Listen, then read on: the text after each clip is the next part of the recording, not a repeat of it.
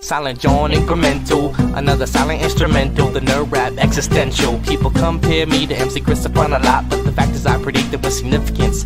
I'm the oldest geek rapper by far, say King, compiling kernels, open bracket, cause I rack it. And my teen nerds throw your laser pen in the air and wave it all around like you had no repercussions. Now follow instructions, Professor. Why these discussions consist of nothing but incoherent rambling and babbling, but you should still take notes cause you never know what's happening. I'll drop a little nugget, a tidbit if you will. There were 4 United States presidents named Bill. Really? If you run out of hit points, the game will shout. Your life force is running out. If you dig this, then you dug this, cause I'm all about the nerd life, word life. If you dig this, then you dug this, cause I'm all about the nerd life, word life. If you dig this, then you dug this, cause I'm all about the nerd life, word life.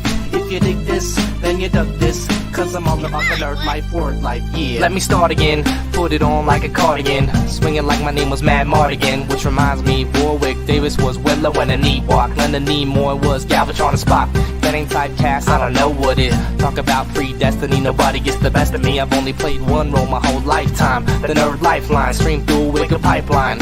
So no one can bite mine, cause mine is original and I write rhymes to burn on a CD, play in the mini-V. Soccer moms yodel back, yodel at belittle me. I got a sidekick, I gotta stay connected. Watch out for my D-com or you'll get infected. And you don't wanna be one of my bots, cause I see it all like Sauron the Cyclops. And I won't hesitate to drop your whole net block if you're acting up and you're dumber than a pet rock. I'm about this nerd life, as you can see, spreading like a virus on MP3.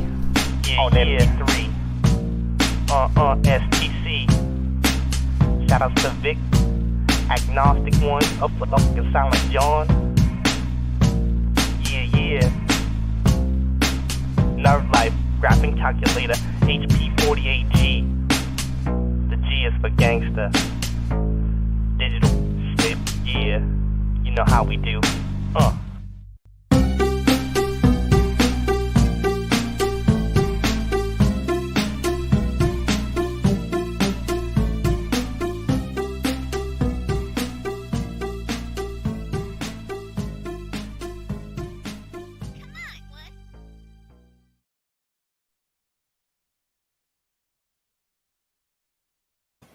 What's up, meatbags? It's the often imitated, never duplicated Lord of the Ring and your Frog King. That's right, it is Tony TGD. And of course, I'm joined by Carl. What is up, Carl, my man?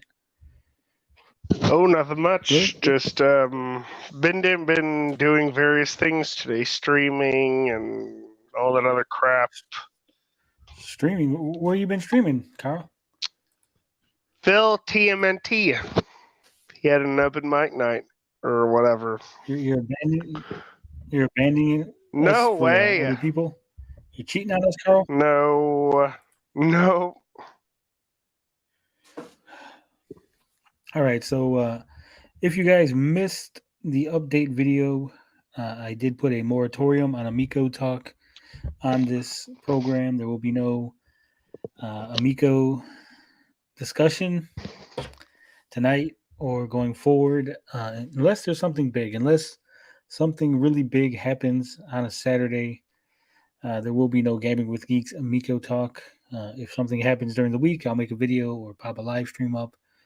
But we're not going to be wasting 5 hours of your time, my time, talking about Amico thank every goodness. week. All right. But what we will be talking about this week, we're going to talk a little bit about Hawkeye, the TV series. We're going to talk a little bit about the Snyderverse, toxic fans, will it come back? We're going to talk a little bit about violent video games and social media impact on teenagers. A new study came out. We're going to talk about a Sony employee who was arrested for trying to meet with a 15-year-old boy. And of course, we got to talk about those video game awards. and anything else that tickles our fancy. But before we get to that, before we get to the boring business of the day, we got to find out how Carl's week was. How was your week, Carl? Well, let's talk about your week first, then we'll talk about mine. Ooh, my week first. Oh, wow, this is I'm Yeah. not used to this. I'm not ready for it. My week has been pretty good, pretty good. Just Good. working. I took a Thursday off. Decided I didn't want to go. Wasn't feeling too well. I said, "Fuck it, I'll just stay home." Did some streaming with Max this week. Played some video games. Nothing big. We did, as you can see, I have a new avatar. It is the Frog King. I have the license for it. I can use it. I will be putting up merch in the merch store. That's right. Gaming with Geeks, the Geek Getaway. Carl the shirtless. We're Yeah, gonna be having some baby, merchandise. we have merch. And of course, because we are good YouTubers, we're gonna gouge the shit out of you. It's gonna be like $50 for a sticker. I think t-shirts are about $150. $100,000 for a coffee mug. But we got the first item for sale. It's good to be the Frog King mug. You can get a nice mug here. Drink your coffee, drink your hot cocoa on a nice cold winter night in this nice, beautiful mug. Beautiful. I think it's ceramic. It's white with a design on the front or something. I mean, look at it. It's beautiful. I mean, it's probably the best merch I've ever seen on YouTube. Hands down. Hands down. So I'm getting I out had of the code. a whole team, Carl. We worked on this tirelessly all week. I had we did what do they call focus groups? We had focus groups of all ages. It was like young kids, babies. We put mugs down on the floor. We put the babies down, and we had them crawl to which mug they liked. And this is the mug they chose. 9 times out of 10, they chose this mug. And the angry wives and husbands. Yes, angry wives agree that the Good to Be Frog King mug is the best for throwing at a cheating husband. Yeah. All the other mugs didn't fly as far. This one flew just a little bit further, and it was a little bit more accurate when it hit their head. It's super aerodynamic, harder than titanium. Oh no, that's just me. I'm harder than titanium, but the mug's pretty good too. So, all right. So I am fighting the beer flu. And I came to infect you all. That dreaded C19 got me. But hey, let's think of it another way. It took a hyper contagious super flu to get me.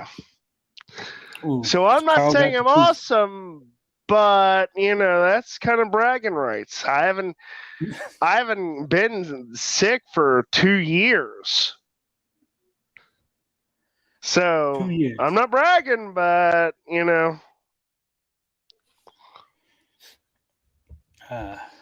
So besides being sick, what else has been going on, Carl? Been playing. Just started a Star Ocean. First departure are on the Switch, and I tried. It's pretty cool. I mean, it's the closest thing we'll have to Star Ocean 2. So, tried Pokemon Shine, Brilliant Diamond. I just couldn't get into it. You couldn't get into the new Pokemon game? No, it's just the way the land is all laid out. Too busy. Way too busy. So I'm gonna drop the link to the mug. I know we just talked about it. It's $10. $10 if you want to support. We don't make that much off the mug. Carl makes $0. I make about a buck. It does ship to Europe and the US. And of course, we will be having new designs worked on tirelessly by our Gabbing with Geeks scientist. They're going to make sure that we get good merch. By starving Asians, drug-addled... Huh? Max here. Max Leonard says he needs his 6-hour fix. So does Evil Knievel. He says he thinks it's going to be less than 2 hours for the show. What do you think, Carl? Are we going to be able to hit that 6-hour mark? I don't know. Let's give it a shot. Give it the old college try. So where you been hanging out, Carl? So you said you were in Phil TMNT's stream. What were you guys talking about? Yeah, he had one. We were talking about movie stuff, and kind of how like the Star Wars prequels were more about Palpatine's rise to power more than they were about Anakin being Darth Vader. Stuff like that. Interesting take. What's up, Rhea? You see that? Hey, Rhea, what up? Let's say hello to some fine folks we have here. Luke Skywalker, Rhea, Days Gamer. I saw. Yeah, we got Max Leonard's Evil Knievel. Yep. PR Coffee House Inc. CM Retro, Lorenzo Sleestack, Dodge and Yeah. Got a whole bunch of cool people on tonight.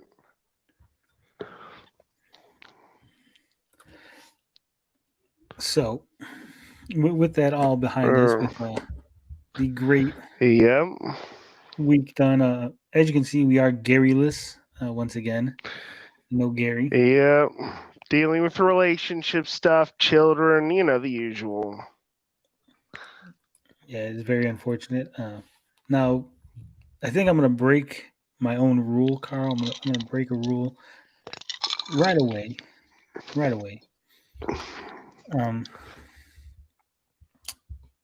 If you guys follow Gen X Gamer, you'll know that he did a giveaway not too long ago.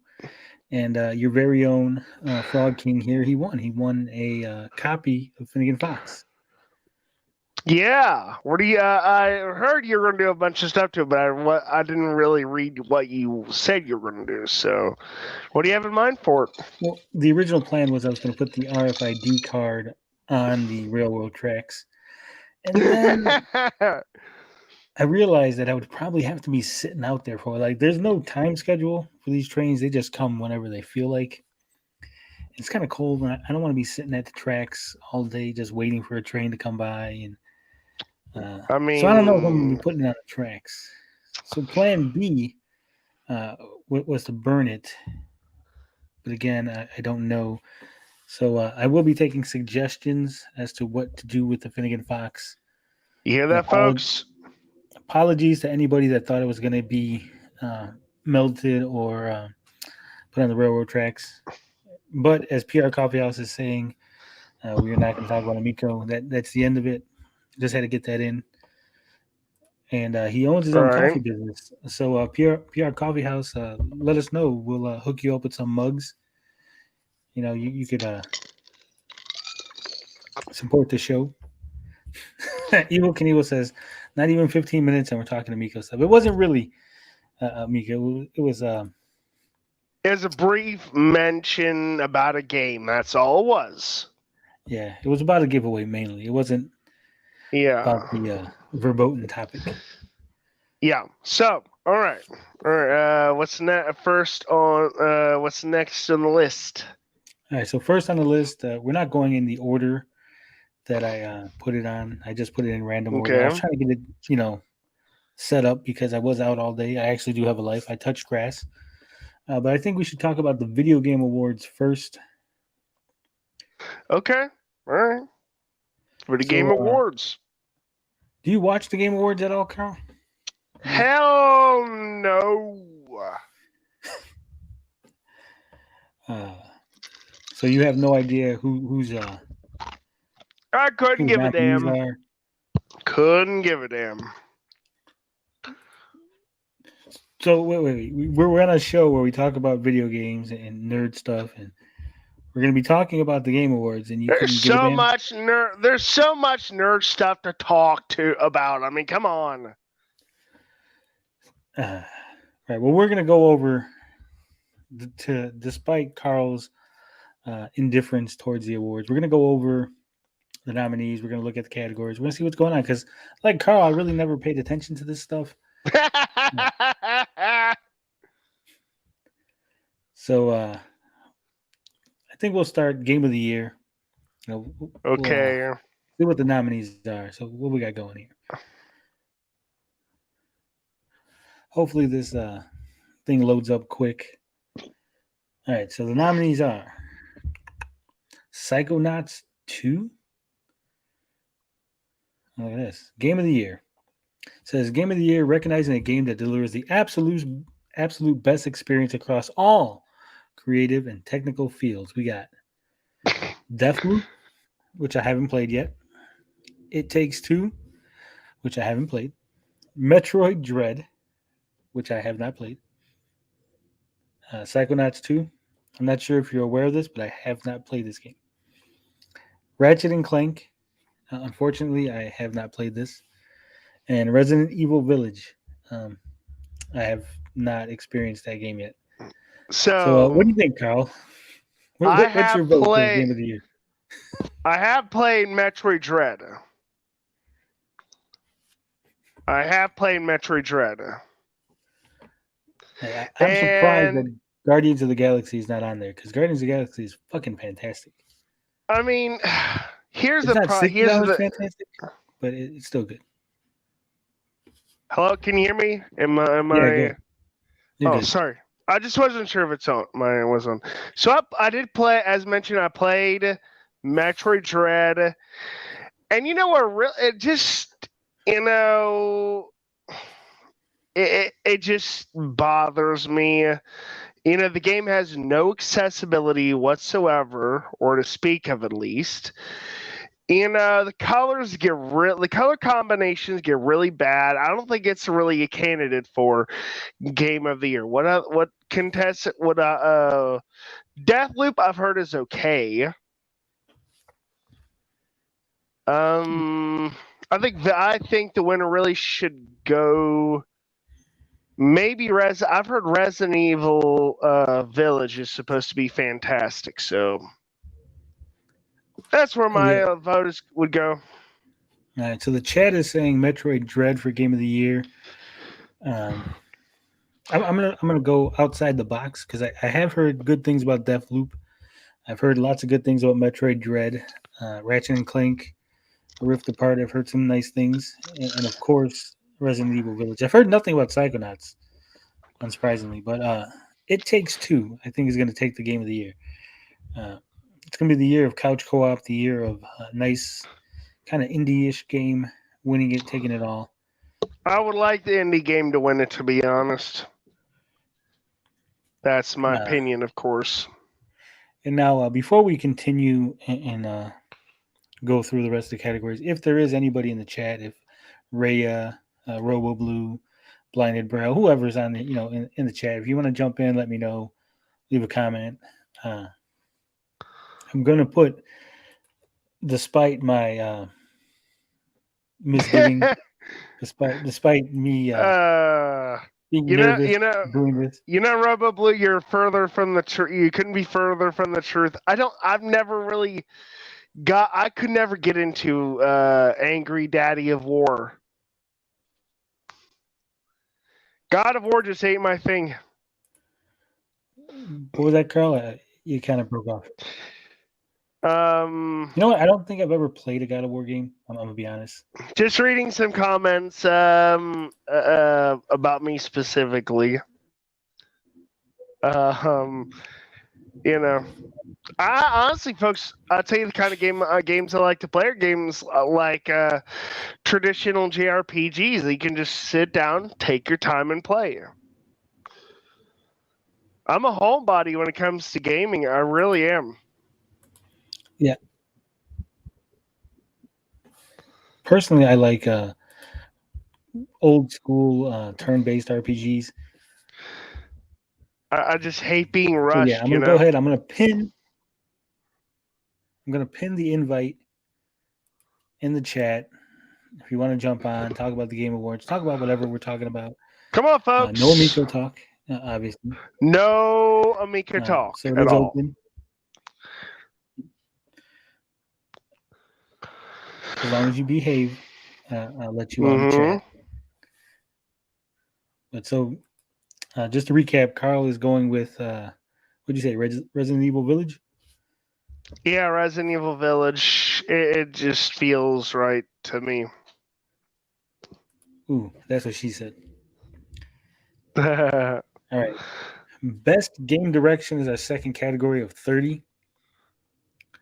It's awarded for outstanding creative vision and innovation in game direction and design.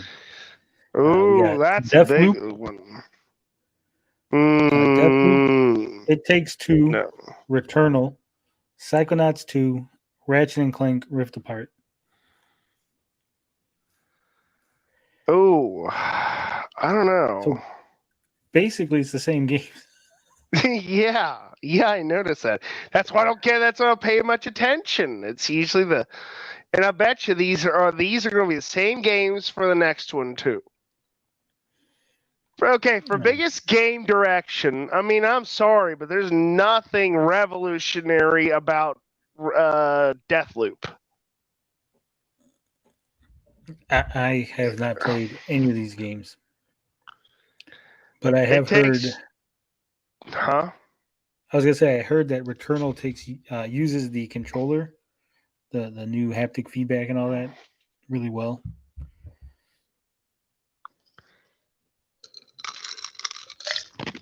But I'm gonna go ahead. I'm gonna say It Takes Two again. It's gonna take both categories. Yeah, I'm gonna throw my hat in for this one as well. All right. I mean, Returnal. I don't know. It seems another one of those hardcore torture-a-thons. Luke Skywalker says It Takes Two has this for me. It has such a great story and the way you have to work together to pull everything off.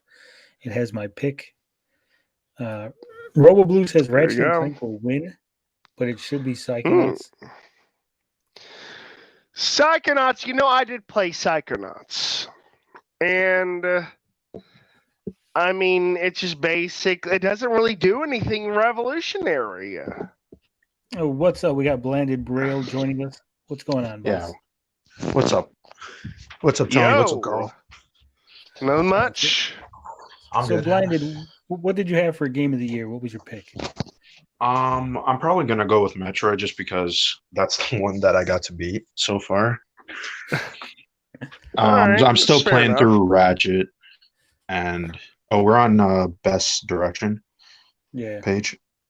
Yeah, I'm probably gonna have to say Metroid Dread, but I really do love Ratchet and Clank so far. I only played like the first 40 minutes of it, but the haptic controls and the graphics, I mean, I haven't just connected with the story just yet, but like it's actually really impressive so far. Yeah. I mean, Metroid Dread really doesn't do anything revolutionary. It's just another Metroidvania game. But it's been like 20 years. It's cool. It's been like 20 years since the last Metroid, and honestly, I feel like it is one of those like niche gamer games, I guess. Like you were saying, the accessibility, and I agree. Like I feel like most Nintendo games don't have good accessibility whatsoever. Awful. It doesn't even have any option settings at all, for that matter. It's really sparse, and that's one of the things that just drove me nuts. It rushes you, and I hate being rushed, but that's not the reason I would give. It's just the lack of complete accessibility, whereas other games do have at least something in the way of accessibility features. Yeah, I would say, I mean, last year I think there was better choices for accessibility. Like I do feel like The Last of Us was like an amazing improvement on accessibility. Like it's just some of the features and stuff in that game. I mean, they did a lot. It sets the standard for accessibility, which nobody will probably give a damn about. Tragically, well, they have unfortunately, they have a whole category for accessibility at the VGA. So yeah, they do. That ought to be interesting. So, what do you think for this one, Blinded Braille? Who has the best game direction? Deathloop, Takes Two, Returnal, Psychonauts 2, or Ratchet and Clank. This one was the one I think I didn't know who to vote for because I was like, game direction is like kind of hard to pick. I would probably say Ratchet, um, but Deathloop. I don't really know about Eternals. I feel like Returnal has like this problem of it's a very like Sony-esque game, but then it has like very hardcore kind of what's the genre? I forget what that genre is. Bullet hell. You know, it's like a very bullet hell game, and I just don't think those two genres mesh really well, like the third person and the bullet hell. Yeah. Real quick, I'm gonna get to this. No, that wasn't the comment I wanted. I wanted this comment here. What are you guys talking about accessibility? When they're talking about accessibility, they're talking about features. Sometimes it could be a special controller. Sometimes it's just being able to change the controller configuration. Sometimes it's being able to put audio options on so you can hear. I'll give you an example. Like Axiom Verge 2, there is an option in there to not only to customize difficulty, but to turn the background imagery off. Mhm. Yeah, I think some of them even have where you can turn the motion blur off in case you're. Yeah. Yes, I always turn that off. I hate motion blur. Yeah, all right. So we're gonna head over to the next category. I don't even know what these categories are. Best narrative. I think I'm gonna have a hard time with this whole VGA because I haven't played too many new games. Basically, best story. So, yeah, but I'm just talking about overall. It seems like it's gonna be a lot of games that I haven't played that are nominated, so it's gonna be hard to vote. But in best narrative for outstanding storytelling and narrative development in a game, we got Deathloop, It Takes Two, Life is Strange, True Colors, Marvel's Guardians of the Galaxy, and Psychonauts 2. See, Guardians of the Galaxy made it somewhere. They did.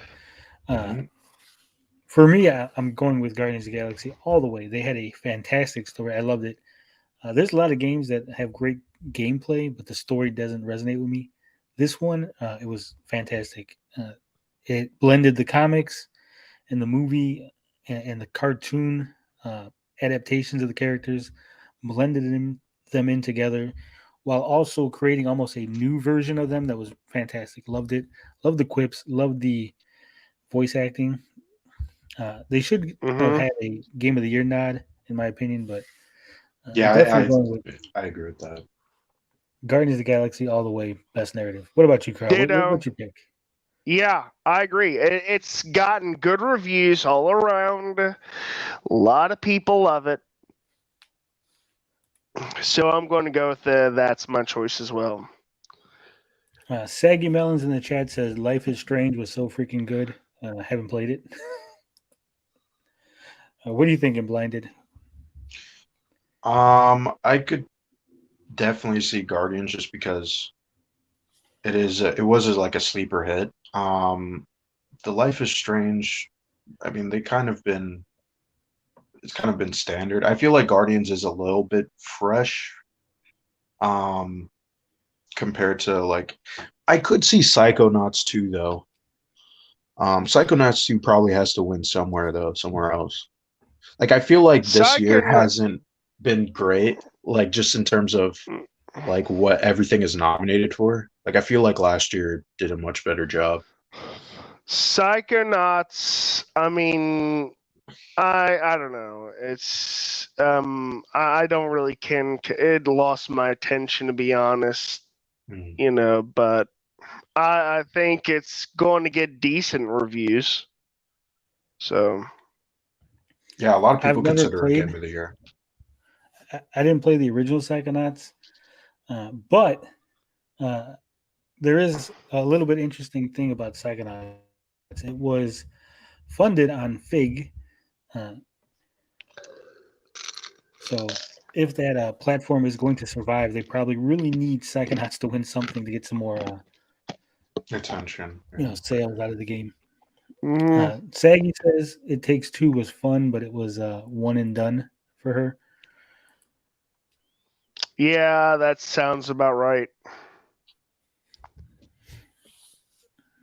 It doesn't sound. It Takes Two does not sound like the kind of game that would hold your attention. No, it's probably more of a, just for the gameplay aspect, the co-op and all that. Tommy Uyumiko says, okay, I haven't played any games that came out this year, so I'm a bounce. Yeah, I haven't played a lot of games that came out this year either. I got such a huge backlog that I'm, really working through that. I only bought Guardians of the Galaxy because I am a huge Marvel mark, and I will buy damn near anything Marvel, whether it's a movie, cartoon, or video game. Yeah, I'm like Did you play Avengers? Yes, I have that. I was actually going to say that. I was actually playing it the other day. They just did a whole big update on it, and some of the gameplay mechanics were changed. Oh, and hey, I just started here playing it on Game Pass. Did you? Well, I'm on PS5, so we get Spider-Man.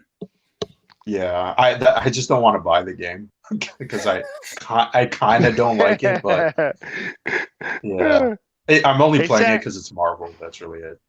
Well, that's the only reason I bought it. Basically, I paid way too much for it. $60 for the game is just way too much.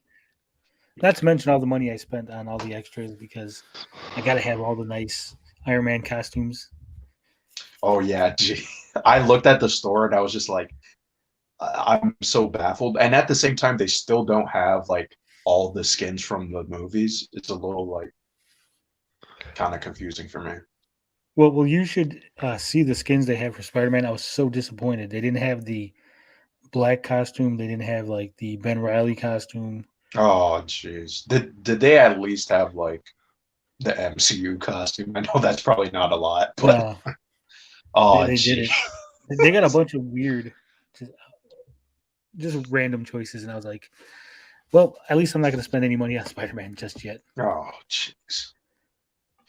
Like the gameplay is, it's all right. Like there's some characters that I just hate using. Like I'm still early in the game, but like I hate Iron Man. Like it just does not feel as smooth as like Miss Marvel or the Hulk. Oh, Iron Man's actually really good once you get used to changing between his three repulsors. Yeah, I hate it when people say stuff like that. I hate it. Well, the way the game is structured, Carl, you get more abilities as you level up. So yeah, Iron Man, that's what I say. But it is decent. Miss Marvel actually is one of the few healers. The Hulk, he's so OP. He can heal, and he's just a fucking tank. He take massive damage. Basically, heal himself by punching things. But we're not going to get into that right now because we got Game Awards to talk about. Yeah, baby. Saggy, get in here, by the way. Best if in the art direction. Okay, it's ought to be interesting. The Artful Escape, have not played. Deathloop, Kenna Bridge of Spirits, have not played. Psychonauts 2 and Ratchet & Clank Rift Apart. All right. And they should have like little video packages or something because I know really not a lot about two of these games. I've seen Deathloop and I've seen Psychonauts. I didn't really like the art direction for either. I feel like this is really going to come down to like two. It's either Kenna or Ratchet. Because the art direction. I agree with that. Yeah, I agree with Luke Skywalker. I seen Kenna. It does look beautiful. I heard it wasn't the greatest gameplay wise, but it looks fantastic. So I think, that'll be my vote. Moving on. All right. Best score and music. Ooh, we got Artful Escape, Cyberpunk 2077. Wow, they actually got a nom on something. Deathloop, Marvel's Guardians of the Galaxy, and Near Replicant version 1.22474487139.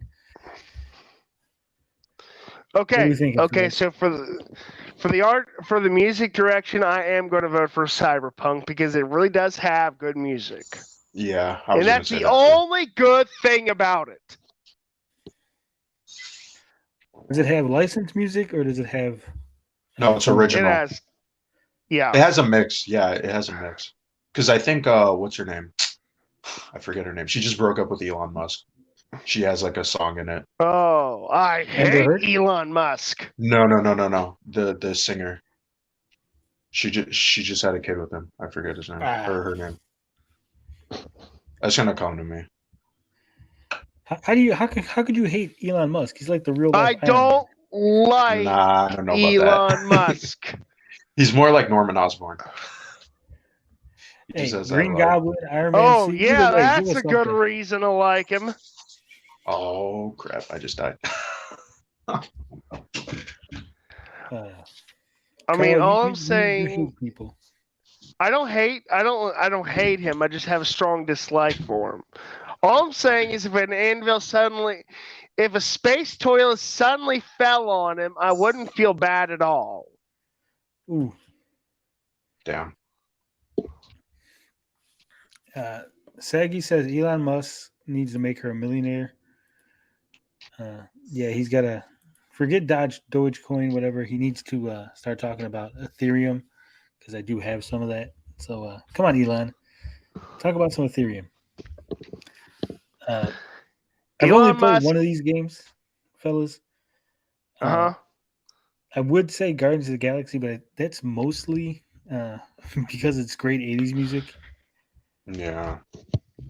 I wish it was more like No. niche, like the movies. Like the movies, I felt had a very balance of like terms of popularity and like more obscure songs. But Yeah, the original music though is actually still pretty good. The fake band Star-Lord, the music that's in the game from them is pretty decent. So I'm gonna go ahead. I'm gonna say Guardians of the Galaxy. Screw it, because I don't know what the music is in the other games. Cyberpunk, though, I can't really see them winning, even though like the score is really good. Like there's a lot people of would be songs pissed. that are The scores people would are be really pissed. fantastic. Yeah, there's a lot of good ones that are just like, oh, this is actually like the Silverhands theme. I thought was pretty cool, especially when you raid the tower.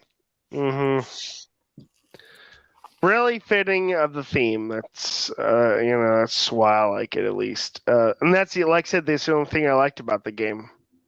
Yeah, I was gonna say that probably the only good thing in Cyberpunk is the music. Yeah, the music is really fantastic. Even the graphics, they screw that up. So Yeah, all the right, side quests are also pretty bad as well. Like I don't think they're comparable to like The Witcher. I've heard it's a strangely empty game. Yes, Again, it is very empty. Again, it's the fault of Keanu Reeves. Nah, it's the fault of the developers overpromising. They had all the stuff that were in the development. That when he joined, they just scrapped it all and threw it away. Yeah, I think not his fault. I kind of somewhat agree with that because I think Johnny Silverhand is a little. There's too much focus on him, and it's kind of weird because in the Cyberpunk lore, he's not really like he is a significant character, but Morgan Blackhand was like a way bigger deal than Johnny Silverhand. So it was a little weird for him to focus. They literally built the game around Keanu Reeves. Yeah, it's not directly his fault, but he's still responsible. It's not directly his fault, but he's still responsible. He's still directly responsible. He's not directly responsible, though. I would say indirectly, but yeah, he's indirectly responsible. Did he go and approach the game and was like, hey, you guys should put me in the game? Or did they approach him? I think they approached him because there was a lot of like concept art, and it was like, and I think there was like a story how like it was like a last minute kind of idea that they added him. Like this was probably like either 2018 or 2019 edition. So, and on top of that too, he has like some of the worst lines of dialogue in that game. Like it's actually jarring. It's almost like Peter Dinklage in Destiny. It was that bad. God, in my that was opinion. terrible. I liked Peter Dinklage Ghost. He did a better. I don't know. They needed someone like him if they're gonna replace it. But the guy who does Nathan Drake, I just didn't care for him Is as that Peter Ghost. North? Something North. Yeah, I don't think know. it's Peter North. Okay. Yeah, and he's very Um, jarring in as Tony Stark as well. Like I just don't hear him as Tony. It's very weird. Could be worse. Could be Charlie Sheen as Tony Stark. Oh boy. You might be See, able to pull that off. I can see that. of course you could. They're basically the same kind of character. Oh man. I don't know. I don't know about that. I mean, Tony Stark is a drunk, but He's they kind of been changing that recently. All right, let's, let's head move. on What over. other? Well, what's the next one? Best audio design. Wow. We got Deathloop, Forza Hmm. Horizon 5, Ratchet and Clank Rift Apart, Resident Evil Village, and Returnal. Mm. It says recognizing the best in-game audio and sound design. It's probably going to be Resident Evil, but these are a lot of PlayStation Yeah. games, which I'm not surprised. I think it's going to be Forza. Really? Oh, come on. It's a car game. Yeah, but it's got to have good sounds, good audio for the cars making noise when they go vroom vroom. It's I don't know what cars do. I'm not a car guy. I mean, Resident Evil. I mean, I don't know about Forza. I haven't played Forza yet, but I'm gonna I swear guess they Resident seem Evil. like to always get this category. Am I wrong?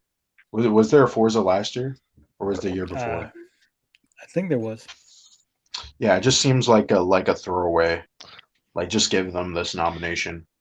But Resident Evil, like the sound design is like very integral to like the story and the atmosphere. It's for the bro gamers. Luke Skywalker says he's going with Ratchet and Clank for this one. Mr. 804 says Forza Horizon 5 is really good. It's not just a car game. Yeah, it's a car. It's just a car game. Sorry, guys. Oh man, Carl, just killing our audience. It's just a We car got game. best performance. Because you. this one's gonna be tricky. Erica Mori as Alex Chen in Life is Strange: True Colors. Giancarlo Esposito as Anton Castillo in Far Cry 6. Jason Kelly as Colt Vaughn in Deathloop. Maggie Robertson as Lady Dimitrescu in Resident Evil Village. And Uzioma Akaga as Juliana Blake in Deathloop. I'm going with my man Giancarlo Esposito. That guy is fucking fantastic in everything he does, everything he touches. Yep, 100%. Yeah, I'll go that too, even though I really don't give a damn. Really, you don't care about the actors in the game? Nope. That's not why I buy games. Luke Skywalker says he wants the big lady, the big vampire lady, Maggie Robertson. As Lady yeah. Oh jeez. She is still trending on YouTube too. The memes of her are hilarious. Oh yeah. God. Oh yeah. She is still trending on YouTube. The best one was that Jurassic Park one where what's his name? Sam, the main character, he's like hugging her ass. Oh man, people are thirsty. Yeah, I think she's probably gonna win just because of the memes. But in my opinion, Giancarlo should win. I'm going to Giancarlo anyway, like I said, just because. I'm surprised Deathloop got 2 characters in there. Their dialogue is pretty interesting. They're like dynamic in the game. The 2 spies. This is the category that we need Gary for this one because he would have really had a field day with this. Games for impact, for a thought-provoking game with pro-social meaning or message. Before Your Eyes, Boyfriend Dungeon, Chicory, A Colorful Tale, Life is Okay, Strange, so True Colors, and No I Longer played Home. Boyfriend Dungeon because it was on Game Pass, and I didn't think much of it. Oh boy. Sure, that's the reason, Carl. Did you win? Did you get out of the Boyfriend Dungeon? What the hell is the game about? Like I said, I didn't think much of it. Yeah, but what's But it you about? played it. Again, didn't think much of it. Wow, Carl, I you would be a Google great it, but reviewer. let me Google it. I'm guessing it's Luke's- like that daddy game, dating okay. sim. I'm gonna guess. Luke says Life is Strange for sure for this one. Yeah, I think Life is Strange is probably going to get the win. I haven't played any of these games. I've heard nothing Read me about any the of them. choices again, please. The choices are Before Your Eyes, Boyfriend Dungeon, Chicory, A Colorful Tale, Life is Strange, True Colors, and No Longer Home. Yeah, Life is Strange is my choice too. They really, Jeff Keighley, if you're watching, I know big industry guys pay attention to this show specifically because we are the cutting edge. So Jeff, my We're man, number one. just a suggestion for going forward. Put like a little blurb about the game or why it's nominated or why it should win. You know, even if you have to contact the devs and say, "Hey, you've been nominated. Give us a little blurb why you think your game should win," because I don't think everyone's familiar with all these games. Yes, I'm sorry. I agree with that 100%. There are too many games to play out there, so.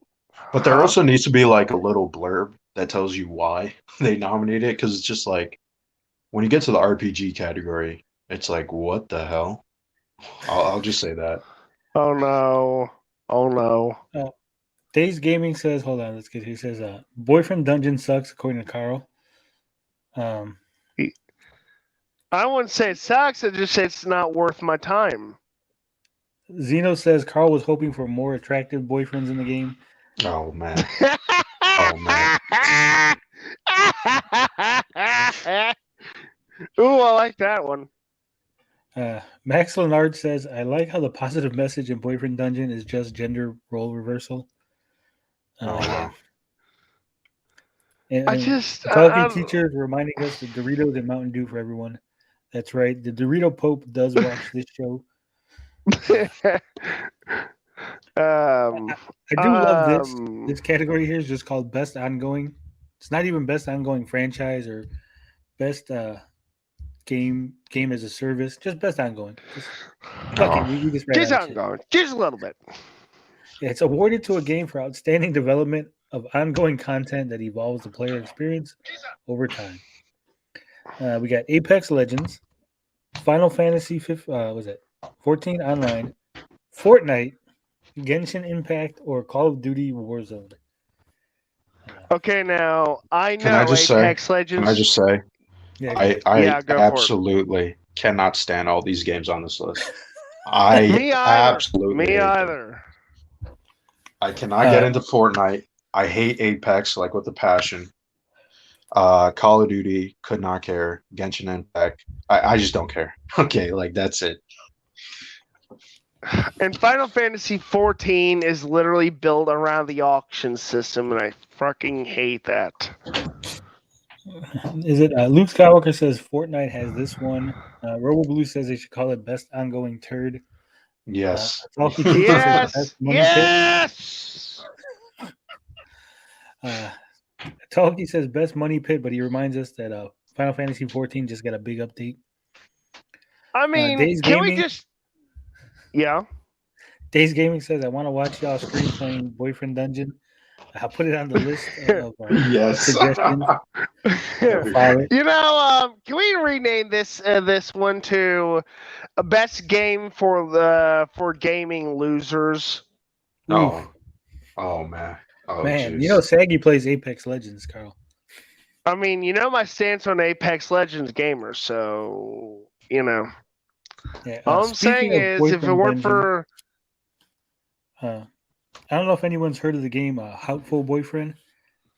It's No. the dating sim where you're sent to a bird high school where you have to date. I know what you're different people. talking about. Yes. I Yeah. actually have that. It was on sale for 99 cents, and I picked it up Ye- just for streaming purposes. So we might have that Oh. stream pretty soon. There's a Oh, lot that's of those interesting. trolling dating sim Yeah. games. But back to Oh, this yeah. right here, the best ongoing, the longest Loot game turd, for losers. best yeah, there loot was a- box. Go ahead, Blinded. I was gonna say there was a Kentucky Fried Chicken dating sim game.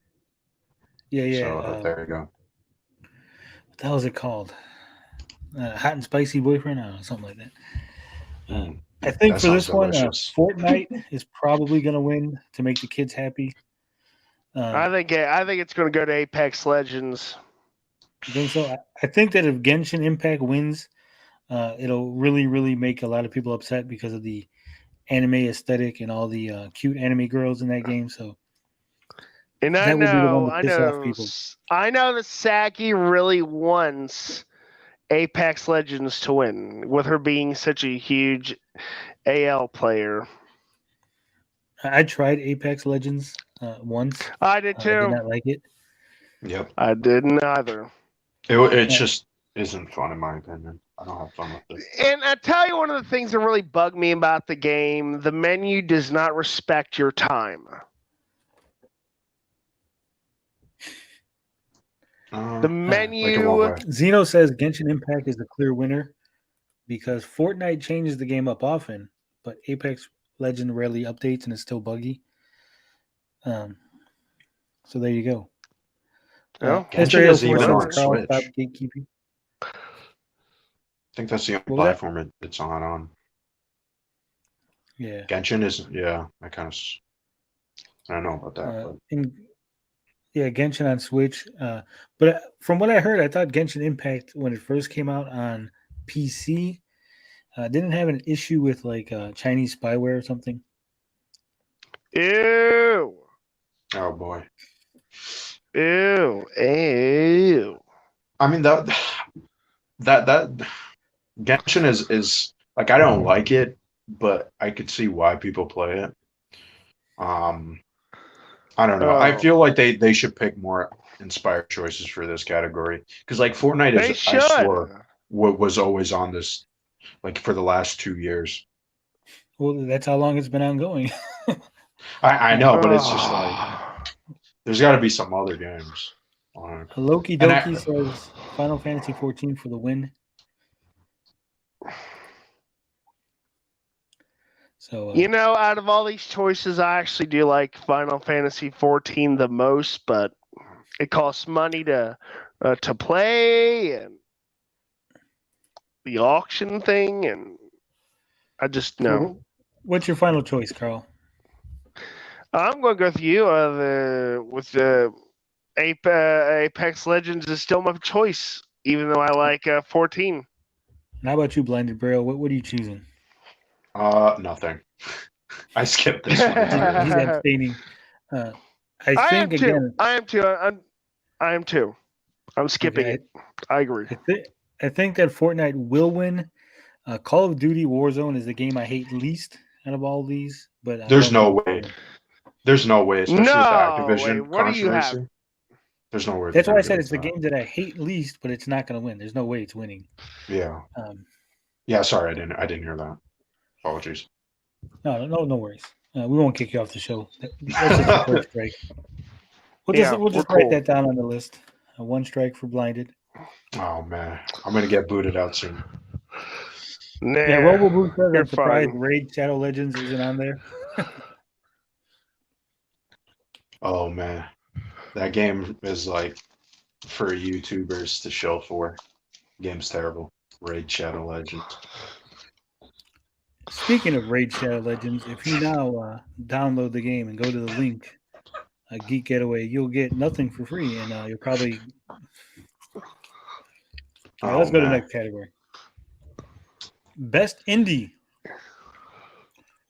Says for outstanding and creative technical achievement in a game made outside the traditional publisher system.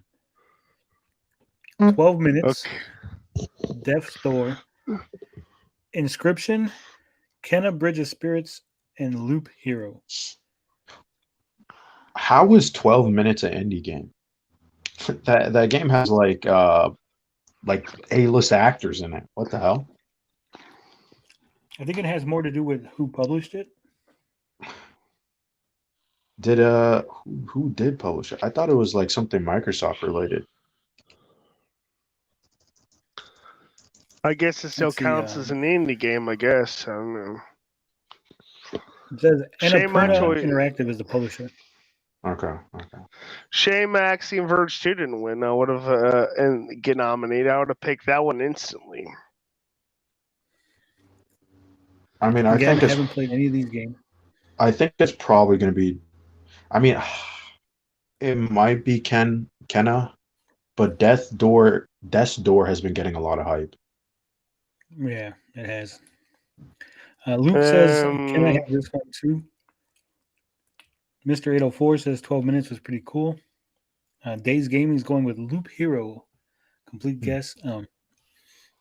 Personally, I think Kenna should win, but I do remember that the game's journalists were kind of upset that Kenna was a short game, didn't have a lot of content. So I think it got bad reviews, so I don't think that's going to win. They've been saying good things about Death's Door, so that's my vote for what's going to win.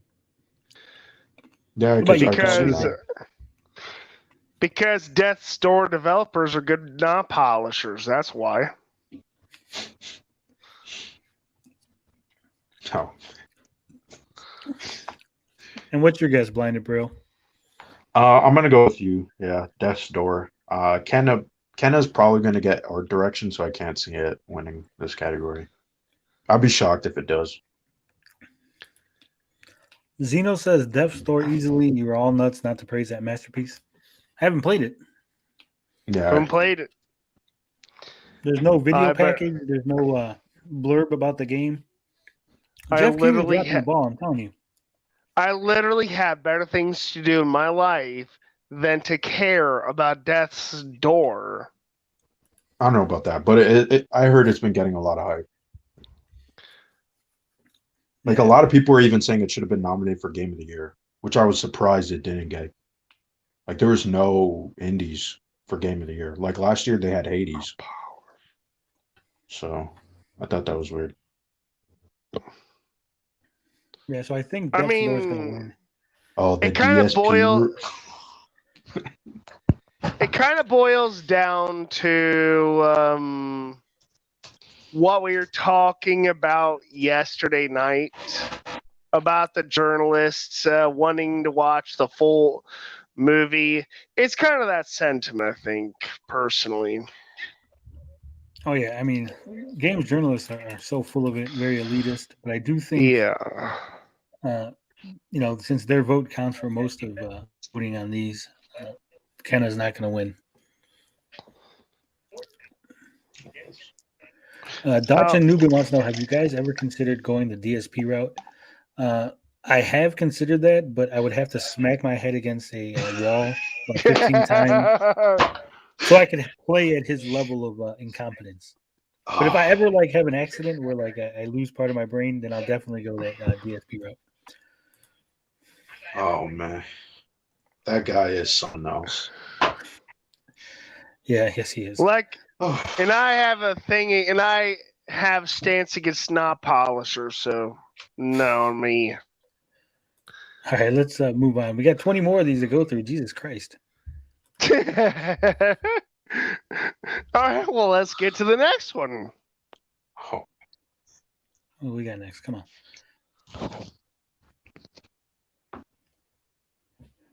Uh-oh. Should we be making up our own awards at this point? No. Mobile games. Loki Doki says, can't trust journalists when they couldn't even do a double jump in Cuphead. I'm not touching the mobile category. Pass. Loki Doki, that particular journalist was how's his name? Come on, someone help me out. Who is the really bad journalist? Was it the guy from Kotaku? No, it's the guy from Oh my god, I'm gonna kick myself. I wrote a whole article about it. Somebody help me out here in the chat. Because I forget. Come on, he's Blind famous. and He's an braille Asian and guy. here to save the day. Come on, there must be someone in the chat who gives a damn about this Dean guy. Takahashi. There it is. Oh, whoa! Who did he write for? He still writes. He writes for that. Come on, what the hell does he write for? Jesus Christ! I should have known this. I'm tired today. It's okay. VentureBeat. VentureBeat. Oh, okay. There's a lot of these journalists who have like really insane takes about games, especially Yeah. when Metroid Dread came out. There's a lot of like slightly weird stuff, but yeah, that's here nor there. All right. So Carl's abstaining right off the gate, but this is for the best mobile game. For the best game playable on a mobile device. Surprisingly, no Switch games here. It should be Metroid Dread. Technically, the Switch is a mobile device. But we got Fantasian, Genshin Impact, League of Legends Wild Rift, Marvel Future Revolution, and Pokemon Unite. What are you thinking, Blind and Braille? You play any of these? It's either I haven't played any of these. I'm just going off of what I've heard. I could see possibly Pokemon Unite because I've heard that it's been getting a lot of traction and a lot of people love it. But I wouldn't be surprised if this just goes to Impact or Genshin Impact. Yeah, I've never heard of Fantasian. But I'm just going to go with Marvel Future Revolution just because I am a Marvel fan. Mark. That game was not that great. You're a Marvel whale. I am. I used to play the Marvel Contest of Champions. I think I spent probably a couple grand on that. Oh man! Just over the years. I could never get into the mobile Marvel games. Maybe it's because I have ADHD. I have no clue. It just didn't hold my attention. You and me both. I just don't care about anything Marvel mobile games. Ugh. If it's Marvel, just put it in my veins. Just give it to me. Put it on the spoon, heat it up. Well, there's a lot of rumors about a Marvel DC Universe-esque game, like Well, they had one before. Yes, they did have one. The Marvel Heroes. And then the CEO of the company was sued for sexual harassment, and the studio closed down. Oh damn! I didn't even know that part. I thought they just lost the license. No, they had the license. It actually came out on PS4 for what the hell was it called? It was like early access. Mm-hmm. They had like a Founders Edition, and I bought it and everything. Oh, criminy! 2 months later, the game fucking went offline. Oh shit! Oh jeez. They should have just said, "We won't arrest you. We won't press charges or anything if you agree to let's chop your dick off." Whoa, Carl, hot take. Carl's making people into, what do they call those people? Eunuchs. Eunuchs, yeah. There you go. Oh man. Unification. The ultimate way to deal with sexual offenders. I think I'm very confident in saying this is probably the only gaming-related show on YouTube that has mentioned eunuchs. Yeah. And Hitler. Y'all don't want me to mention the guy with the mustache. I mean, pick him. Pick. Yeah, Talkie Teacher says just that's called the John Bobbitt. Just give him the John Bobbitt real quick. And she got away with it too, by the way. No, I don't remember that case. We're gonna move on. We're gonna move on from that. Okay. Best community support. Recognizing a game for outstanding community support, transparency, and responsiveness, inclusive of social media activity and game update patches. Oh, criminy. So we got Apex Legends. Apex Legends, Destiny 2, Final Fantasy 14, Fortnite, and No Man's Sky. Oh, criminy sake. What category is this? It's called Best Community Support. Or I don't have an So what are you opinion thinking, here. Carl? No I opinion? don't have an. What I'm about you, abstaining. Blinded? This category should just be combined with ongoing, to be honest. Biggest knot polisher. That's what they should call it. I've heard that Apex Legends had pretty good community support, Oh, criminy. but I think Fortnite probably will win this just because of all the updates and all the fan service they throw in the games. Yeah. Didn't Uh, No Man's Sky win last year, or was it I like think 2 so. years ago? Aquanox Clean wants to know where's his Jester at. No idea. I'm not sure what that reference is. Zeno's saying Destiny 2. I actually bought that game on someone's recommendation, and I did not like it. So did I. Oh. Didn't either. Zeno wants to know, does Carl play any games? Yeah, I do. I'm actually What's playing in Star Dungeon? Ocean at Didn't the you moment. pick? I'm playing Star Ocean at the moment. I pretty much finished Axiom Verse 2. I'm sorry I'm not a knot polisher, okay? I have Boyfriend Dungeon. taste. Boyfriend, yes.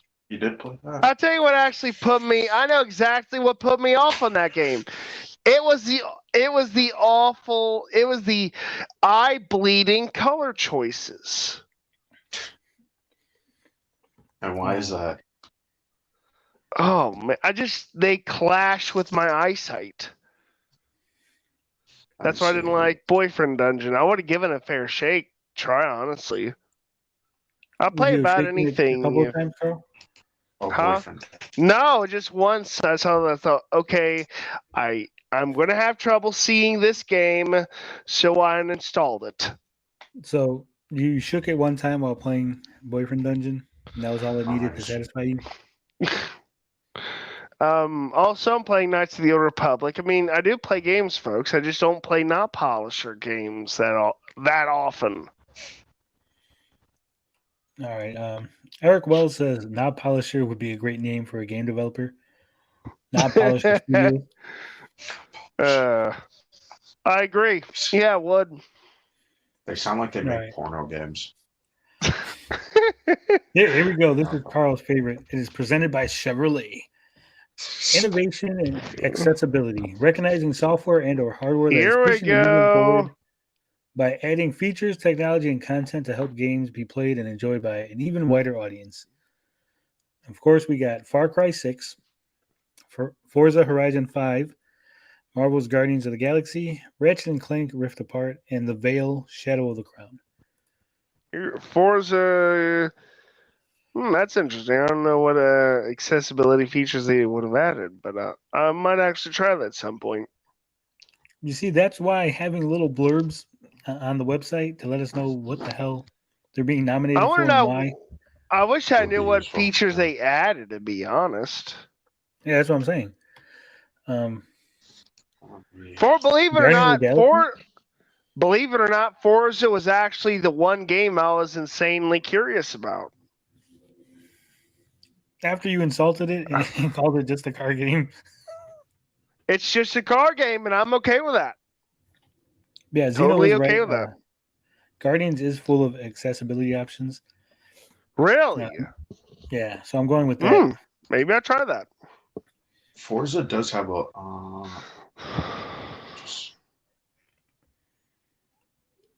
Yeah, this isn't like a big category for me. I only played one of the games that are nominated, and I really can't.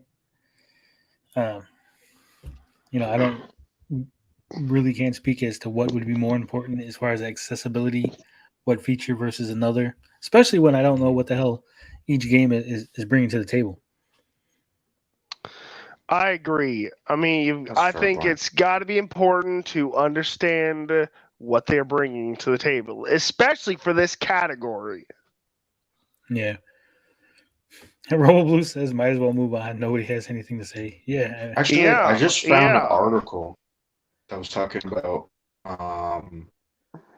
Horizon 5 and its accessibility, how it was like the main part of how they designed the game. Sounds like an interesting article. That So, game has me interested. all right. So I'm guessing either it's going to be Marvel's Guardians of the Galaxy or Forza, because apparently they've built it from the ground up to be accessible. But again, not really a category that I'm too knowledgeable in. I'm gonna throw my hat at I'm gonna throw my hat at Forza just because they're actually writing articles about it. They actually added, this is weird. I mean, not weird, but it's interesting. They added sign language to the game. Really? Forza? How? Yeah, to That's Forza. interesting. There you go. Yeah, I don't even think most games have that. Yeah, I've never even heard of that. No game I've ever played has sign language. Yeah, there's a lot. All right. We're gonna go ahead and move on to the best VR/AR for the game. Pass. It says for the best game experience playable in virtual or augmented reality, irrespective of platform. We got Hitman 3, I Expect You to Die 2, Lone Echo 2, Resident Evil 4, or Sniper Elite VR. Zeno says it's the best game that makes you vomit category. Yeah. Luke says that Resident Evil 4 is great in VR. I don't play VR, so again, I mean, there's nothing really here that I can even speak on. You play VR, Let's Brandon? pass. No, I do not. I have never bought a VR system nor intend on to. But I can see, if I have to go off of just impressions of what I've seen, probably Resident Evil 4 or Hitman 3. Hitman 3 VR is like very interesting. I'd probably play a James Bond VR game if they do that. Yeah, I think Resident Evil 4 will probably take it, but again, I'm just kind of guessing here. I agree on that as well. All right, here we go. Best action game. For the game in the action genre, focus primarily on combat. We got Back for Blood, Chivalry 2, Deathloop, Far Cry 6, and Returnal. Back for Blood gets my vote. Deathloop. Yeah, I'm going to go with Back for Blood. I don't see how Far Cry could be in there. I mean, unless they really updated the gameplay, because it's basically been the same gameplay in the last Oh, come on. It's an Ubisoft game. Yeah, I don't know why that's even on the list. Luke Skywalker says Back for Blood. Robo Back Blue for Blood says no gets Metroid. my vote. You guys should play Deathloop. Deathloop is like it's pretty like the combat and like how just the reaction to the environment and how you could like kind of strategically play. It's very interesting. Like that game, the multiplayer in that game is like really underrated. I don't know why anybody's not talking about that. It's yeah. But for Back for Blood, I don't know. I just don't really see the innovation in that game. It's a pretty standard game for Turtle Rock, just because of their other disaster. What was that game that they just before Back for Blood? It was like 2015. No idea. Hold on a second. You know the one where you chase I was just watching a video about it. The one where you chase like monsters, and it was just like an epic disaster. What was that game? I'll look it up. But I know everybody was excited when Back for Blood was announced. Yeah. Yeah, I know a lot of people wanted that style game. Though I think, if I remember correctly, they said something about the multiplayer or something wasn't. Are you talking about Evolve? Yes. Yes. Sorry, such a generic name. I couldn't remember it. Yeah, no big deal.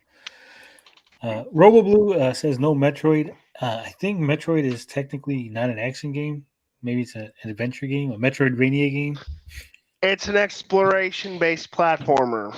I could see why the combat here wasn't like the action wasn't nominated because I feel like a lot of people don't like it. Like if you never played a very fast-paced game like that, you probably will put down Metroid Dread. And yeah, as Carl said, it's mostly exploration. Zeno says Back for Blood is a blunder. Dropping those hot takes in the chat. And we got Luke Skywalker says Back for Blood is so much fun. So little dissension there in the chat. Back for Blood has the funniest glitch. Or What did had Back the 4 funniest Blood glitch. Yeah, what's that, Metacritic? Carl? Well, there's a certain word that one of the zombies say. Oh, I know what you're talking about. I don't think they actually were saying what people thought. No, it's like the sounds that they make sound like the word. Yeah, I think it's one of those instances where when you put the suggestion in someone's head, they just can't hear it anymore. Like they like that's the only thing they can hear. It's like when you hear a lyric of a song wrong, and then you just like that's the only way you hear it now. Yeah, yeah, I agree with that. All But right, we're gonna move on. it is still a glitch though. Best right, what's the action next adventure. one? See? Best action adventure. For the best Okay. action adventure game combining combat with traversal and puzzle solving, we got Marvel's Guardians of the Galaxy, Metroid Dread, Psychonauts 2, Ratchet and Clank Rift Apart, and Resident Evil Village. I'm going to say, and I know you're probably going to agree, say this too, so I'm going to say it for both of us, Marvel Guardians of the Galaxy. Ooh, Am I right?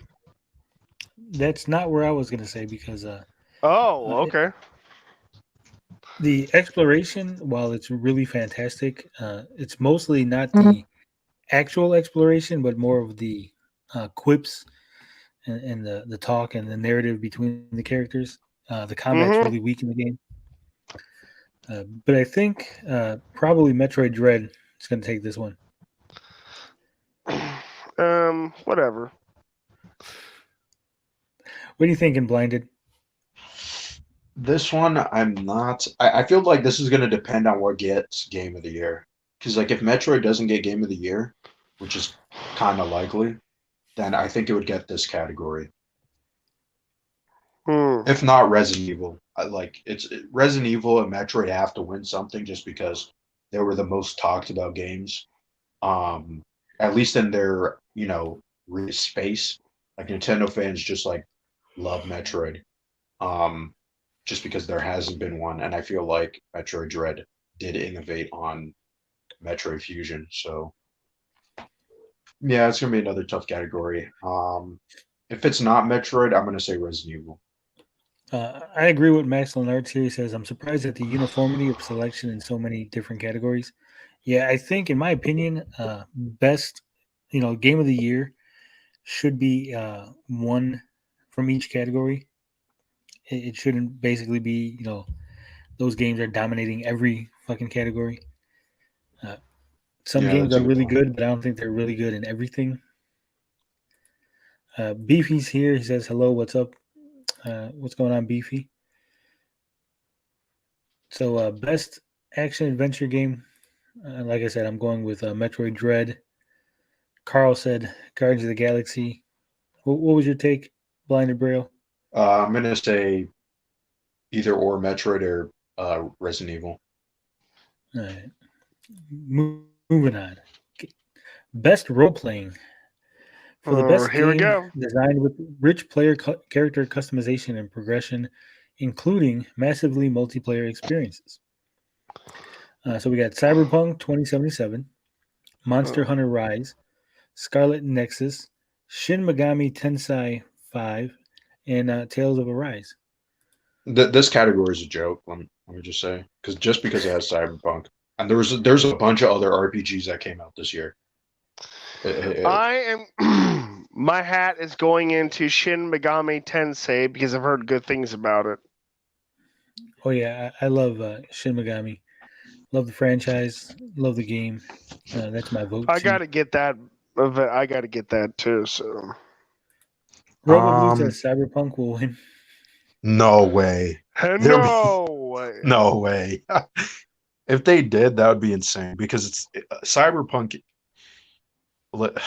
Cyberpunk is not a good game. I'm sorry. It is a It is hot, not a good game.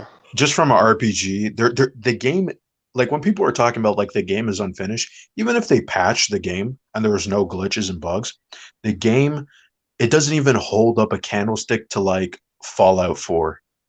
Like that's how insanely lackluster that game is as an RPG. Hey, Yeah. Fallout 4 is It's pretty good.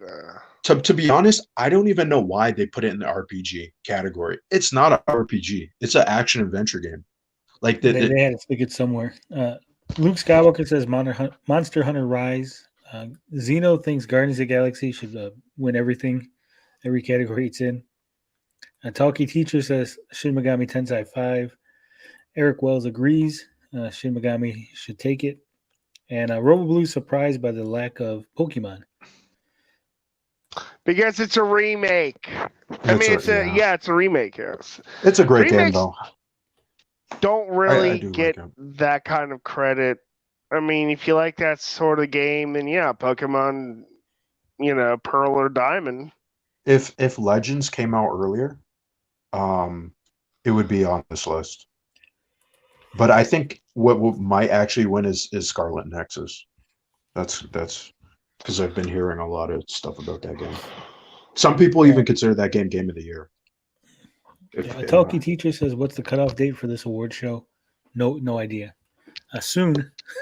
I know that. I think maybe 20th, 15th. Don't know. It's before Christmas. Mm. All right, we're gonna go with best fighting game. For the best game design, primarily around head-to-head combat.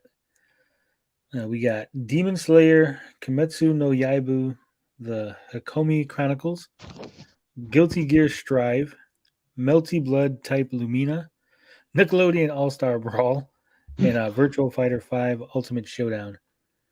Virtual Fighter Jump 5 All-Stars. Ultimate Showdown. That's what you're going for? That's what would be my choice. Have you played it? No, but I've heard of it, and I've always been a kind of a fan of virtual games. What are you thinking, Blinded Braille? Guilty Gear. This category is a little weird, but I say Guilty Gear. Yeah. I've not played any of these games. Again, that shows how out of touch I am with the current landscape. But I'm gonna go with Nickelodeon All-Star Brawl. Someone good has to things challenge about Smash that Brothers. one. Heard that game was good too. We need a successor to Smash Bros. Something that's on a non-Nintendo platform. You know what I don't get is like Sony had a really good competitor, and they just All Stars Battle Royale, and they just let it go. I don't think All Stars Battle Royale had the legs. There's just not that many Sony franchises or Sony characters that are as beloved or as popular, and they don't really blend together. Like Nintendo has a style that blends together. Link and Mario and Donkey Kong and all that kind of meld. Well, I'm mesh. saying they could have just made a new one though. But whatever. I could see them. They aren't so. I could see them doing because there's not a lot of games like this right now, like a 3D fighter arena, like sort of like the only one I can think of. I'm sorry, is like the Mortal Kombat versus DC, like a game like that, where you have access to the full 360. Is there what's another game, a fighter like that? Virtual Fighter 5. Oh, it is like that. Okay. I thought it was just 2D. Sorry. I'm not No into it with the worries. Virtual Fighter. Don't worry about it. But yeah, I think they could do it like that because then it's not like Smash, and then you would have the characters are more, I don't know, it's more personal because a lot of the characters could, I feel like, fit in that type of environment, a 3D fighter. Yeah. Also, I have to say that my Canadianism is showing a lot for apologizing. It's Don't fine. worry about it. Yeah, all people are welcome here, whether you're American, European, or from that nation that is America's hat called Canada. Yes, it's Or nice. not polisher. We Cold welcome hat. everyone. All right, here's the big category here: the best family for the best game appropriate for family play, irrespective of Now wait a genre. minute. We all know what game should win, don't we, folks? Tank. Come on, Carl. We said no Amico. Carl. We got It Takes Two, Mario Party Superstars, New Pokemon Snap, Super Mario 3D World plus Bowser's Fury, and WarioWare Get It Together. What are we thinking here? You know, I'm going to say Pokemon Snap. What are you thinking, Blind Because- Braille?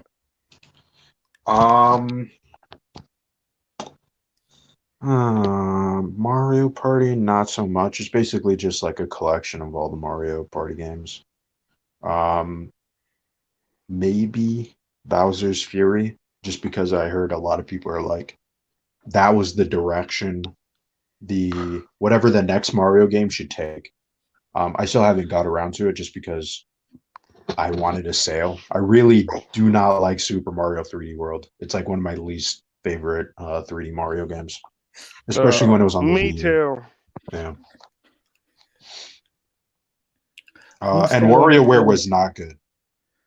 I don't know why it's Luke on the says list. Super Mario 3D World. Chappie McChapster says It Takes Two is pretty ballsy subject matter for a video game. And he says just the Bowser's Fury part of 3D World was amazing. RoboBlue agrees. Says Bowser's Fury was revolutionary. I haven't gotten to the Bowser's Fury. I do have Super Mario 3D World. I didn't really like it. We played it for, I don't know, 2 or 3 hours. Couldn't really get into it. I have that problem with a lot of Switch games. I don't know. I just can't get into the Switch for some reason. RoboBlue says Pokemon Snap I heard was great.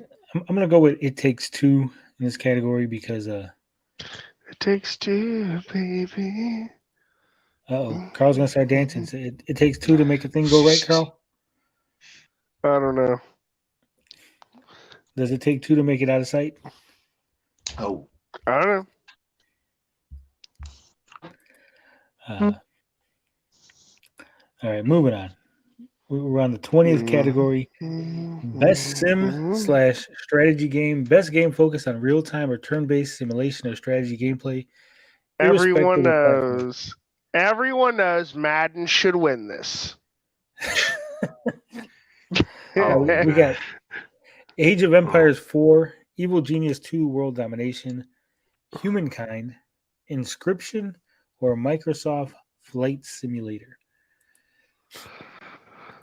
I mean, all seriousness, I've heard a Flight Simulator was pretty phenomenal. Yes. But you've got to have a good hardware for it. So I think Evil Genius 2 would be the most fun choice.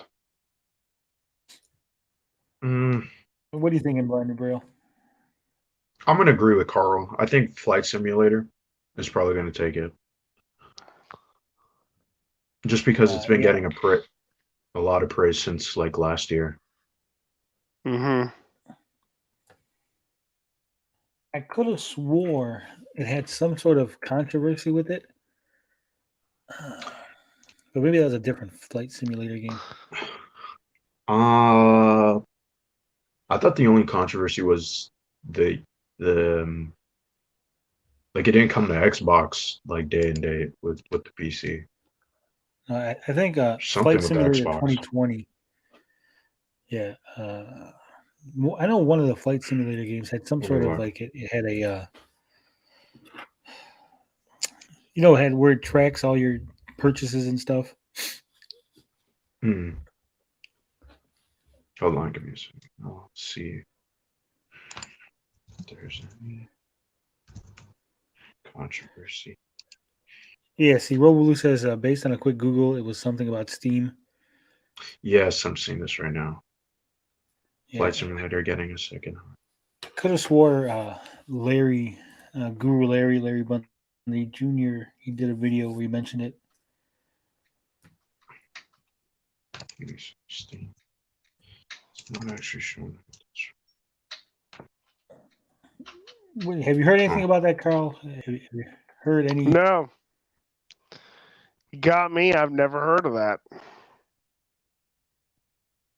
Nope.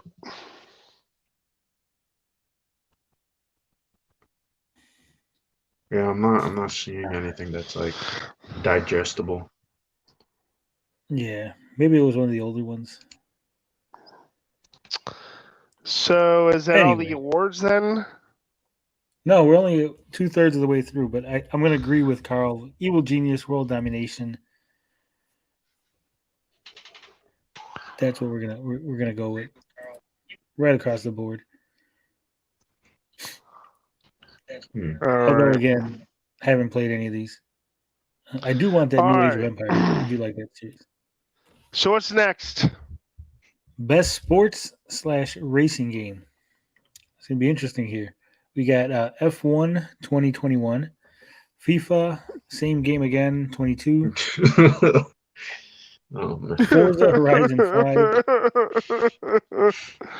Hot Wheels Unleashed, which is the dark horse in my opinion on this one, and Riders Republic. Yeah, that's a weird pick. Nah, polisher. No Madden, surprise, shock. Shock and surprise, right? No Madden, no NBA 2K, no MLB. I didn't hear much about 2K this year. Hot Wheels. BB says Hot Wheels is taking this one. FIFA wins. FIFA can't win this. I mean, this is probably the biggest game in this category. It's the same game. It's the same soccer game. Yeah, but I mean, I'm of two minds on this, Carl. On one hand, it is the same game from last year. On the other hand, it's soccer. It's not like you can innovate, Yeah, you can't innovate that much. You can't really change up because it's just the same soccer. Soccer is soccer, It's like baseball is baseball, football is football. So it is weird how they haven't have a live service for these sports games. I think it's probably a license issue because of the players associations and not being able to have the older players as part of the service, because it'd be a weird soccer, the real football, I guess. Football. Oh man. Oh. Robo Blue says this is the Game Awards. Of course, FIFA can win. Yeah, that's true. I forgot. Getting paid off. Yeah, Forza is probably going to win this. Forza probably should win this. Yeah, it definitely should win it. Robo Blue says Kabaddi is the real football. Never heard of that.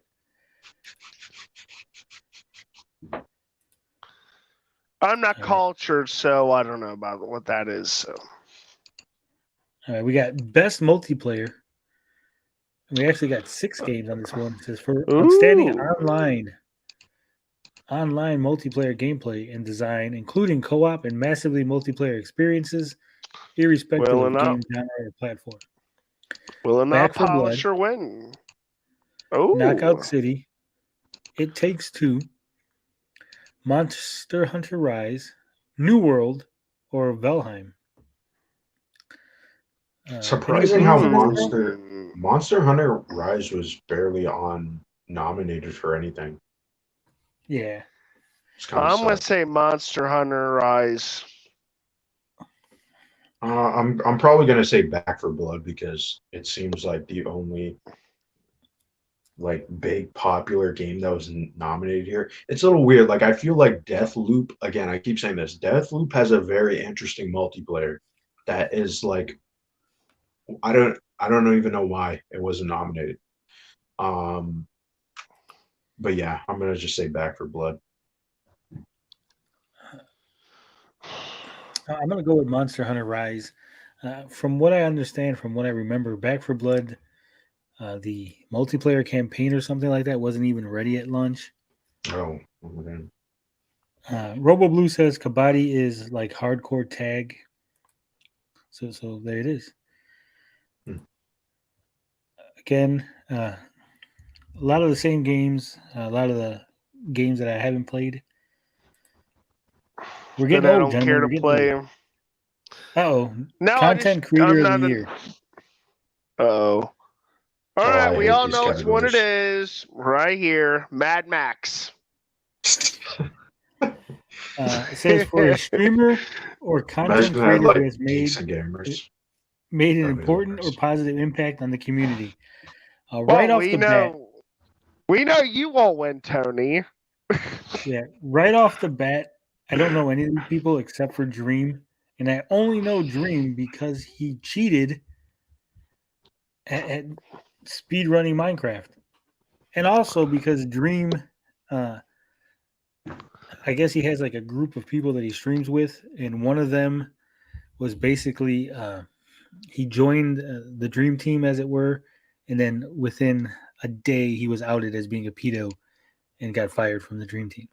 I Oof. knew it. I Oh, knew you jeez. were going to say that. Yeah. So that's the only person I know, and that's the only reason why I know him. Hey, what's up, Silent Panda, bro? All right. Yeah, I would definitely never be nominated for this. All right, can we just retweak this and say which one you would like to win? I don't know who these people are. We got Dream, Yeah. Fusli, Gowls, Iba, and Greg. I don't know who the fuck these people are. No, I don't care. Not polishers. They need more like Cheating! commentators on this list than Let's Players or whatever. Or streamers. Oh man, I can't stand people like these not polishers. Roboloo says, "Where's Scott the Wise? He got his own version of Monopoly." Yeah, I mean, again, I don't know who any of these people are. No Brett Weiss, no Metal Jesus, no Tony TGD. Well, I'm saying it's not even like no Markiplier, no Mr. Beast, no. Does Mr. Beast even count as a gamer? I don't know. I think he maybe he has a bigger impact than any of these guys. So fuck it, why not? No Dazed Gamer, what's up? Gaming, what's up with that? Eric Wells says, whatever one that has an OnlyFans gets my vote. Well, I don't know who this Greg fella is, but he looks like someone who might have an OnlyFans. So you can look into that.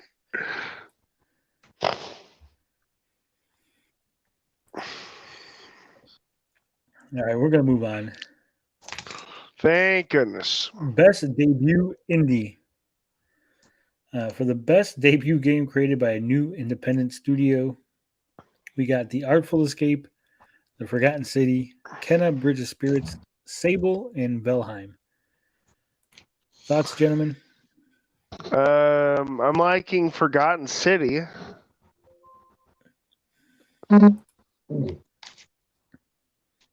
Girl, what do you think? I'm gonna say Amber Labs.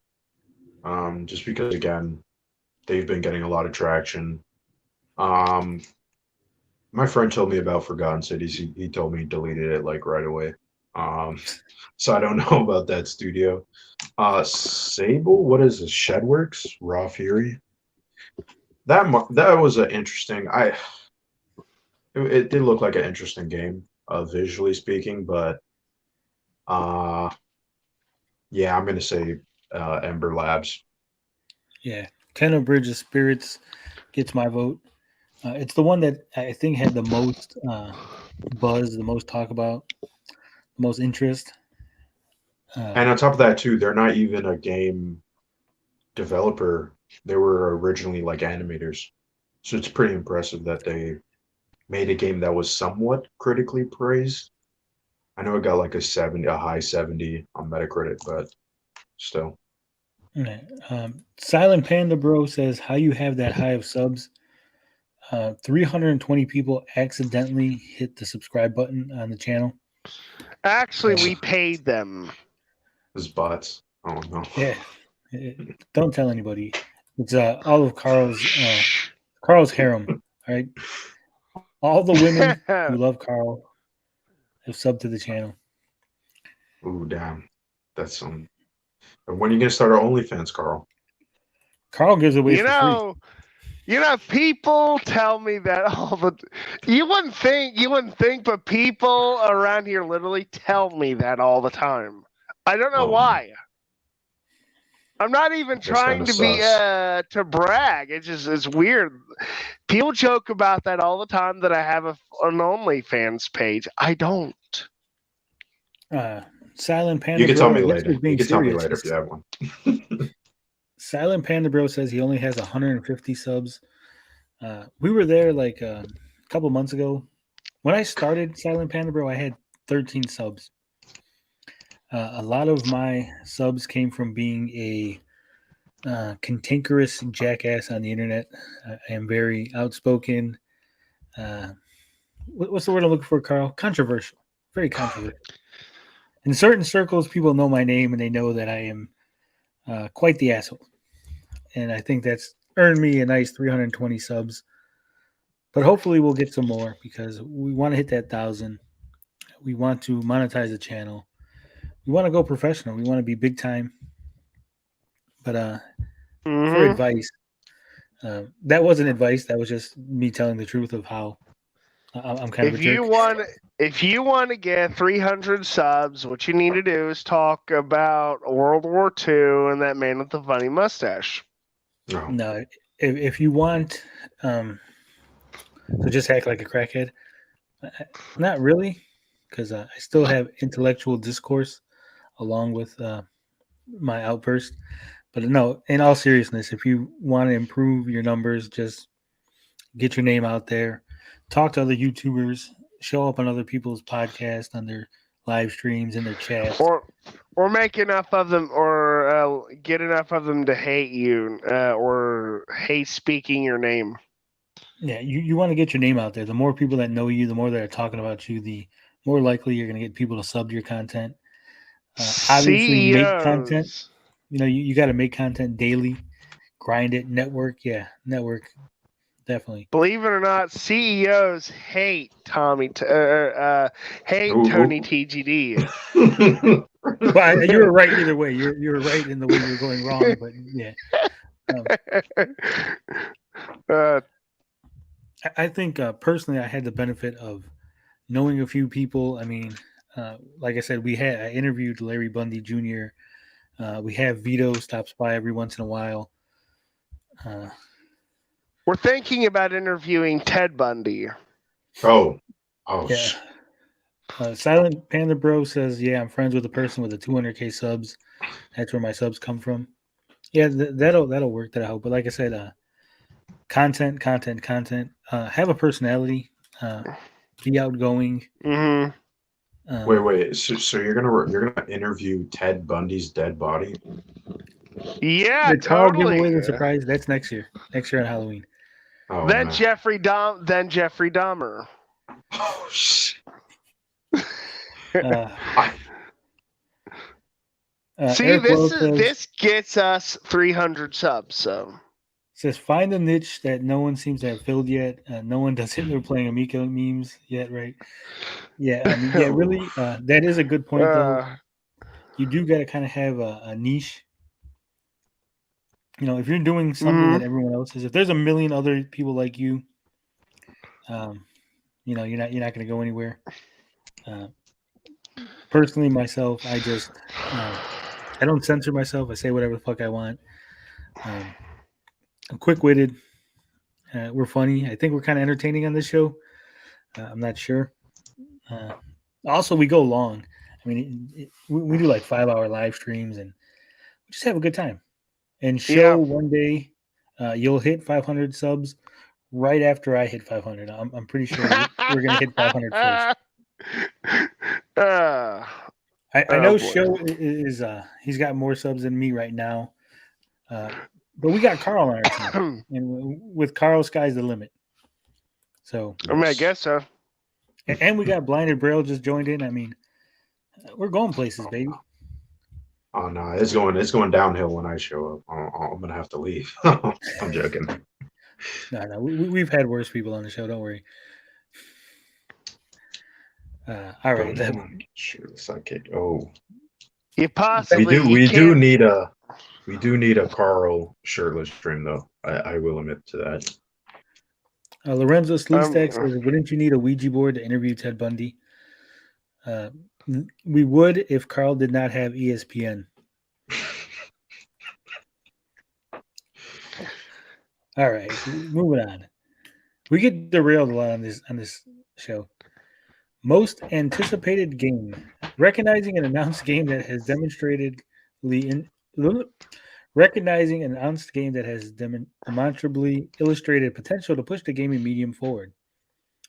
Elden Ring, God of War Ragnarok, Horizon Forbidden West, the sequel to The Legend of Zelda Breath of the Wild. It doesn't even have a name. It's just whatever's going to come out. Just fuck it. And Starfield. No. It's not going to be Starfield. That game will never release. Oh, you don't think Starfield's ever coming out? That's a not polisher game too.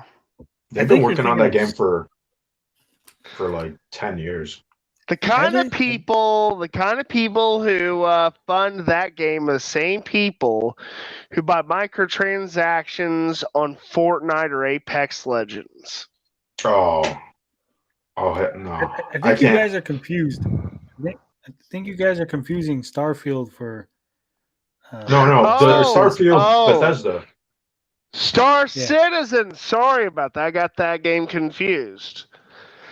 My vote goes to Starfield just because I literally bought an Xbox Series S to play that game.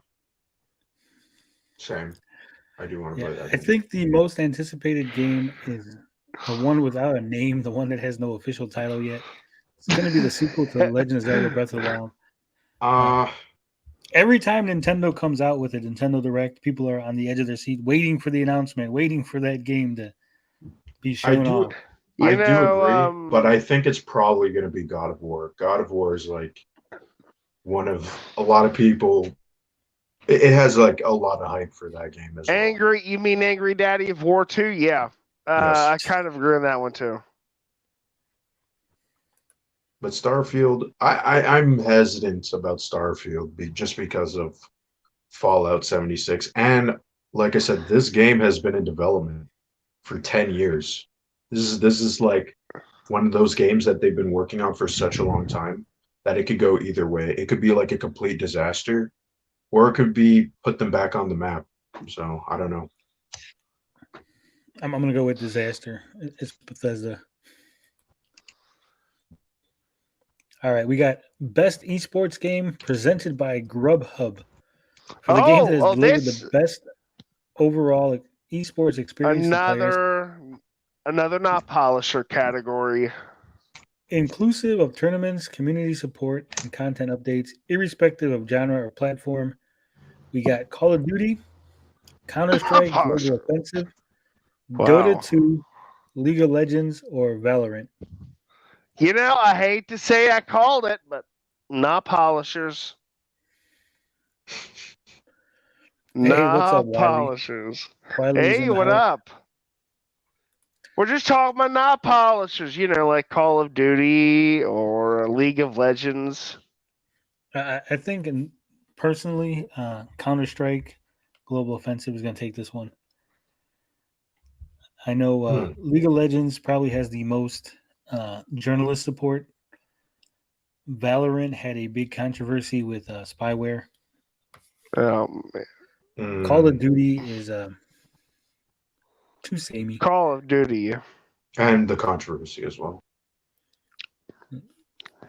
So what are you thinking, Carl? What game is taking this? I'm not going to answer. I refuse. Chappie McChapster says, now I don't know of a knob polisher is good or bad. If you guys ever seen the movie Basketball, Jenny McCarthy's character was dating like an older rich guy, and he was always telling her things like that. He's like, I can't wait for you to polish my knobs. And then they would show her come in the next scene, like holding all the doorknobs. He's like, I polished all your knobs. Yeah, pretty much. Come on, guys. You know what polishers are. Oh. 1 inch biceps says Call of Duty, more like Call of Booty. Yeah. What's going on, 1 inch? Age of Booty. Call of Duty is not going to win. Not with everything going on with Activision, they wouldn't do it. They would change out the nominee, the envelope. All right, best esports athlete. Here we go. The real category, guys. Not esports athlete judged to be wannabes. the most outstanding for performance and conduct in 2021, irrespective of game. Chris Simp. Simp. Biggest simp, baby. Oh, yeah. Hio Showmaker Sue. Magnomed Collapse Kolovov. Alexander Simple Callisto. Man, these people got they have normal names, goddammit. Tyson Tens to go. All right. I don't know who any of these people are. Who do you think is the biggest simp? We need this guy Simp to win, just so they could say Simp on stage. I'm going with that. I agree. The biggest simp is Simp. It's funny that Simp is even his nickname, because I know on Twitch, isn't the word simp banned or something like that? Yes, that is very funny. What's up, 1 inch biceps? It's going good. I did talk to Gen X Gamer for you. He said he sent you a message in case you haven't gotten it. Now, Robo Blue says he voted edgy simp. Fatality's not in it. Sorry. He didn't make the cut this year. The bigger Who's that one question guy is, who's a furry? which one of these is going to have a sexual abuse, sexual harassment, sexual misconduct controversy? I don't mean, know just what games these guys play, but if any of these guys play Smash Bros, there's a good possibility. Yeah, the guy whose name's Simp probably is a likely candidate. mean, well, you gotta check. You gotta check to see if any of them own an ice cream truck or have a roller coaster in their backyard or something. Oh, If any of these guys have bought a white van in the last couple of months, probably so we have pedophiles, not polishers, and simps. Yeah, sounds about right. Evil Knievel says all of them will be accused. Max says give it 3 years. All of them. Give it 3 years. Oh man, you guys kill me. Yeah. R.I.P. I don't know who any of these guys are, and if they happen to see this stream, we're just jokes. Just jokes, guys. Don't sue me. And if you want to sue me, Carl is my boss, so he takes full responsibility for everything that goes on. Oof. All right, best esports team. Here we go. Recognizing a specific esports team, not the full organization, just the team. Judged the most outstanding. In other words, the most notorious group who will likely see jail time in the next few years. Yeah. So we got Atlanta FaZe, DWG, KIA, Nactus, Vincer, Sentinels, or Team Spirit. Oh, Team Spirit sounds like they've gotten. They're going to end up with. What the hell is that? What are you doing, Carl? Not me. It's not me. Well, might have been my phone. Uh, What was it? Team Spirit, I think, will likely end up with sex offender charges. is this true, Robo Blue, or you just fucking with me? He said Wed Sue caught sticking Wiimotes up his ass on stream. Oh That can't be wow! real. Wow, that says a whole lot. I do not see that comment. Where is that comment? Yeah, I think he's just fucking with us now. Yes, he said no. Damn. Oh well. You never know with these people. There was that journalist. That's true. There was a journalist that actually stuck different controllers up his ass to tell you the difference in feel or some shit. No way. Yeah, it was No a way. Kotaku article or something. Oh, Pretty was it sure. satire? Oh boy. No, it wasn't. There was another one that was even worse than that. If you could believe, there was an article worse than sticking controllers up their ass. A female journalist talked about playing a game with a vibrator inside of her that reacted to the game she was playing in multiplayer mode online. Wow. That's Which like video is way. this? Huh? I think Sony might have an idea with that article. They might. I'm pretty sure it was Man. so bad because I'm pretty sure the game she was playing was like a game with like a lot of kids play that game. Oh no. Oh my gosh. I think you're going to kill poor blind and braille. I have no words to say. I just think that's hilarious. Oh man. Like Yeah, I that's said, just way too funny. like I said, now Polisher Simpson. Oh no, it was a Vice writer who did that. He shoved a Nintendo controller up his ass, just for reasons, and he wrote an article about it. Oh my god. The title of the article is Nintendo Switch Joy-Con sync issue is even worse if you put them in your butt. Oh. That guy should win an award. That was Jed Whitaker. That is an amazing title. So if you ever have trouble with syncing your Wiimotes, sticking them up your ass is not going to help, guys. I know you might have thought that would have been a solution. You might have been like, hey, this might help. But no, it definitely does not help. Yeah, Eric Wells is right. It was for Fall Guys that she was playing.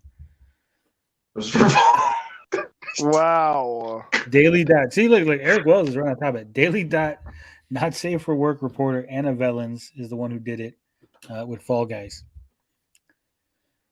So, boy, a girl like that sure loves to party, I bet. Damn. What? So I have no comment.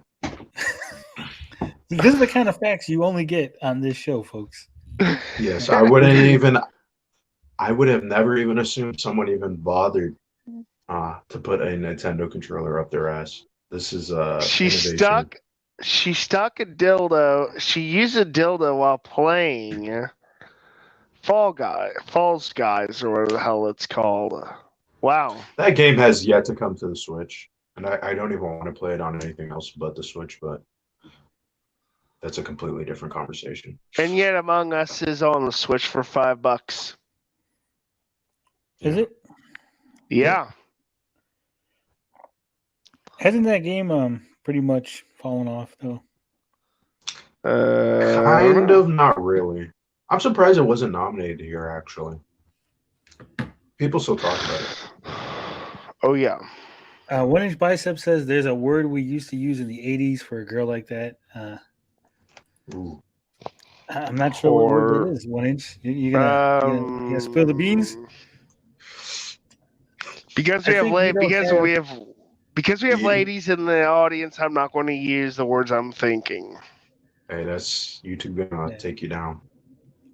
They got the snipers. I'm pretty sure we don't care about any of these teams. This is probably the worst category for us. So we're going to move on. They're like, I still almost think Team Spirit is going to end up in prison. Oh, man. There's another one. Best esports coach. The esports coach judged to be the most outstanding for performance and conduct in 2021. Now, we got to at least read their name. In other words, biggest pedophile. Eret Silent Gaziv, Andrei Ign Shelikov, Andrei Blade Horodisky, James Crowder. Oh wow, that's a Crowder sounds like he's already he's inherited Michael Jackson's magazine stash, and he's looking them over very carefully, and he's going to make a trip to a high school, an elementary school playground next year. Whoa! Wow, that sounds way too specific, Carl. Yeah, way too specific. I'm just laughing at that. This person, his nickname is literally just his last name. Such innovation here on Atlanta FaZe. I mean, these guys on top of the game. And then, of course, we got Kim Kakoma Jong-yeon. Don't know who any of these guys are. Couldn't care less. 1-inch biceps. I like Tony Russian accent when he reads the Russian names. It just comes out on me. Yeah, Chappie. Crowder's nickname is Crowder. Eric Wells says that last guy has a name similar to Kim Jong-un, and then he gets my vote. Oh, yeah. Ooh, Robo Blue says Christopher Walken on the right will win. Yeah. More nobodies. I don't know if they're nobodies. I guess you got to be big into esports. I don't know. Never my thing. Moving on. Last category. Best esports event. Oh, my God. Oh, crime's sake. They killed us on this one. Recognizing an event across single or multiple days that delivered a best-of-class experience for participants and the broader audience. 2021 League of Legends World Championship, the International 2021, PGL Major Polisher, PUBG Mobile Global Championship 2020, and the Valorant Champions Tour Stage 2 Masters. Wow, it gets better and better. Yeah, I don't know. Evil Knievel says the Boston event. Yeah. The Boston event. I'm sorry, but you know the Amico Boston event does sound more interesting. I gotta be honest. Yeah, I agree. All right, so those are the VGAs. Those were our picks in the categories. The last couple of categories were kind of not our thing. Because we're not polishers, simps, or criminals. Oh. Are you planning on watching it, gentlemen? Are you going to watch the Game Awards, Carl? Hell no. What about you, Brian? Yes. Burrell? Are you going to watch just them? for the reveals? There's a lot of rumors about some interesting reveals. So. Oh, it's December 9th, so it's in 5 days. Yes. Pretty soon. I got some game playing to do, so I won't be watching that. Oh, man. Unfortunately for Carl, we're going to live stream. Oh, well, I'll tolerate it then. No, I'm just kidding. We're not. Tony, you're not going to boycott the Game Awards. Not going to boycott because just not interested. Just not going to watch anyway. We just don't give a care. You just don't give a care. That's all. Yeah, I don't really care about who wins. I just care about like what gets revealed. Like, that's really it. Yeah. Robo Blue says I'll tune in if they announce a new Smash fighter. I believe that's it for Smash. There's no more. As far as Ultimate, they've released the last fighter, and that's it. Mm-hmm. Yeah, Evil Knievel says we've hit the 2-hour mark. See, we got plenty to talk about. Yeah. It says, Actually, I don't think I've ever seen one. How do you watch them streaming or cable? I think they're streamed live. Twitch. Yeah, and Twitch. They're streamed all over the place. IGN, all these places. If you're to Max watch Leonard says, them, gonna watch it to see Go what on. gamers look like these days and what they do. I'll probably watch the next day. I'm sure next week we'll talk about any reveals that might have came out. But yeah, I don't plan on watching it. And I don't care who wins. It's like the Oscars. I like what I like. I don't care if they, a game winning game of the year is not going to make me want to buy it anymore. Winning best audio or best action game. Yeah. I like what I like. I play what I want. I'm not influenced by awards. And to be honest, this show is just a commercial anyway. Yeah. I do know there was a slight controversy. I don't know if it's a full controversy, but they wanted Jeff Keighley to say something about Activision Blizzard and all the shenanigans going on over there. naturally he won't. Yeah, He- Jeff said he that kind half of the time- did. He kind of did. I think it was today or yesterday. He said he he kind of came out and denounced Activision, but a lot of people are still giving him shit because one of the I guess it's like the chairman of Activision is still a sponsor of the Game Award. So it's a mess. It's a bit of a mess. I think he's kind of stuck in a hard place, rocking a hard place, because you can't really, like kick them out and be like, hey, Yeah. we don't want your money, because I think they kind of need it. Yep. But I also Hard think it's a cock bit. and- I think a lot of people do have a point though. Like, I mean, this is at least, it's a big issue, right? And but yet he had the time a couple years ago to stop the show and basically call out Konami for not, taking off Kojima's name off of Metal Gear Solid 5. So, I mean, I wouldn't be shocked though if Activision is funding the show, but I mean, I do agree that people make that point. It just seems like, again, this is a commercial. It's whoever's gonna, pay the big bucks. Mhm. Chappie McCapture says stream all over the place. That's my favorite website. No, I think it's on Twitch. There'll probably be some YouTube streams of it. There'll probably be any really big YouTuber or whatever will probably be using it for easy views on Thursday.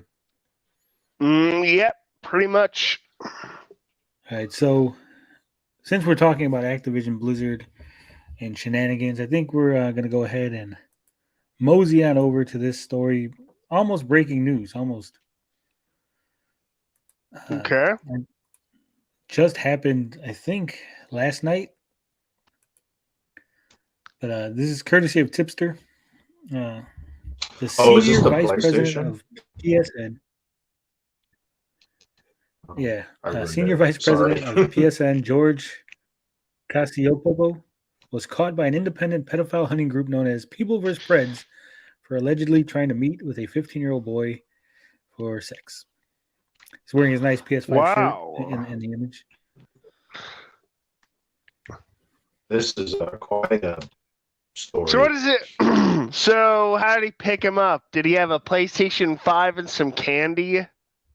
No, Oh, there hell. are messages. I don't know if we're going to go through them, but we're going to go through the thread that Tipster has here. It says, according to their LinkedIn profile, George is currently the senior vice president of engineering with Sony Interactive Entertainment, PSN division, and has been with the company since 2013. Here's the video. I don't know if it's buffering. But yeah, so Well, it hello, little occurred boy. December Would you 3rd like is your when they free caught him. PlayStation? You know he wasn't offering him no PlayStation. Probably. We shouldn't Cheap bastard. not to make light Yeah. of the situation. Oh, I'm not making light of it, but you gotta wonder how in the world was he that stupid? There's a Well, lot of people getting busted for this stuff as of recently. Well, It's just sad. as they said here, Sad. Carl, it is an independent pedophile hunting group called People vs. Preds. So it wasn't like a police investigation initially. Mhm. It's a group of people that sort of bait pedos to come after them, pretending to be children. And apparently, this gentleman thought that he was speaking with a 15-year-old on Grinder. Apparently, so it is an I ongoing wonder if story. We don't. this might get uploaded to YouTube, probably. Like the catch, if it's like an Oh, it's independent. already the video's on YouTube Oh, from it their is. channel. Okay. Okay, I didn't realize that. Sorry. Yeah, we would I show might the have to go video, look but at it. my internet is Let's so not shitty. show the video. I don't really want There's- to see that there's myself a- anyway.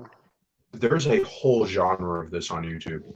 Like Yeah. like especially with this year with like the EDP, it's like there's so many people doing this. I mean, it's like I don't want to say it's entertaining because that just sounds like kind of tasteless, but I mean there was Chris Hansen who was doing it for quite some time, and a lot of people just started doing that on YouTube.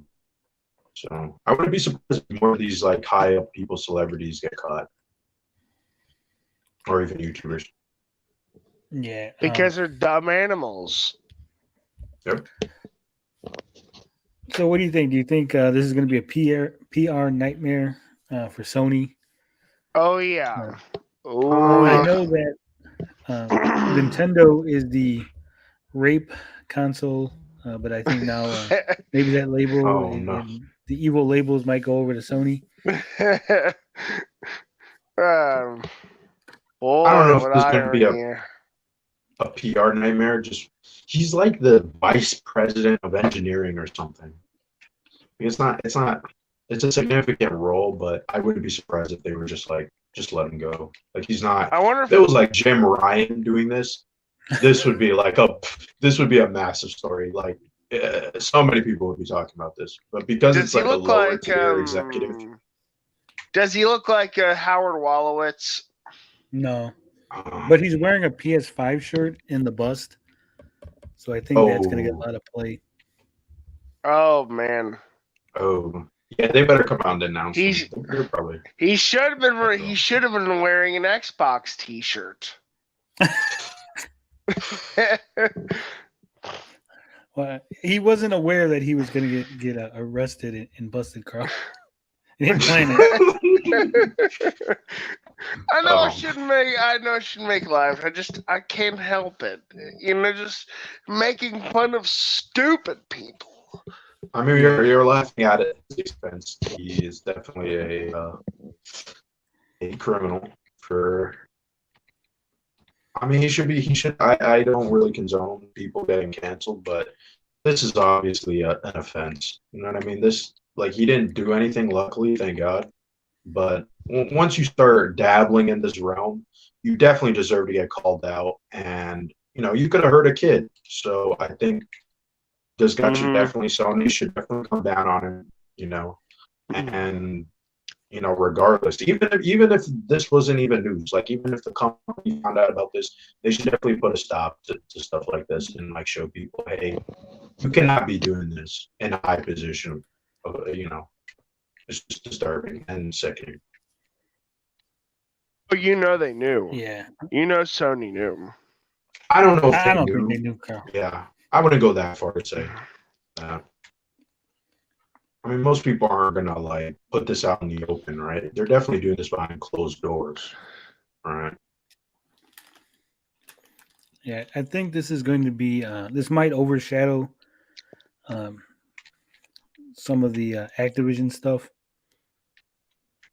Just a little bit. I remember when Jared Fogle got caught. Yeah, I remember that. And that was pretty bad news for Subway for a while. Oh yeah. But he's the spokesman. This guy's not really the spokesman. I just think that the PS5 shirt is probably going to be plastered all over a lot of websites, so that's going to generate pedophiles. The pedophiles console. Don't you own a PlayStation 5, Tony? I own a PlayStation 5, yes. I'm playing on my PlayStation 5 right now.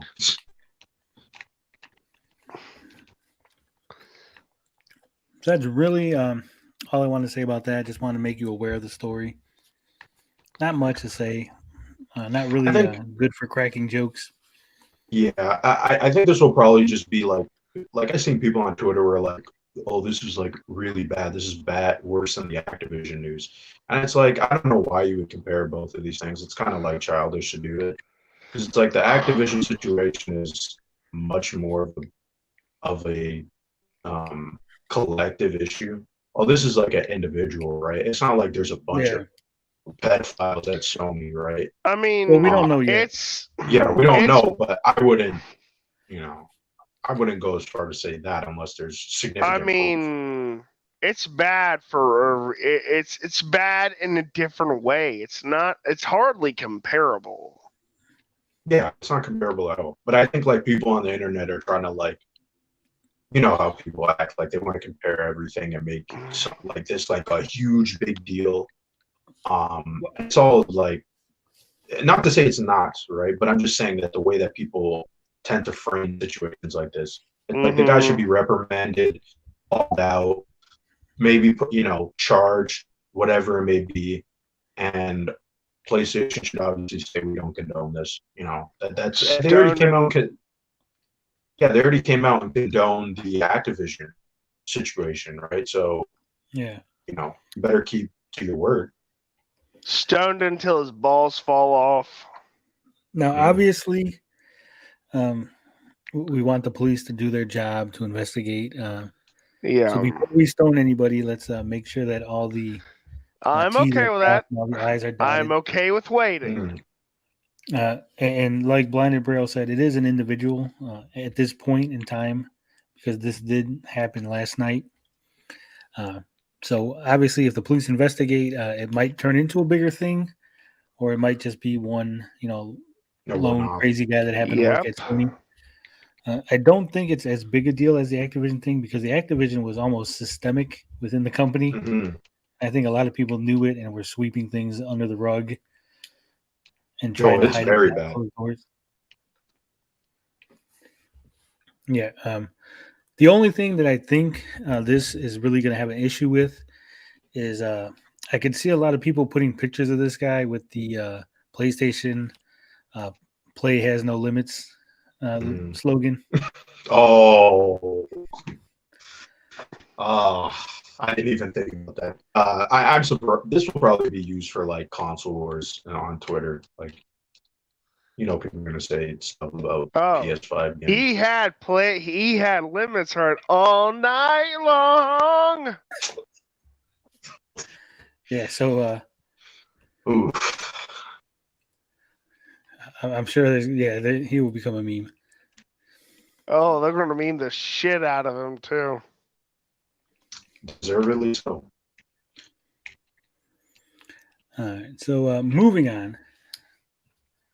Right. Chappie McChapster wants you to sing the whole song, Carl, but you can't sing it too good, or else we'll get copy striked. You got to sing it just bad enough that they don't pick it up on the. I don't remember all of it. That's the problem. All right, so Newsweek came out with an article. It's not a site that I usually go to for gaming news. Mm-hmm.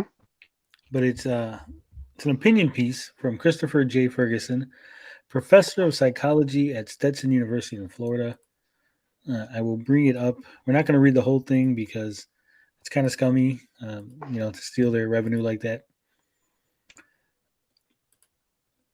But it is entitled "A Moral Panic is Brewing About Instagram and Video Games. Don't Fall for It." I will put the link in the description of the video, and I'll put the link in the chat right now if you want to check it out. Give them a click. And grab some munchies while you're doing that. Open up in a new tab or a new window. Don't close this window. We want to keep you guys around. But I did read this before stream, so I will give you the quick and dirty version. Basically, Mr. Ferguson here is saying that a lot of people are complaining about Instagram in particular, that it is affecting teenage girls' self-esteem, causing suicide rates to increase. and it is a problem that we need to address, something that we need to really focus in on and hone in on because, it is doing such damage to society. And he addresses this. He says that if you look at the statistics, suicide rates all across the board are going up. It's not just teenage girls, and that actually men in their mid 30s actually have a higher increase in suicide rates than anyone else.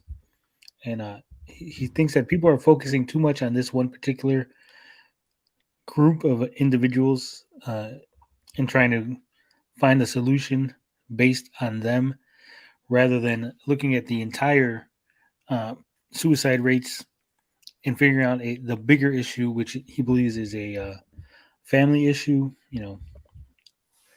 So what do you guys think? Do you think Instagram is killing our kids, causing young girls to have low self-esteem? They don't look as good as the models.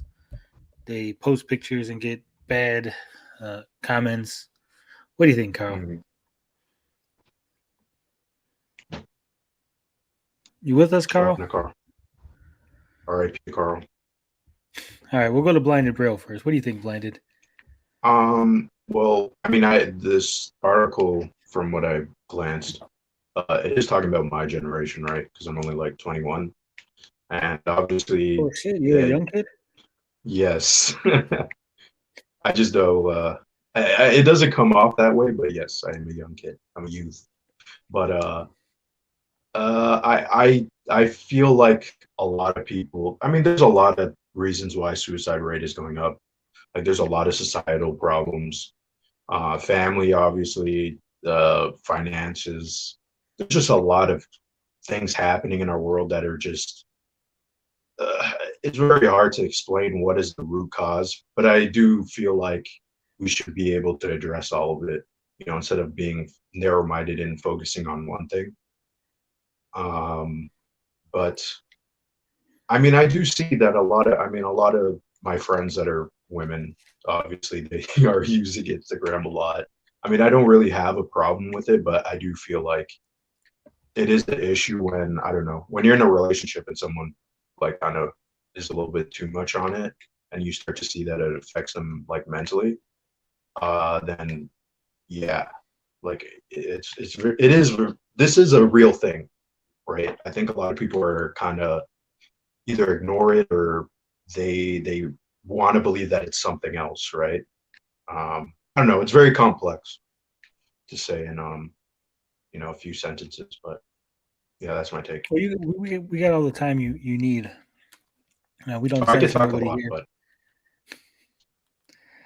but Personally, I do think it is a complex issue. I think it is a issue with both parents and society more so than just Instagram in particular. I think we're moving away from like my generation. Sticks and stones will break your bones, but names will never hurt you. I think we're losing some of that. Everybody's overcorrected. I think my generation had a kind of a shitty attitude towards mental health, a lot of bullying, and I think there's been an overcorrection in the current generation. We're kind of coddling people just too much, a little too much. Where anything that's negative and any comment that might offend somebody is taken extremely serious. There's no leeway. There's no joking. You can't, tease anybody anymore. All that stuff is just seen as like the most horrible thing. Telling a girl that she's fat, even though she is fat, like you objectively, she's like 300 pounds. You're like, hey, you're kind of fat. You should probably lose some weight.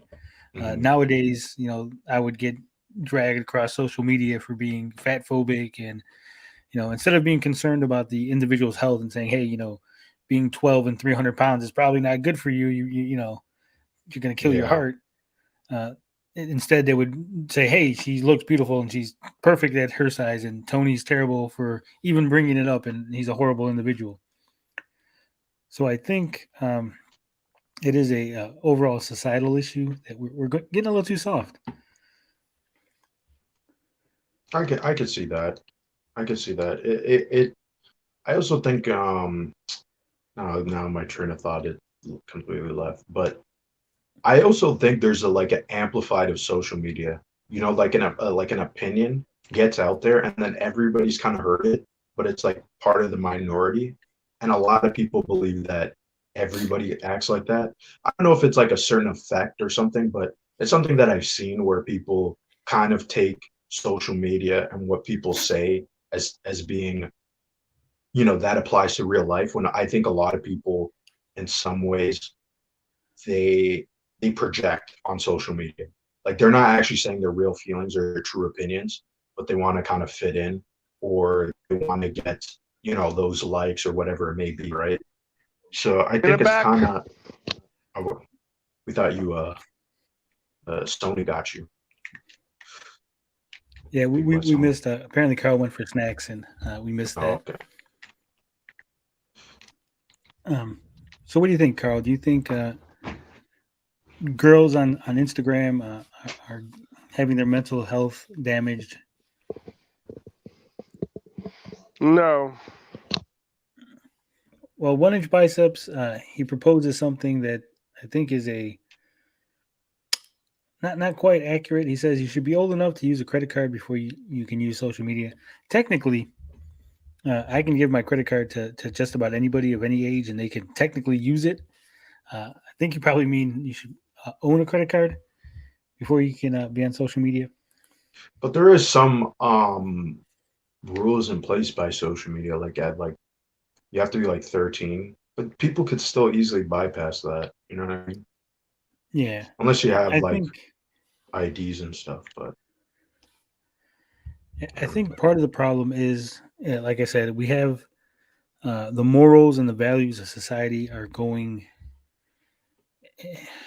I don't want to sound like an old man yelling at the clouds, and but we are kind of getting to the point where like um, OnlyFans, that is something that no one would have spoken about openly 20 mm, years ago. We wouldn't be making jokes about opening an OnlyFans, and uh, not to shame anybody, but I think certain things should be adult topics, right? yeah, Um, I could see that as well.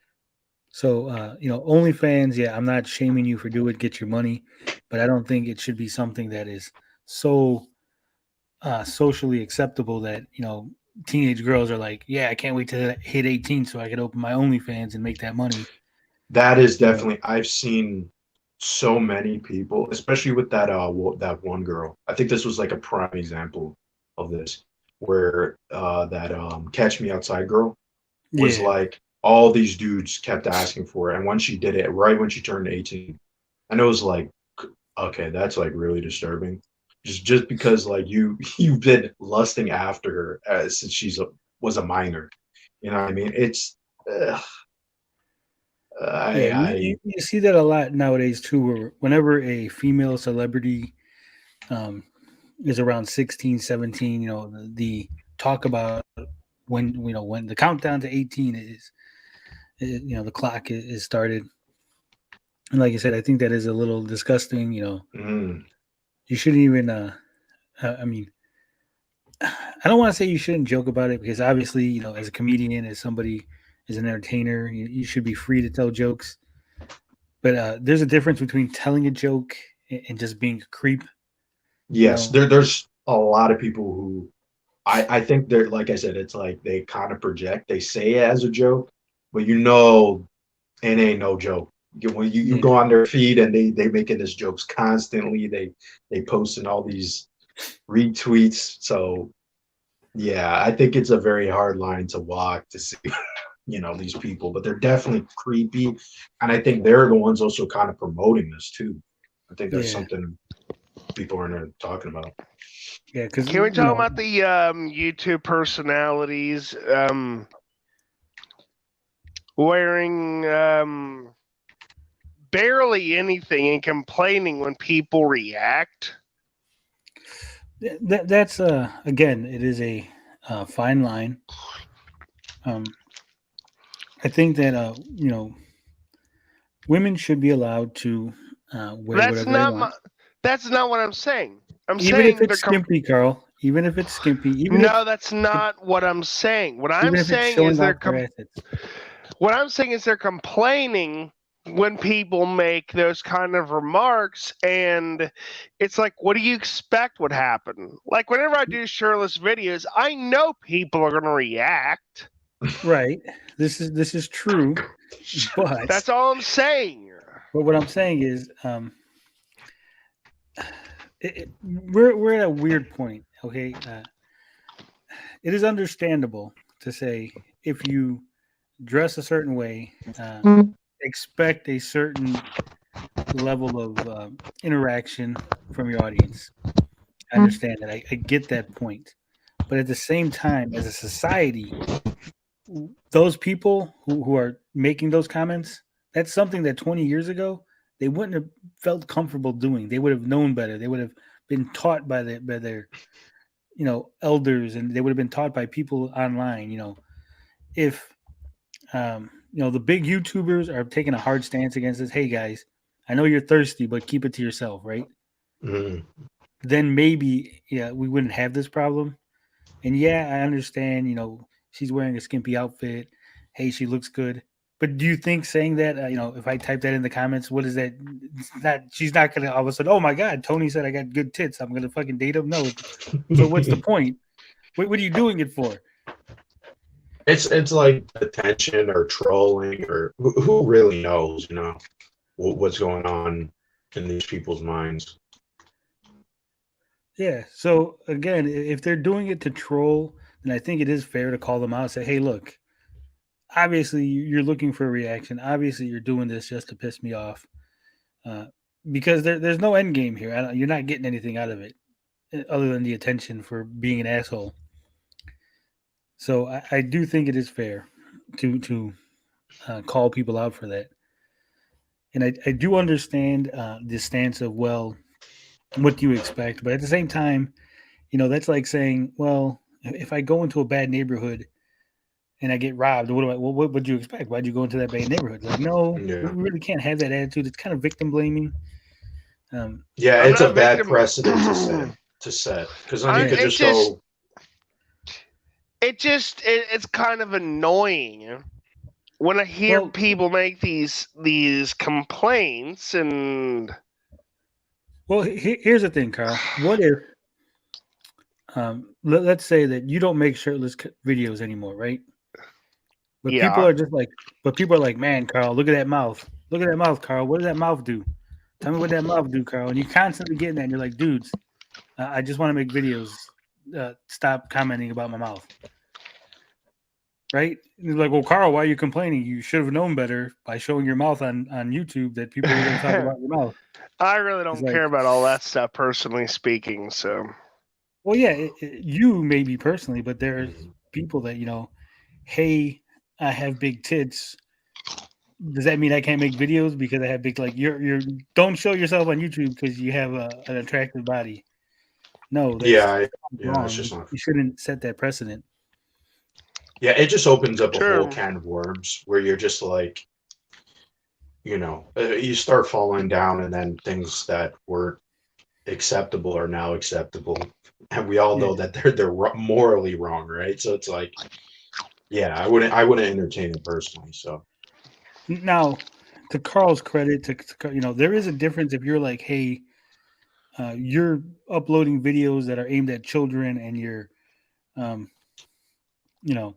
showing your tits off, and you're really, focusing on your breast and the camera, and you're playing Fall Guys. Maybe you shouldn't do that. That's different. And I would say, hey, that's good criticism versus, hey, you got big tits. That's not criticism. That's just you being a creepy jackass. Or like a woman doing having a YouTube channel about toys, and all she wears is cleavagey outfits. Kids are gonna watch that stuff. Well, I think that's why YouTube should not recommend.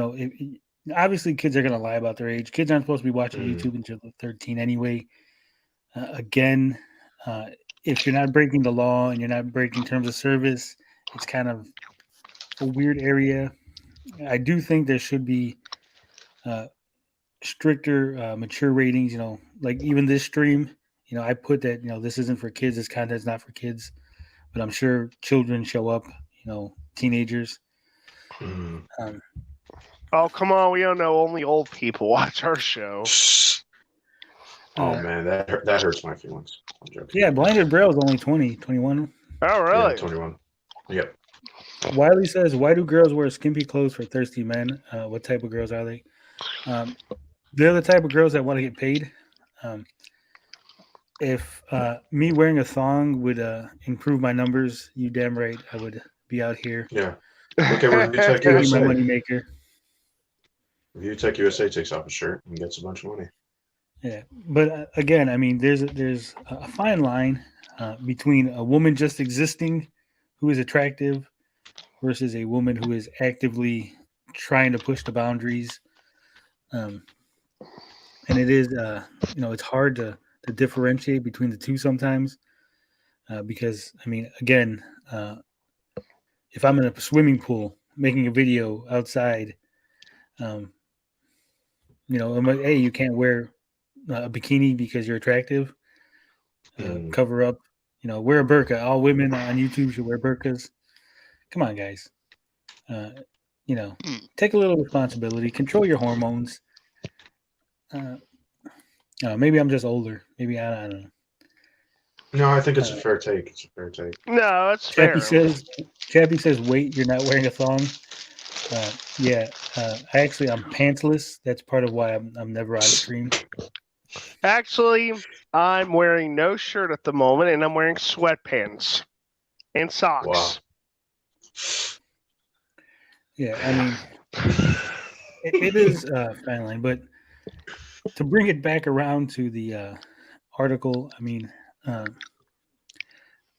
we have a lot of absentee parents, a lot of parents who are, you know, I'm not perfect, all right?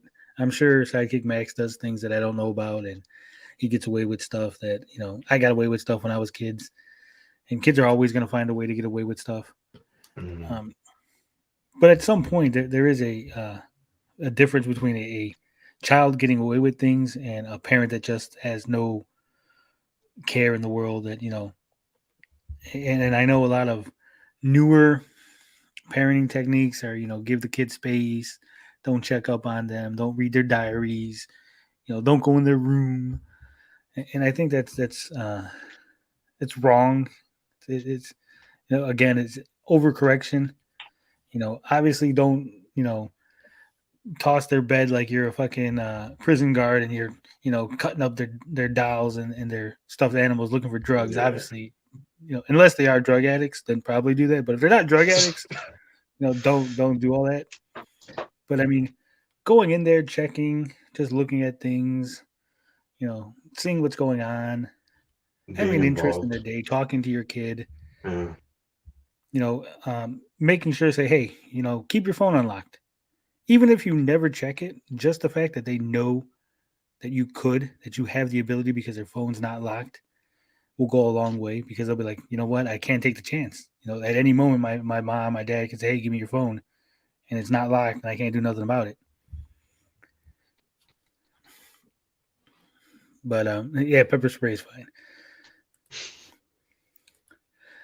1 Inch Bicep says Sidekick Max has a pre-order to Miko Tony doesn't know about. Yeah, he learned motion control from you, Dad.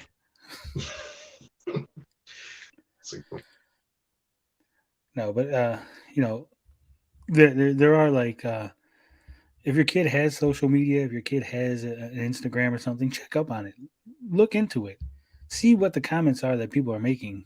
You know, talk to them, say, hey, you know, maybe you are a little chubby, but hey, you know, we'll work on it. We'll eat some more healthy food.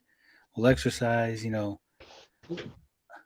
instead of going, yeah, those people are jerks and don't listen to them. No, not everybody's perfect. I'm not perfect. I could stand to lose some weight. And if someone said, hey, you're kind of fat, Tony, I'd be like, you know, you're probably right.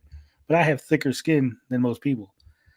And I think that is an issue. You know, parents are coddling their children so much that the children are growing up with the thinnest of thin skin, you know, one ply thin skin. and this is hurting them, hurting society in the long run. No, I'm not a parenting expert at Talkie. I just seen bad parents. My ex-wife is a horrible parent, in my opinion. Yeah, parenting advice all night long. This is a parenting channel No now. more amigo talk. RoboBlue says the problem is people keep forming weird political cults. Yes, I agree with that too. In a way, yeah. I mean, that might be a separate issue altogether, but I agree with that as well. Max Leonard says, I'm pretty socially liberal, but I think the problem is that people don't congregate for much of anything anymore, which was a trend before the internet was was capable of replacing that. Yeah, I think so. I think a lot of we don't have a lot of generational gatherings like we did before, whether it's going to church, the whole family going out for a picnic, or state fairs, or whatever, what have you. These instances where it's children, adults, grandparents, older people talking to the younger people in a non-Sony, the guy engineer way, but talking to younger people in a family-friendly manner. So I think that that's part of it, and I hate to say it, but having kids earlier and earlier, it seems, where grandparents are like 40. Grandparents are supposed to be old. Okay. You're a 40-year-old grandparent. I mean, you're still not settled in your life. You haven't even retired yet. So, I don't know. Maybe I feel like an old guy now. I feel like I'm just like some old man. It's like, fucking future's now, old man. What are you talking about? Uh-oh. Am I off base? Blinded? You're the young kid on the panel. I mean, I'm a pretty open-minded person, so and I would say I'm a little bit more mature for my age, but I could see what you're talking about, right? But for me, I'm very connected with my family, so I've never really had that problem.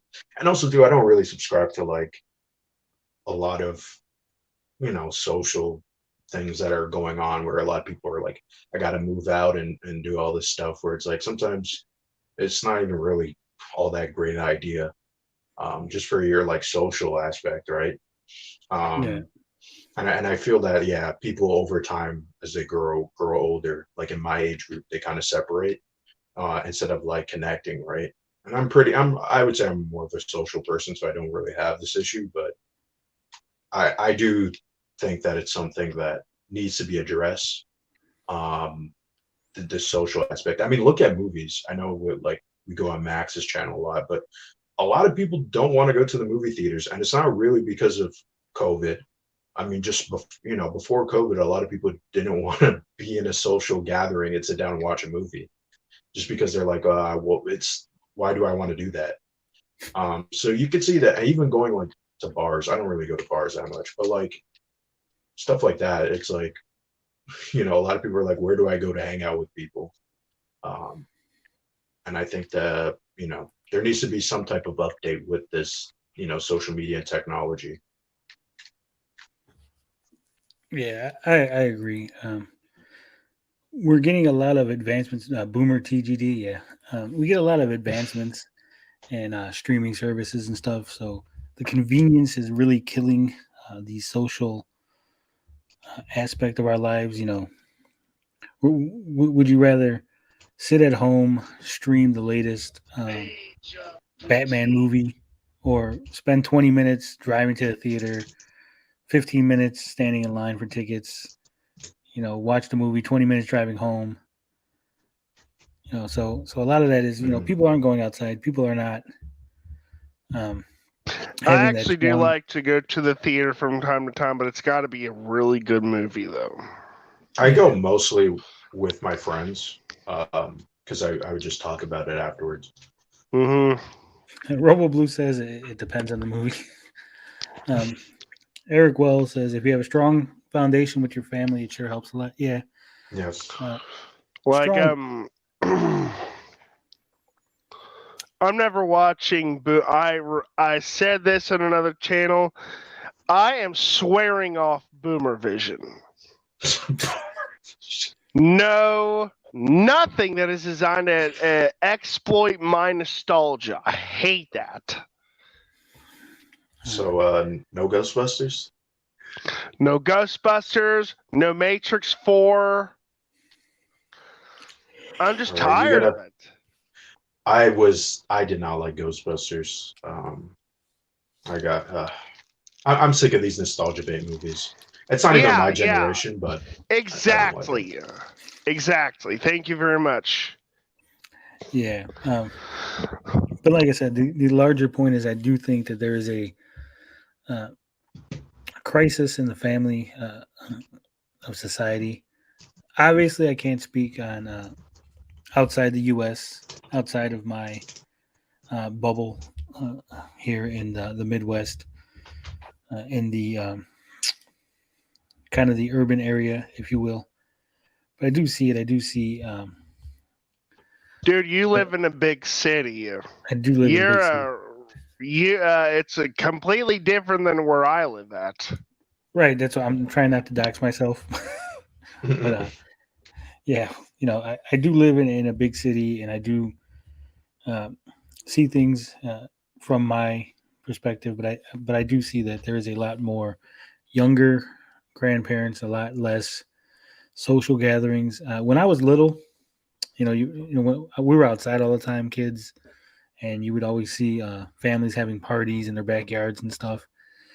And now I don't see any kids outside. If I go to the store, if I walk to the library or something, I don't see any kids outside. I don't see anybody really having parties. Maybe once in a while, on a big holiday, maybe. But I think things are a lot different, and it's really, really hurting us as a society. And we need to step back. People have lost their kind of collective tune, I feel like. People are very individualistic. Yeah, I agree. We got to get to this comment because 1 Inch Bicep says he figured out who TC Anderson was. I'd love to know. I did make a video, if you guys haven't seen it, about the Anderson clan. And TC Anderson, who does not even have a Wikipedia page, but he is mentioned within the bigger Anderson Wikipedia page. I can't find anything about him on social media or Google. So if you know who he is, I'd be interested to know. Now, the second part of this article here talked about violent video games. No, 1 Inch Bicep. It's not me. I'm not TC Anderson. Sorry. Damn it. I'm too gullible. You guys in the chat, I'm too gullible. The second half of this article talks about violent video games and whether or not they contribute to mass shooters, whether or not mass shooters have played more violent video games than non-mass shooters. And, the whole age-old, do violent video games make people violent? Carl, you got any thoughts on that? Yeah, I do actually. Okay,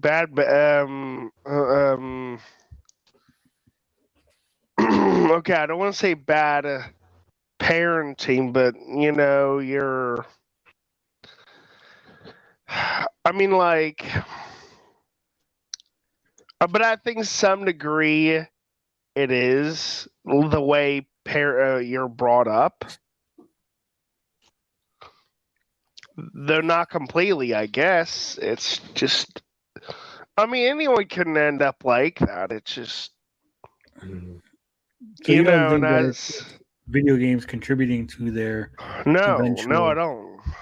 And I said this before I was having a talk with someone. I said, and I mentioned that, ordinarily, if you looked at my life, I really would be the kind of person who you would think does drugs, but I don't, and someone mentioned my upbringing. Because I don't do drugs, as people already know. So, I don't know. I think there are just various factors that just, and video games are not one of them. Yeah, I actually wrote a whole article on this subject before. I looked into it. I did research, read a few papers on the topic, and a lot of it has to do with either flawed data or misreading the data because That's true. you do have when you play violent video games, there is a reaction in your brain similar to when you're being violent in real life, obviously. But it's also a an aggression release. Once you've played the video games and it's over, your body has released a lot of your aggression. It's no longer pent up. This on top of the fact that people who are naturally aggressive are usually drawn to the more aggressive type games. So it's almost a bias already just going in. One of the oddest things that a lot of people don't mention is the first school shooting predates video games by quite a bit. So the idea of teenagers was it the 70s? Is that like way too old for that? No, it's actually probably older than that. Because I remember there was like it was way older than that. Okay. I remember there was like a Stephen King book that was actually about a school shooter, and they actually had to pull it from publication. I think maybe it was like in the 90s, because of obviously this trend of school shooting. It wasn't written under his real name, but it was an interesting book. Translation, way folks, before time. Blinded Braille is going to be the second coming of the Son of Sam. Oh, no. Okay, so obviously the first reported school shooting, it's kind of a weird. I'm gonna put a little asterisk on this one, Right. but it was in July 26th, 1764. Oh, wow. When 4 Lenape American Indians entered a schoolhouse in Pennsylvania and shot and killed school teacher and 9 children. So I'm not. They don't say that whether or not these American Indians were, involved in the school. Why they shot these people. It could have been just a Native American colonial type of incident, not necessarily related to anything. But then in the 1800s, in 1853, we had a Kentucky student, Matthew Ward. He shot the schoolmaster for excessively punishing his brother the day before. He was acquitted, even though he shot the schoolmaster point blank. He was acquitted. So that's Kentucky for you. Oh. So there have been, as far back as the 1800s, incidents of students bringing guns to school, shooting people, whether they're shot the teachers, shot other students. But it wasn't. It wasn't like a mass shooting though. In those cases. Yeah. Well, the first one was 9 people were shot. I think that qualifies as a mass shooting. I was asking. Yeah. That was a question. Now wait a minute. I got a question about the 1700s one. That was now, 9 people. Yeah. Okay. How in the world did this kid stay in one place? How many Indians were involved? 4 Native Americans were involved. 4 Native Americans? What happened with those kids standing in one place? They could at least gotten 4 rounds off. Do you know how long it takes to load one of those things? Well, they didn't say how old the children were, so I mean, presumably, if they were younger kids, they might have panicked and like hid in a corner. And I don't want to get into the whole diagram of how they might have committed this crime, Carl. We don't need to write a how-to for potential school shooters in the future? Well, no, it's going to school shoot with percussion with 1,700 guns. Everyone knows that. Mhm. They're expensive for one thing. Don't blame me. Oh.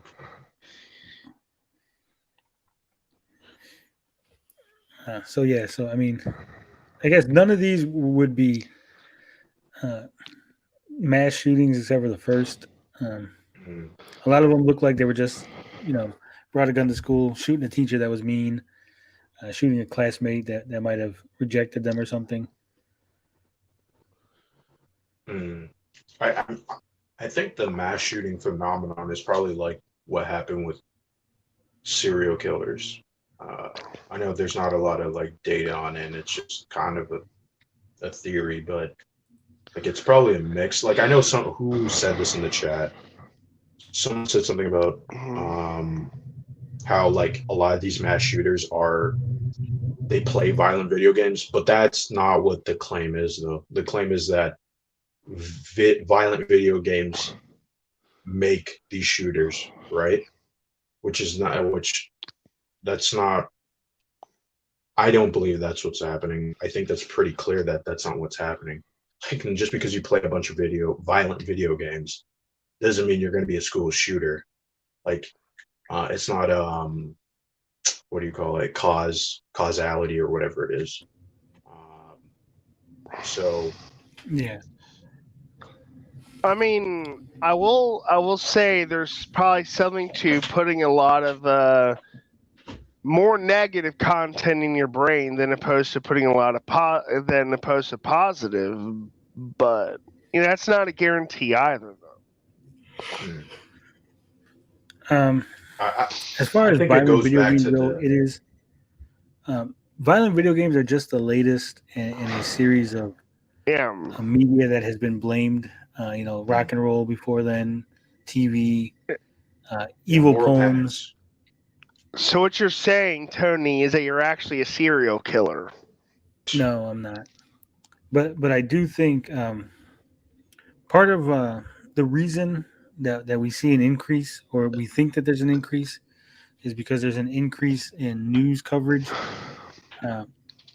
I'm sure when these incidents happened in the 1700s, there was no CNN to round the clock let you know that there was a school shooting.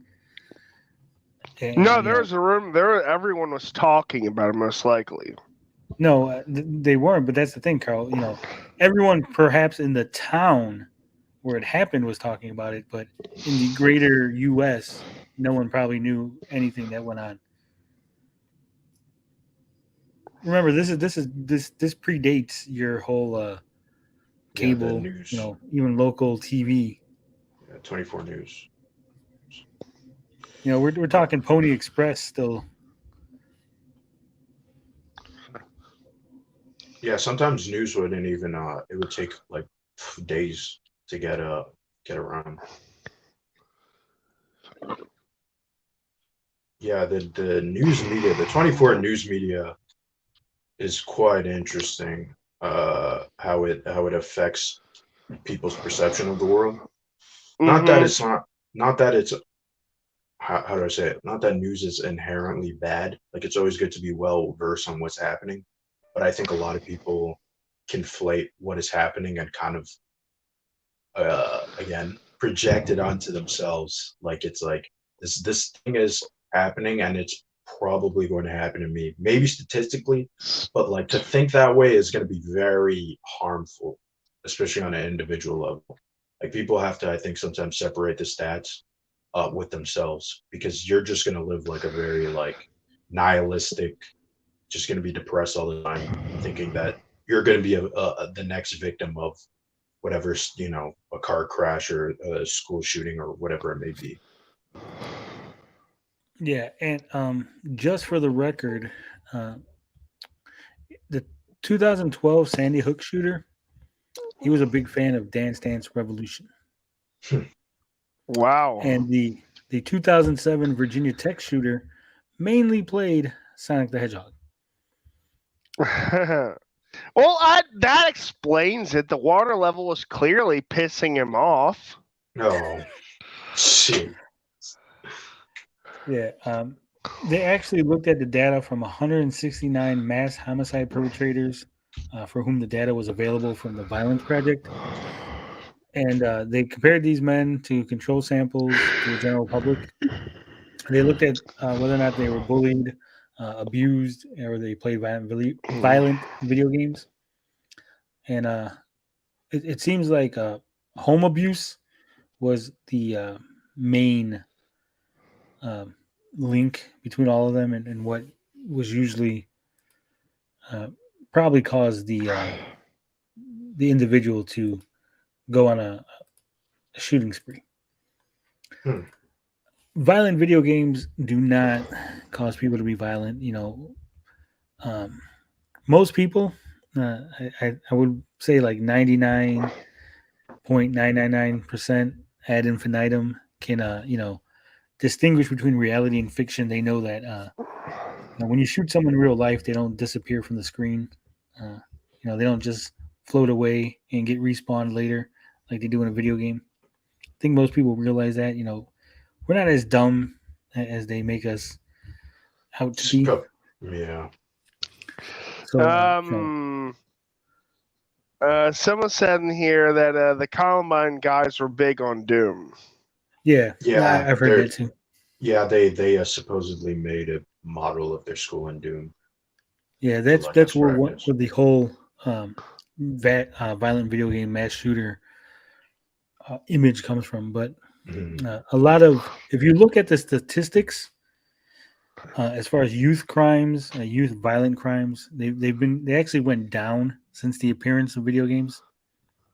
The only spike in violent crimes for youth is during the 90s when we had a lot of the crack epidemic and other drug related things where underage individuals were being used as drug mules because they knew that they wouldn't get as much prison time, and they were basically gangs were recruiting young children to go around delivering their drugs and pull off things.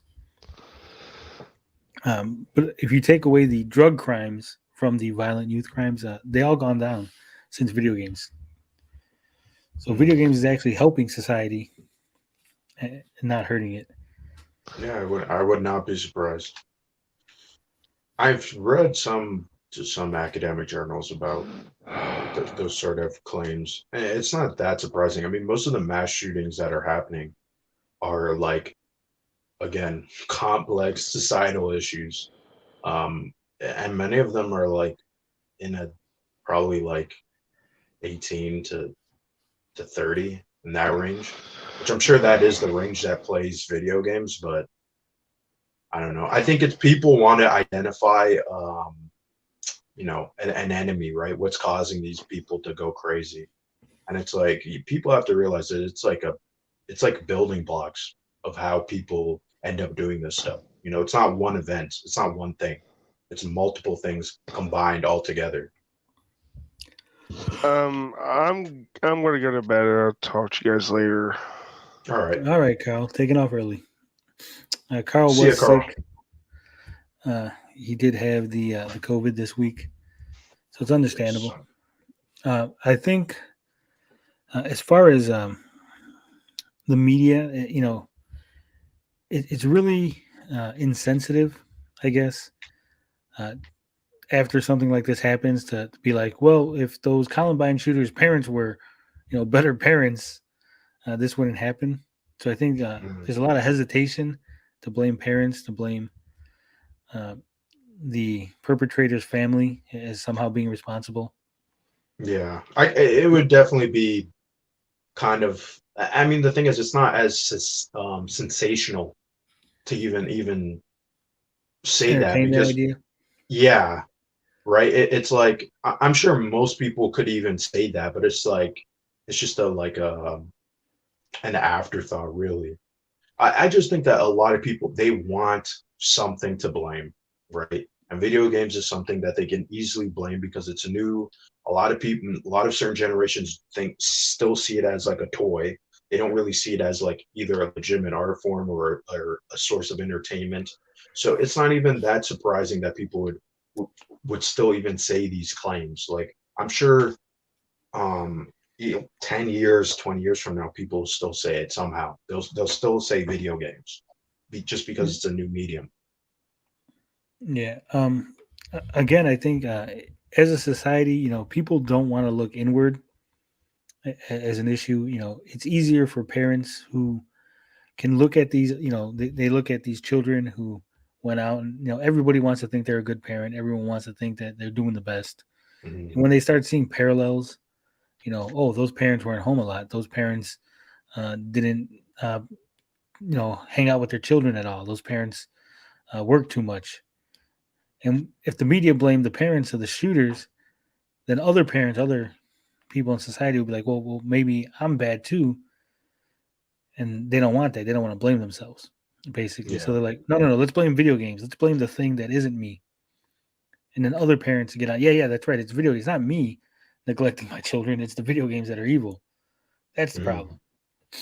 I'm going to get to this comment from Max. He says, it's like the triangle with the mother and father being untouchable, but the child needs to get out the aggression, so their only option is to turn it out to the world. Yeah, a lot of times, especially people who are abused by their parents, or whether it's physical, emotional, psychological, they can't they can't stand up to their parents. Your 12-year-old kid, 13-year-old kid, 14-year-old kid. Your father's slapping you around, your mother's turning a blind eye. What do you end up doing? You end up going to school and just bullying other kids. Mhm. Bullying someone smaller than you because that's what you've learned at home. The bigger person smacks around the smaller person. One inch biceps. There are some people that are just evil. I mean, obviously, some people Yeah. have chemical imbalances in their brain.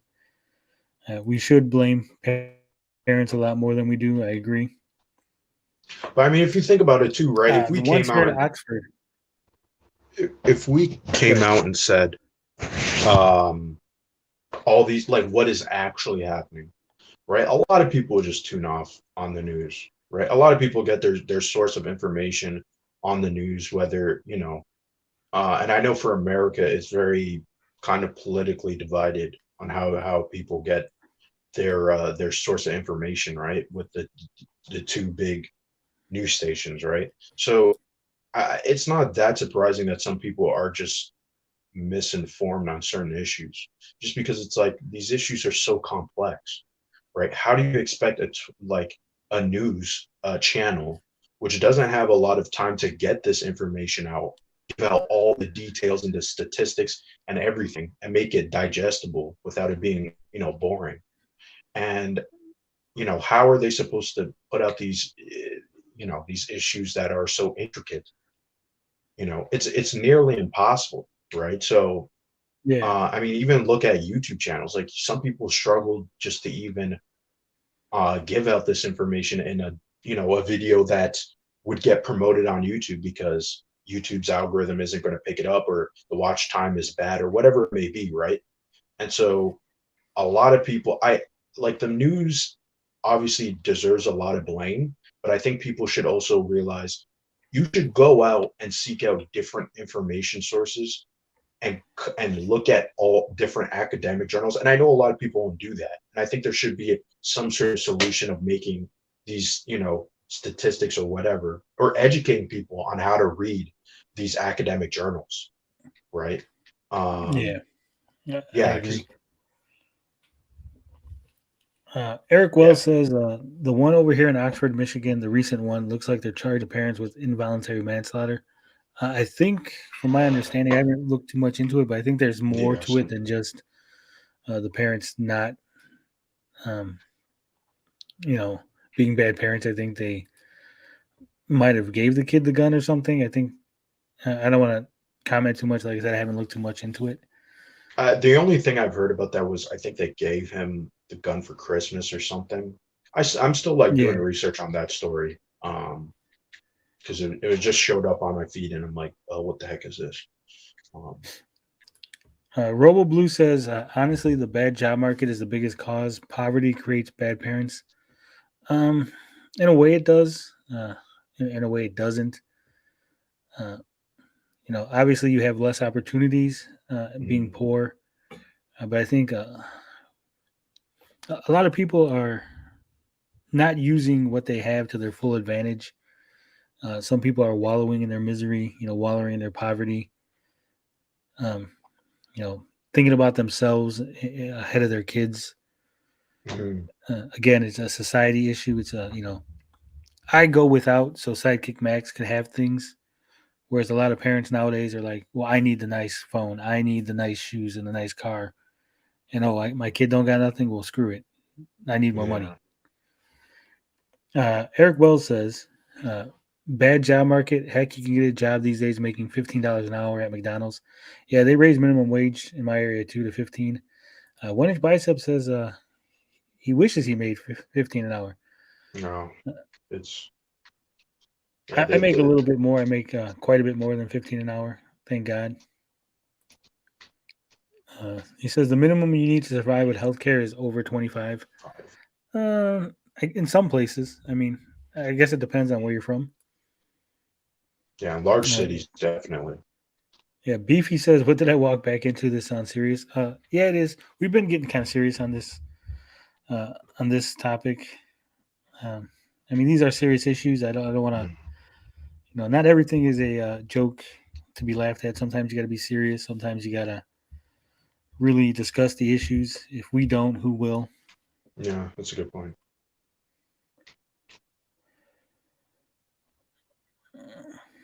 Robo Blue says mainstream media is such garbage now; it should be illegal. A lot of it is kind of bad. I think, like what Blinded Braille was saying, you know, you have so much time. They're trying to shove as much sensationalist news in there as they can. They're skipping the nuance, skipping the complexities, and just trying to give you this quick, clean, and fast version of what's going on. And a lot of times they screw up, whether it's on purpose, whether it's because they have an agenda. You know, I don't want to get into that. It's not the time or place. But yeah, I think the news is dropping the ball. Yeah, look at Chris Cuomo. Yeah. I think that's all we got on that one. Basically, my takeaway, you know, be a better parent, talk to your children, play games with them, show an interest in what they like. I've seen this lately, and I've seen this a lot on YouTube, and I've seen you know, a lot of different people mentioning, you know, they're looking forward to a specific game or a specific system or something, you know, a specific item. This is going to bring the family back together. This is the, you know, if I get this arcade 1-up machine and, you know, Ninja Turtles, and the kids will play with me. And again, I think this goes back to parents being selfish. You know, if you want your kids to play games with you, play what they want to play. You know, I don't like Minecraft. I really don't. But Sidekick Max, he loves Minecraft. So if I'm going to play games with him, I'm going to end up playing Minecraft probably. And sure, I could sit there and sulk and like, I don't like this game. Or I could just suck it up, put on my big boy pants, have fun, play the game, make them laugh, have some good memories, and, you know, do what I got to do as a parent. And I think a lot of people, they don't do that. They don't look at it that way. They think, you know, if I'm not doing what I want to do, if the kid's not doing what I want to do, then I'm not going to do it. It's not fun. Yeah. I do have Dragon Quest Builders too, but it's a one-player game, Robo Blue. It's one player. Yeah, Carl went to bed. He had the COVID earlier in the week, but he lasted 3 hours with us, and then he got tired and wanted to go to bed. Now, have you watched Hawkeye, Blind Braille? Yes, of course I have. Okay, so if you haven't watched Hawkeye yet, this is your spoiler warning, because we will get into spoiler territories here. Again, link is pinned if you want to, you know, jump in. Gary's not here. I don't know where Gary's at. Everybody's leaving me. We're getting No. big time, and everybody's leaving. We lose some, we pick up new people. It's fine. First thing I wanted to talk about is have you heard this new narrative going around about Hawkeye having terrible ratings? Blinded. Yes. So, Yes, so what I are your have. thoughts on this? I mean, I don't really have that much to say on it just because I'm fairly certain most of these like Marvel shows, they don't really pick up in viewership until like mid-season or like the ending, right? Like Loki had like some issues with I guess it was a Nielsen rating. However, they check the views for streaming, right? So Well, I think they don't. oh, They, they do. no, Who's well, that? that's what I wanted to get into because I think a lot of people are misunderstanding what they're talking about. Okay. There is no Nielsen ratings for streaming services. Disney Plus, as far as I know, is not releasing numbers. Netflix doesn't release numbers; they're Yes. notorious for that. But there is Well, there a is. Yeah. Sorry. I think you're going to what I was going to say. yeah. I was gonna say there's a service called Samba TV, um, and they track what people watch. That's what people are using to sort of gauge what the ratings would be, I guess.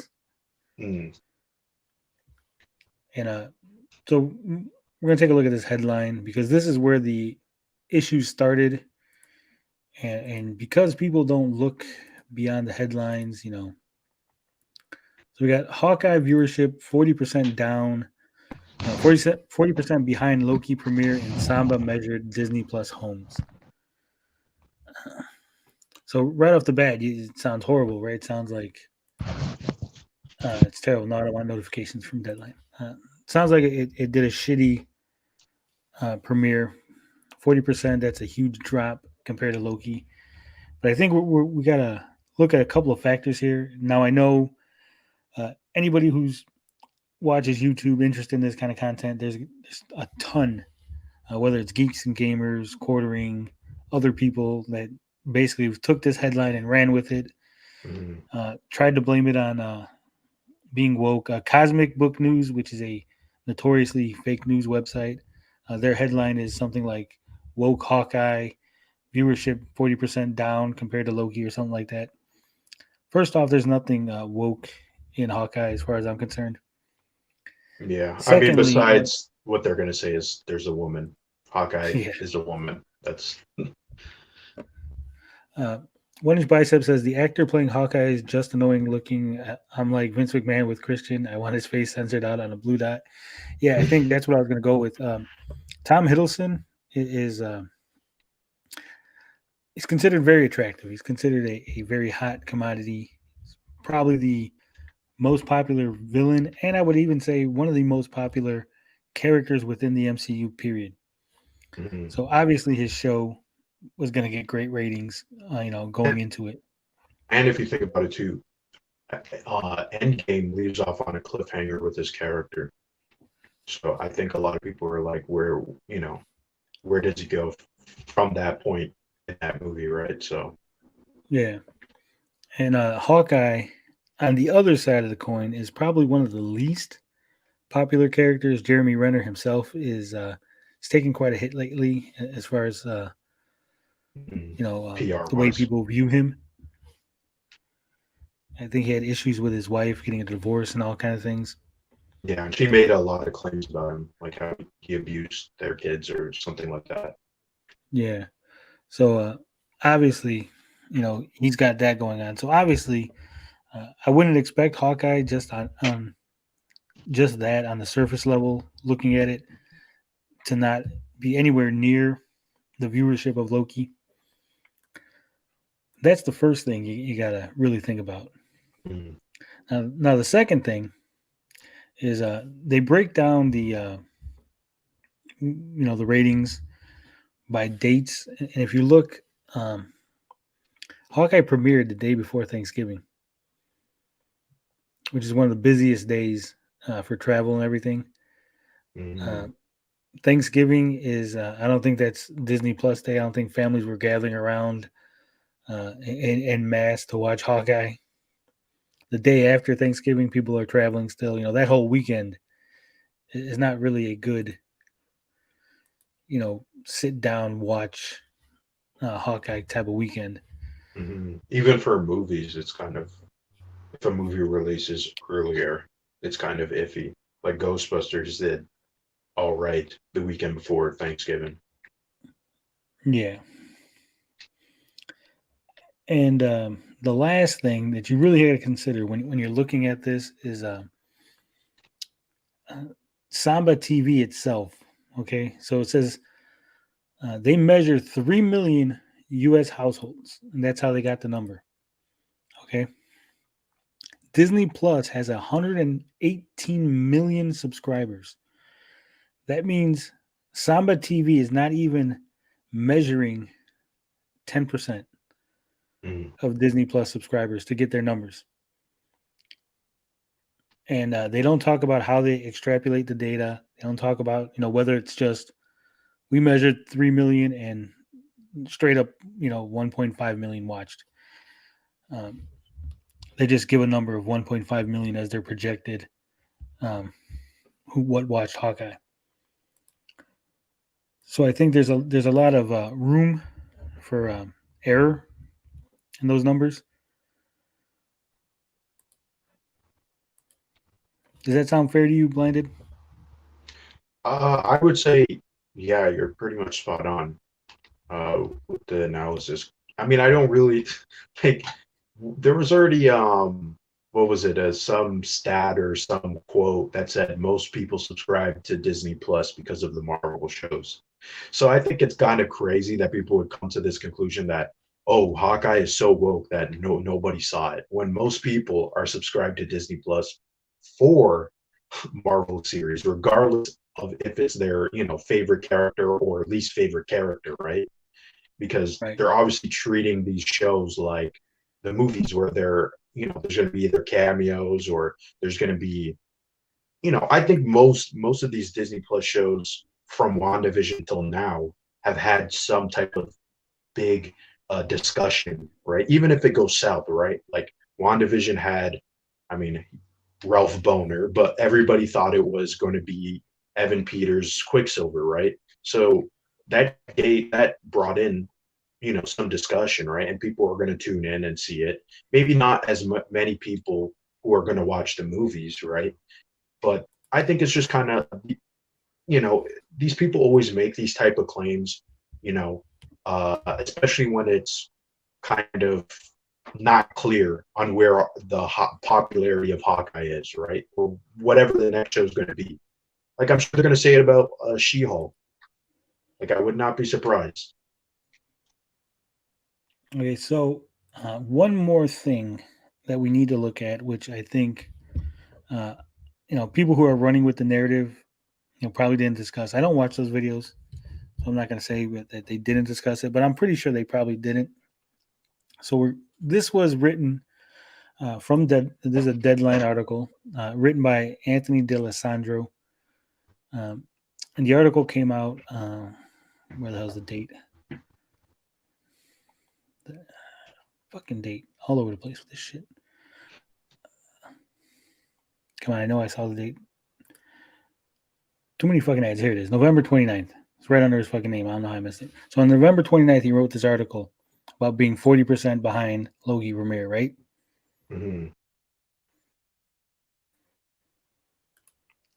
Now we're going to take a look at another article from Deadline.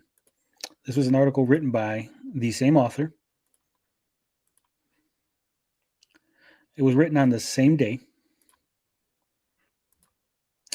And the title is Hawkeye, Venom, Let There Be Carnage among week's most pirated titles. So Hawkeye was one of the most pirated titles for that week when it premiered.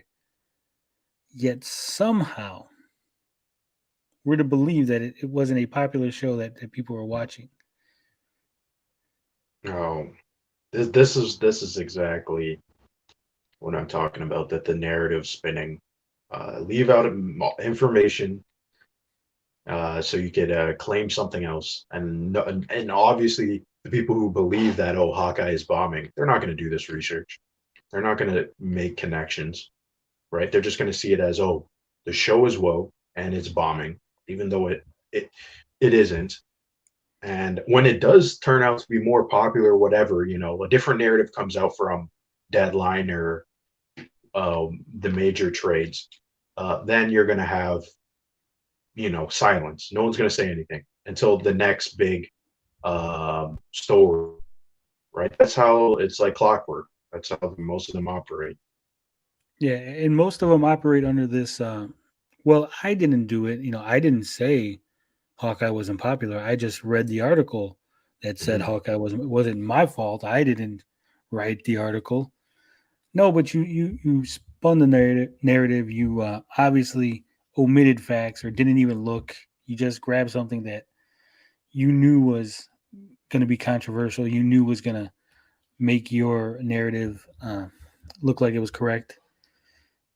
I don't know if maybe Hawkeye did actually, in all actuality, was 40% behind Loki. That could be 100% true, but I also know that Hawkeye was considered one of the most pirated titles for that week. So,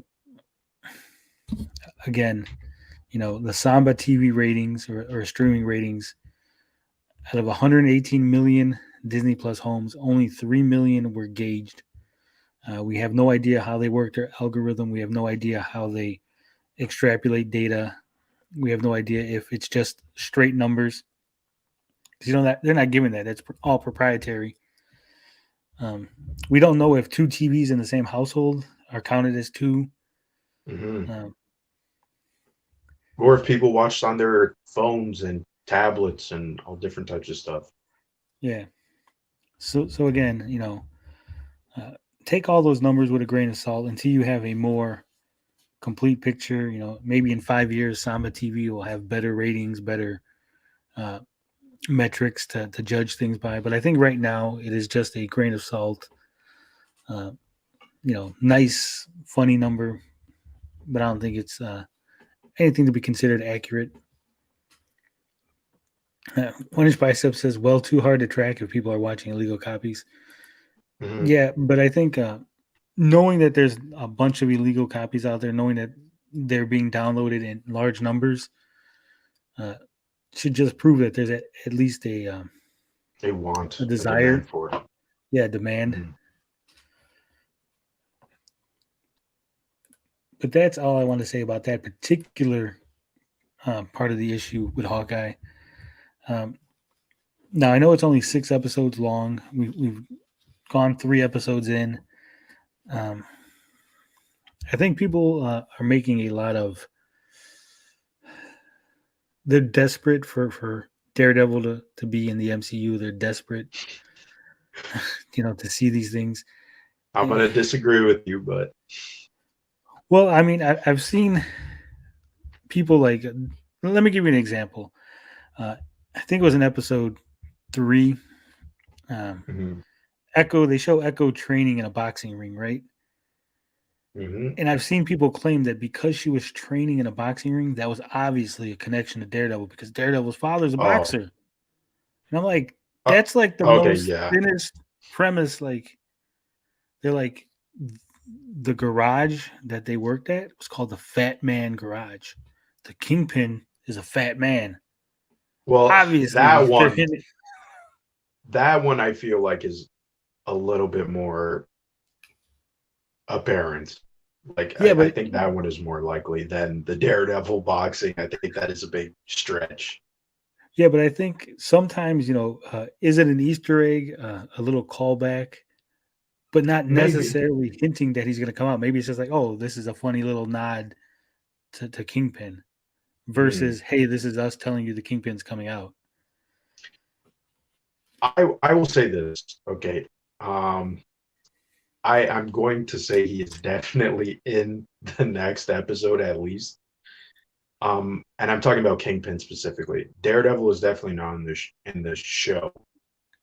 But there's been way too many. I'm not even talking about the show, but the showrunner. Like, this is an example of like okay, like he's definitely has to be. There is some major reveal that is probably going to happen, where the showrunner, he's basically saying there's going to be a significant discussion that we're going to have around episode foot, and then he stops and he corrects himself, right? Maybe that's a reach, but there is some knowledge that there is going to be some sort of significant character in the show that they're building toward, right?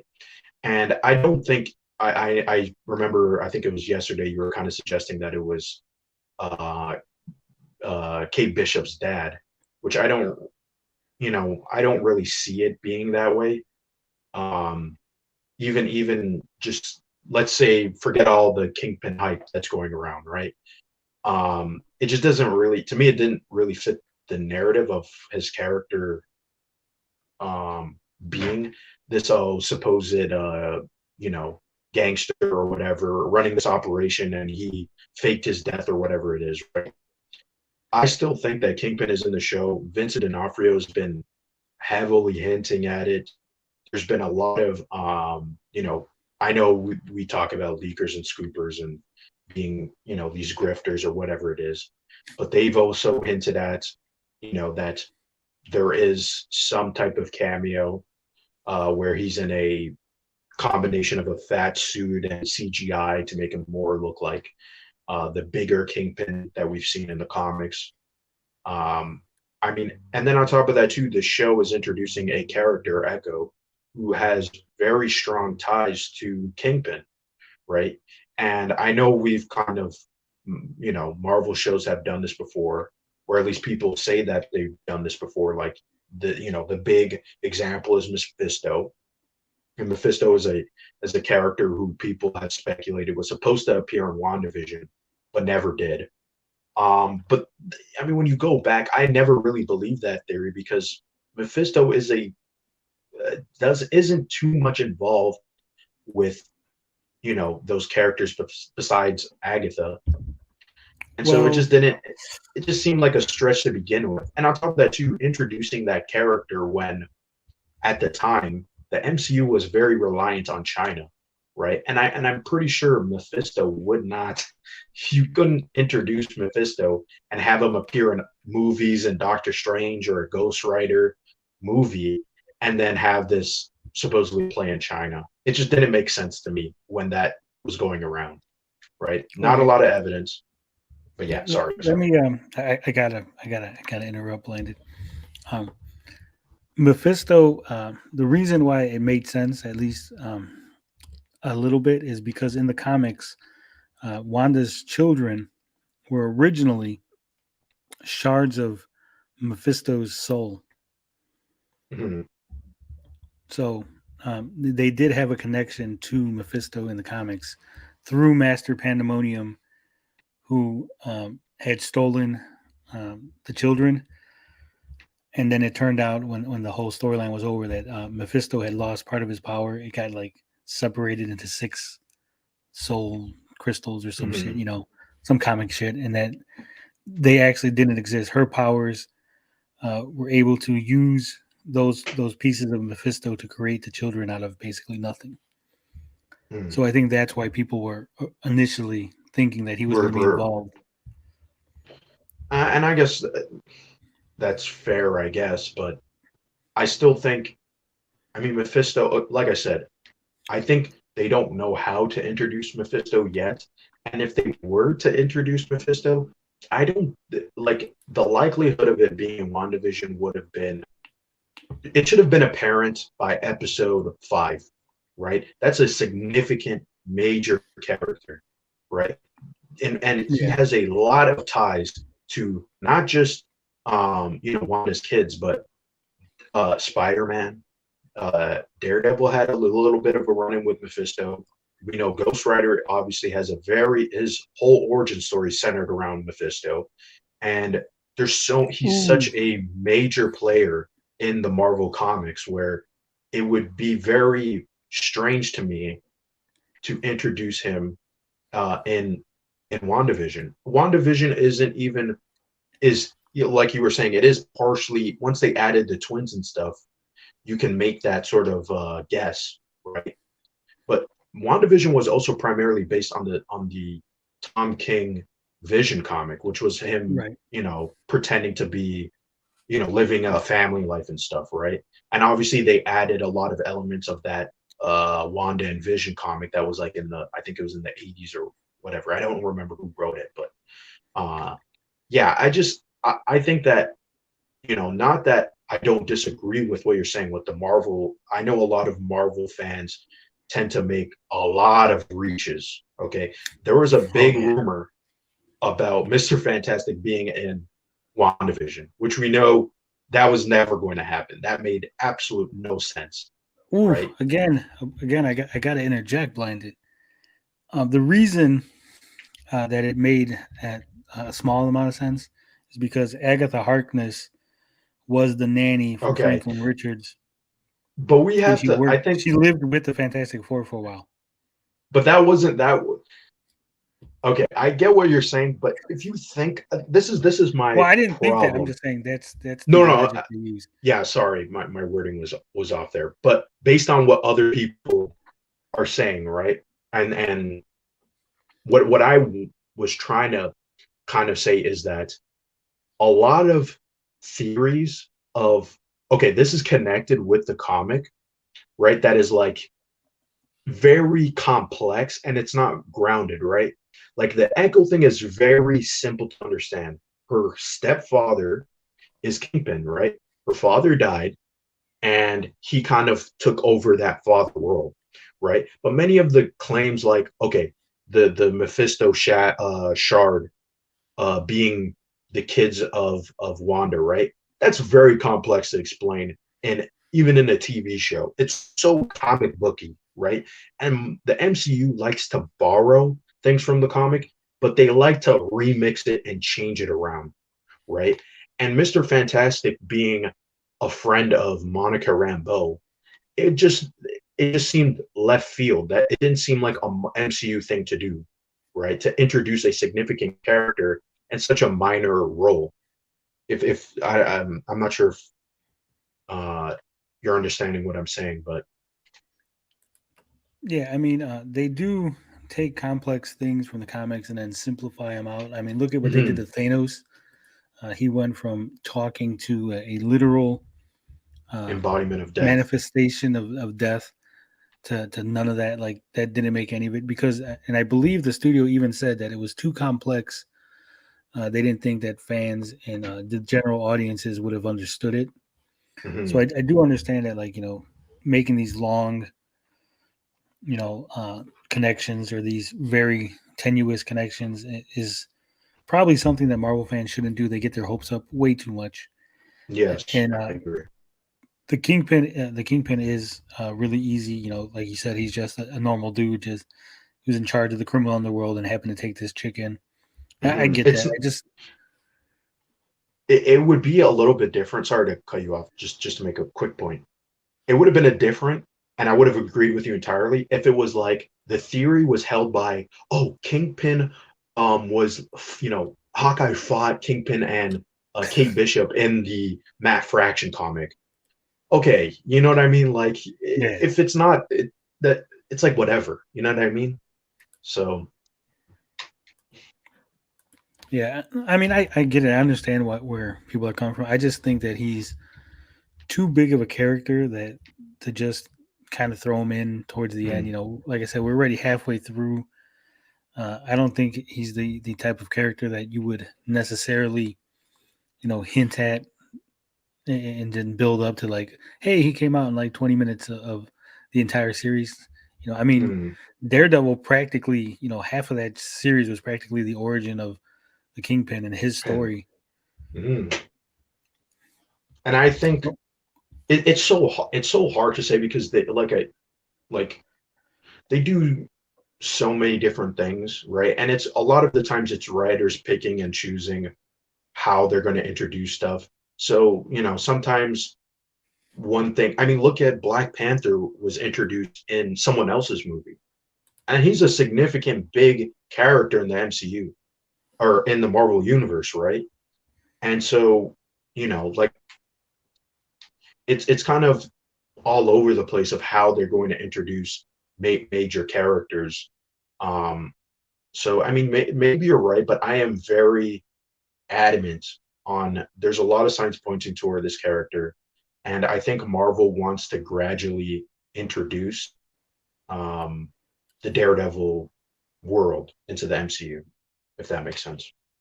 It makes sense, but I think if I remember correctly, Black Panther was already announced as a standalone movie Mhm. before he debuted in Civil War. So it wasn't like a surprise, like, oh, look, Yeah. Black Panther showed up, and then they right away got a movie going. No, I think it was like, hey, we're gonna make a Black Panther movie, and he's gonna debut in Civil War. Mhm. That's a fair point too. Yeah. So I mean, now Spider-Man on the other hand, that was kind of a no one saw that coming out of left field type thing. Mhm. Oh yeah, and that's another character too. Yeah, that was introduced in that movie. But yeah, but I think for like I said, Hawkeye is not the most popular. I think I guess marketing from a marketing standpoint, I would think that they would just let you know he's going to be in there to try to get Mhm. more people to subscribe to the service or stick around for the series. It seems kind of weird. Like I said, you still got the swordsman as a villain. You got whatever shady shit the mom's going on with. And there's You rumors got, about her being a yeah. particular character.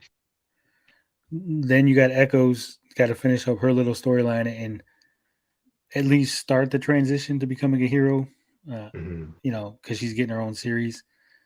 Now throwing the Kingpin into the mix, plus Hawkeye finishing up his run to hand off to Kate Bishop to do her thing. I think It's that's a a lot lot. to do in 3 episodes. Excuse me. I'm I do agree with that take where it's like there's so much going on. And they did set up a lot. Like if you remove the Kingpin, there's still a lot of stuff they have to tackle, and it's like 3 more episodes. And not to mention that they're supposed to also introduce Yelena in the show, right? And that is set up, and we already know that she's appearing in the show, right? I don't know why it's not apparent right off the bat, but Black Widow, the post-credit scene hinted at that. I So don't think that's another thing. I don't think she's going to appear in the show. What I think, and this is my theory, and I could be way off base. mm, Um, but I think they're trying to set up a Dark Avengers because we've seen Yelena. She gets recruited by the hell's her name? yeah, from Seinfeld, I forget her name. Yeah. Yeah, Julia Louise Dreyfus, whatever her character. Mhm. I forget her character's name. But remember, she recruited U.S. Agent, Mhm. which would be your Captain America. She recruited Yelena, which would be your Black Widow. In Shang-Chi, I don't know if you watched it, but they show Yes. you that Wong's kind of working with the Abomination, and there's Mhm. some kind of training going on between the two of them, which could hint towards that they're trying to rehabilitate the Abomination to be the Dark Avengers version of the Hulk. Mhm. And he's going to be in She-Hulk from Yeah. casting. From my understanding, he's going to appear in She-Hulk because She-Hulk is supposed to get a blood transfusion from Bruce Banner, and Mhm. like in the comics, and that's how she gets her abilities. And then Titania, which is She-Hulk's villain, Yes. in the comics, she gets her powers from Battleworld during the whole Secret Wars thing.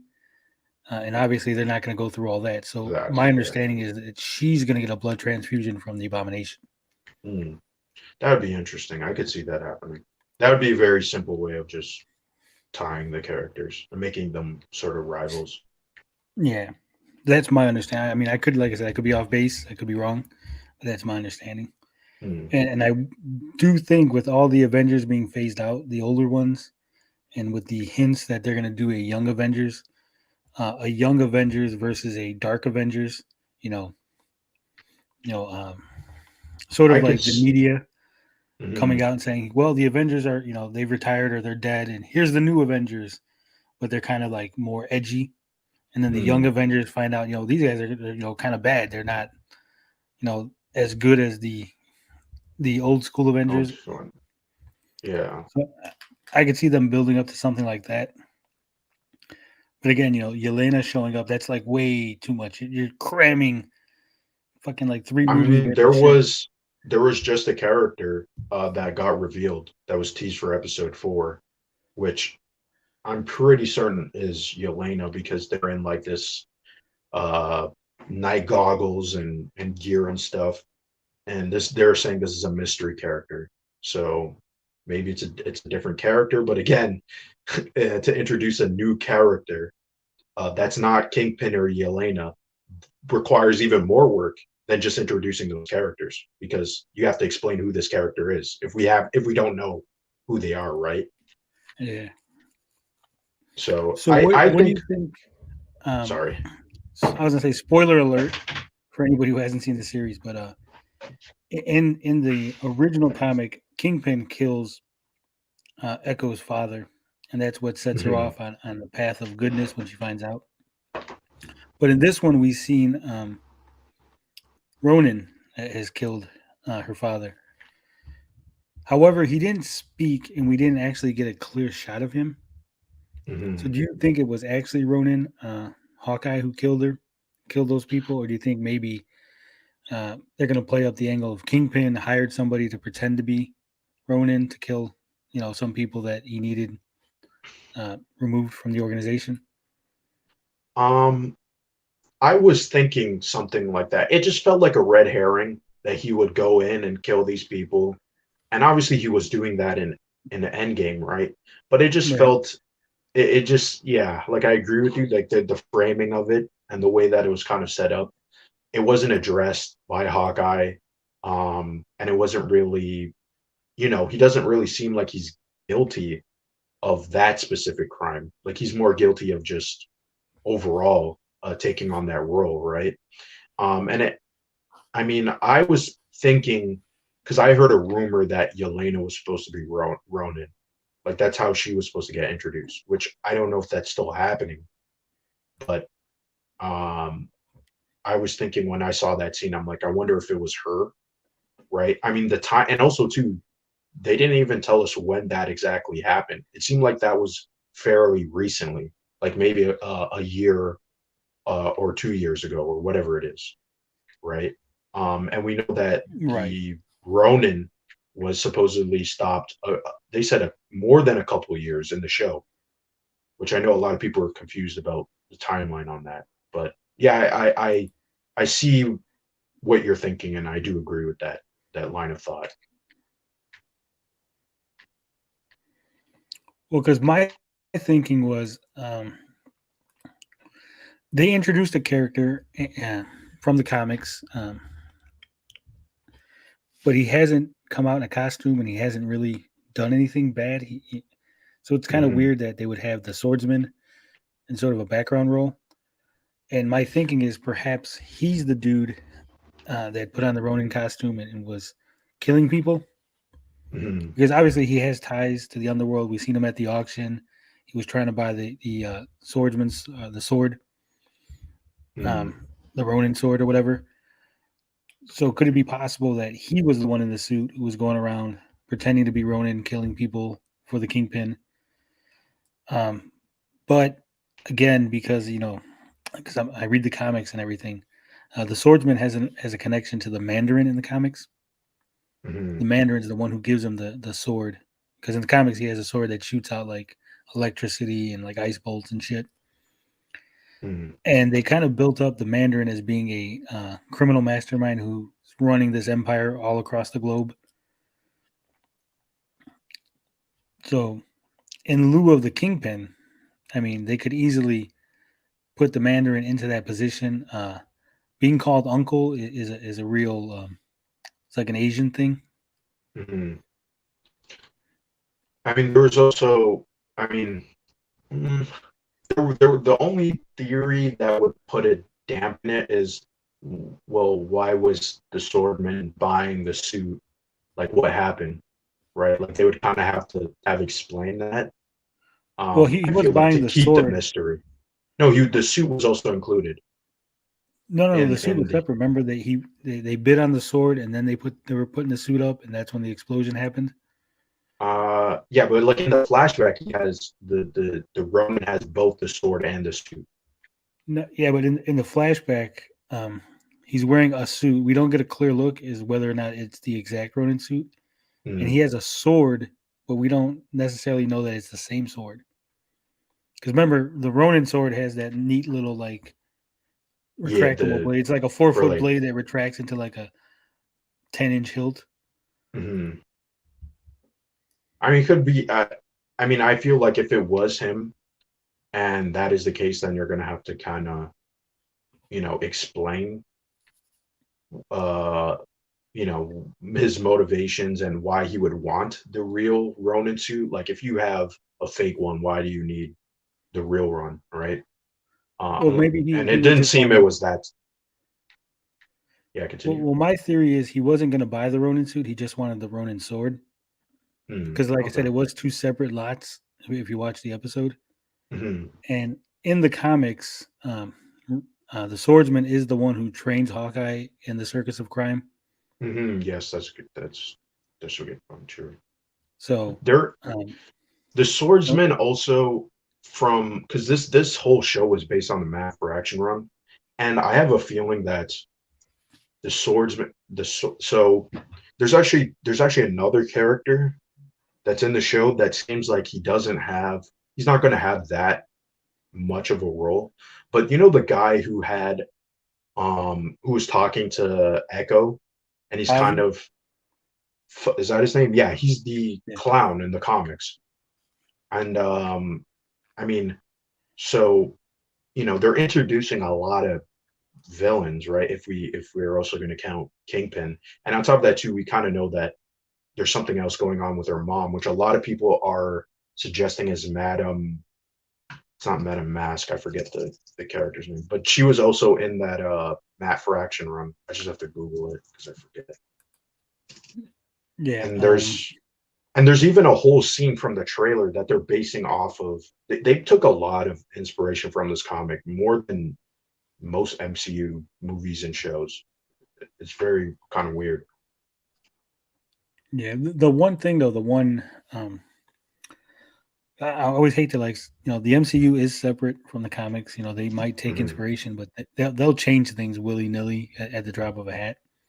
Hmm. Uh, we haven't seen a lot of Clint's backstory. We still, with all the Avengers movies, with the 3 episodes of the series, we don't know, um, how he learned the bow and arrow, the trick shots. And in the comics, he learns, like I said, originally he learned from the swordsman, but at some point they decided that it wasn't good enough, so they introduced a character called Trick Shot, who Which supposedly was his showed Hawkeye brother. how to make trick arrows. Trickshot was his Um, brother. no, the original Trick Shot wasn't his brother. Oh, there's two. Okay. Yeah, uh, Clinton Barton. That was the next point I was going to go. Clinton Barton's brother actually kills the original Trick Shot and takes over for Oh, him. okay, okay, okay. Yeah, I didn't. So I thought honestly, I thought they were gonna put his brother in it just to simplify it because Trickshot, like the brother, he wasn't on the Dark Avengers. The person who was Hawkeye was actually Bullseye, which is another Daredevil character. But obviously, I there's been no rumors about him. And I honestly think he would be a nice fit as Hawkeye, as the dark Hawkeye, I guess, if that makes sense. I never really cared so much about the Dark Avengers. It was a cool idea, but I think it'd probably be more appealing in the MCU just because it has like an interesting twist, I guess. Um, but for the Hawkeye, yeah, the character that supposedly is the Kate Bishop's mom is Madame Mask, right?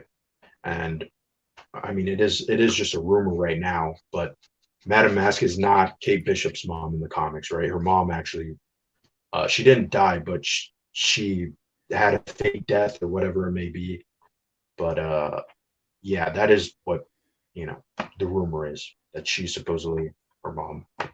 And also too, why would you cast forget the actress name. You know, the actress from The Conjuring.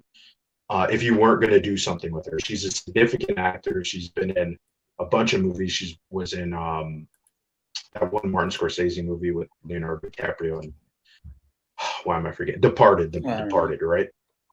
So she's a big actress, the actress that would sort of fit these type of villain roles. And for her to not play a significant character would be, I mean, it would be typical, but at the same time, there's precedent. You know what I mean? It's very all over the place with the MCU and how they do certain things, as we mentioned before. Yeah, and just to clarify, Clinton Barton's brother, that was his name, Charles Barton. He actually was in the second version of the Dark Avengers. Okay. Was it? Yeah, they also call so him much Barney. stuff has happened. Is it Charles and then his Yeah. nickname is Barney? Okay. Yeah. Yeah. So I mean, we don't know if he exists within the MCU. You know, like I said, Hawkeye didn't have a family as far as like a wife and kids, and then the MCU gave him a family. Mhm. So I mean, who knows? You know how much they're going to keep from the comics. Who knows what they're going to do? For all we know, the second Ronin or the mysterious Ronin that killed Echo's parents could be Barney Barton. Yeah, that's true. That could be true. That would be an maybe interesting. the swordsman is a red herring. Mhm. So, show says he's probably just a dude with a weird sword who obsesses over swords, a sword fetish. That is possible, but I think they're hinting at more with the character, just because when they try to look into his files, it did trigger some sort of alarm on the computer. Mhm.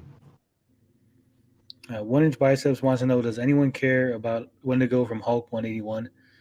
I care about Wendigo. There's actually a nice little nod to the Easter egg. character in the Guardians of the Galaxy game. Wolverine. Oh yeah, that too. There's also a nod to him in the Wolverine trailer. To what? The PlayStation Wolverine that got revealed like in September. There's like an Easter egg. Yeah. Yeah, because that's Wolverine's first appearance as well. Actually, that's not true. Or Wolverine's first appearance was in Hulk 180. oh, 180. Okay, thought it was 180. Yeah, he appears for one panel at the end of the comic in issue 180. 181 is the first full appearance, you would say. Gabbing. And that's the one that's actually where he fights the Hulk. But in Wendigo 180, like the shows previous up. issue, he appears right at the end of the comic. I know way too much about Marvel Comics. Yeah, this is like I didn't even realize. I'm like, oh shit. I'm like, I've only really read the ones that I want to read, and then you know what I mean? Because I'm not all that. A lot of them are not that particularly all that engaging to me, and that's like one of my criticisms with the MCU is like, are you gonna do every single thing in the comics? Because not everything was good. Not everything was good. So, I mean, I did really like the Hawkeye Matt Fraction run.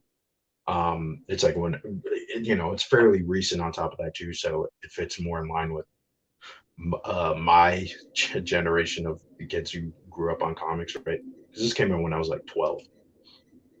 But yeah, I mean, they're I wanted to get back to a point that you were saying about the MCU being, or at least the show being crowded, because it seemed like every other Marvel show recently was very crowded. I don't know if you agree with that, but yeah. I think there was a lot in. I got a train going by, so sorry for anybody. yeah, it's all right. But Falcon and the Winter Soldier, they crammed a lot of people in there. You got the U.S. agent backstory. Battlestar had his little backstory. He died. Mm-hmm. I was surprised they killed that character. I didn't think he was gonna be killed off like that. Did he have any more significance in the comics? Because I was like, I completely blanked out on that character when they introduced him. When U.S. Agent was first introduced, he had a group of Buckies with him, and then when he became Captain America, Battlestar became his sidekick. Okay. But he really didn't have much like huge significance. I think he does eventually get killed in the comics, but just not right away. Okay.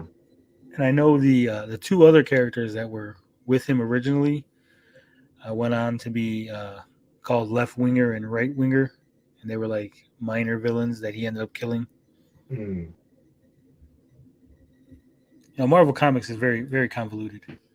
It's mostly because you got like different writers coming on and just adding on to the continuity.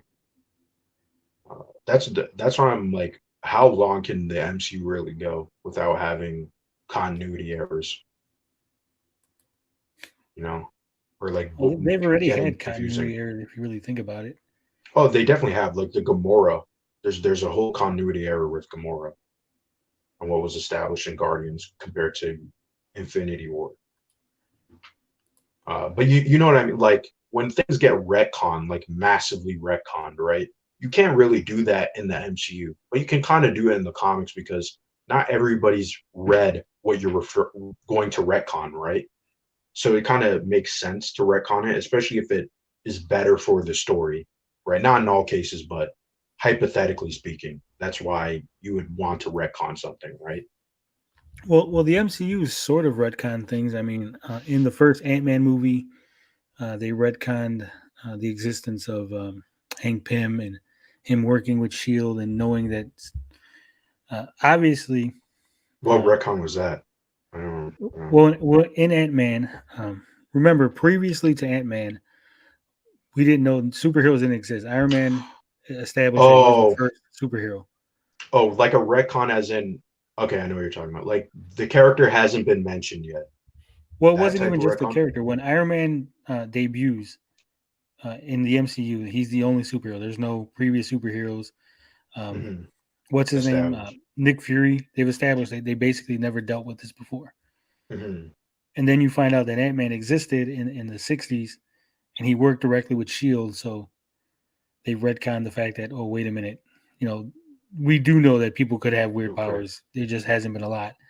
And the same thing with Captain Marvel. Then they retconned why the Avengers Initiative got the name, that she worked with Nick Fury, Hmm. that she existed, and all this stuff happened.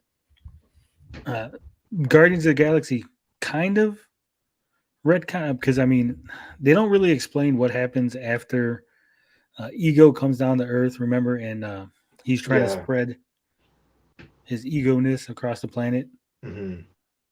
and then they just kind of like, well, what happens to the town because that stuff was spreading, but then like the Shield come and clean it up. They pretend like aliens don't exist because that's all happening pre-Avengers, I believe.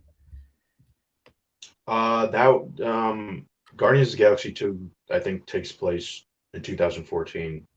So the Avengers did exist. Did it? Yeah, It's because kind of the hard to tell timeline because is the town is still basically they never. like, Yeah, I know what you're talking about. Yeah, it's this, but this is what I'm saying. Like, this is kind of like the issues they have with the comics, where it's like one writer establishes something that contradicts something that's going on at the same time. Like that type of massively inconsistent that sometimes has to get retconned. Like I know what you're referring to, where certain things or certain characters are they haven't been established, so they have to kind of now retcon it to make it make sense. And I don't think it's to me it's not that big of a deal. But when you have so many of these characters now, it's gonna be hard to like, well, why didn't this character show up? Like in Eternals, did yeah, I was just gonna like go there. yeah, you know what I mean? Like it just like it start to get the reason why comic books were never popular is probably because of this reason that they're getting into, which is you have so many things interconnected. How are you now supposed to tell a cohesive story? You kind of only have to do it with separate characters, right? Or that's kind of my critique of like comics in general. and that's why I don't follow. It's hard to follow every single comic that has come out, right? Like Yeah. you got to be like either have spent a lot of time reading all these characters, or you kind of have to pick what character you like or what character consistently has better runs. Like in my opinion, like Daredevil has had consistently good runs, right? While a character like Captain America is kind of all over the place, right? Like, Oh, he's all over. yeah. Like I only really like Ed Brubaker Captain America, right? Like I have the omnibus for it. But there's just some stories that I don't connect with, and but I could see it being a problem for if the MCU continues the next 20 years, it's going to be a problem. Or that Yeah. that's just my opinion. But Well, to be fair, originally Marvel comics were less interconnected. You could read something like, say, the Incredible Hulk, and very rarely does any other superheroes really get involved in the comics. Mhm. Whereas nowadays, I think it's like they're just showing up willy nilly everywhere. Mm. Spider-Man's constantly going to see Avengers, and people, the X-Men, are constantly going to go see other characters, and it's like you said, you got to kind of read everything. But I know when I was still reading comics in the 90s and the very early 2000s, it was still at the point where you could read a single comic and not have to worry about anything, and then just buy the big crossover when they had a big event. Now it's like a big fucking event every 3 months or Yes. something. Yeah, it's crazy. There's like it's not even every 3 months, it's like every month.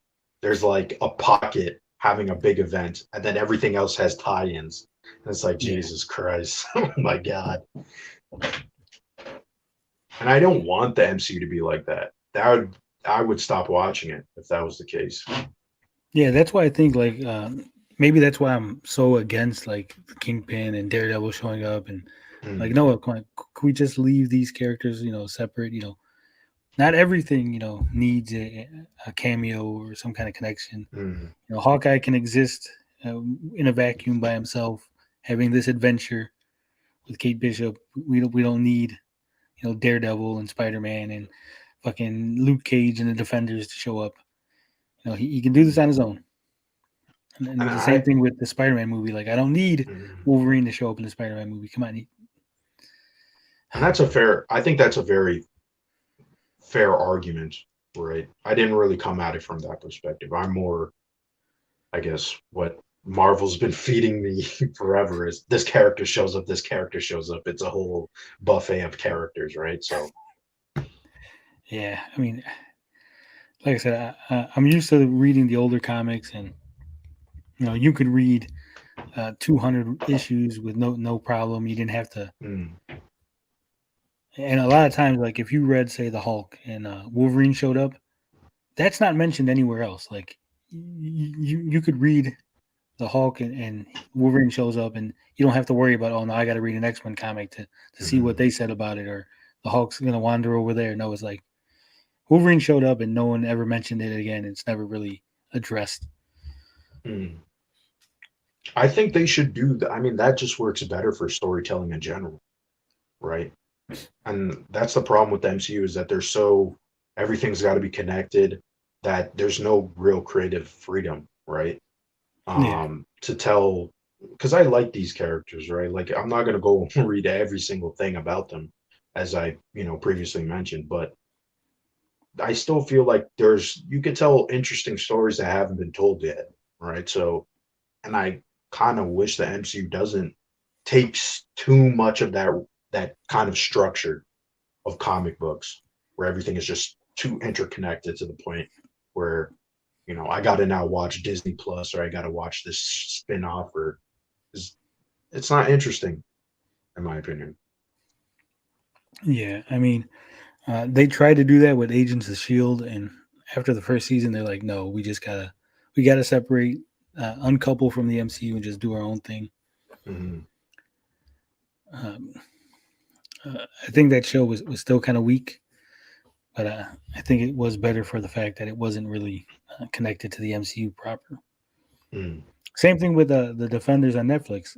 Even though they were technically in the MCU. They just did their own thing, and none of the big characters were coming in. Captain America wasn't showing up, and Luke Cage, and they just did their own thing, and they were cool, and it was fine.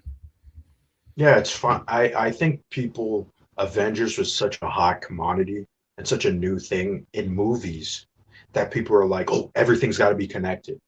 But it's like they had a problem with that in the comics, right? So, and I think the Marvel shows, like Daredevil, I think is peak Marvel, right? In terms of Marvel television and movies.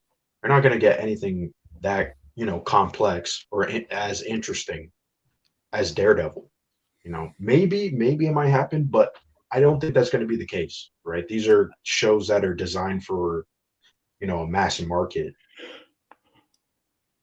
Yeah, I think I don't know if you agree with that, but being off of Netflix and being on Disney Plus, I think the shows are going to be less complex, more family friendly, less dark.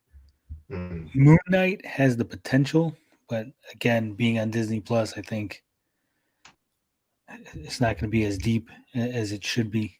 Hey, have you read the newer Moon Knight? Because No.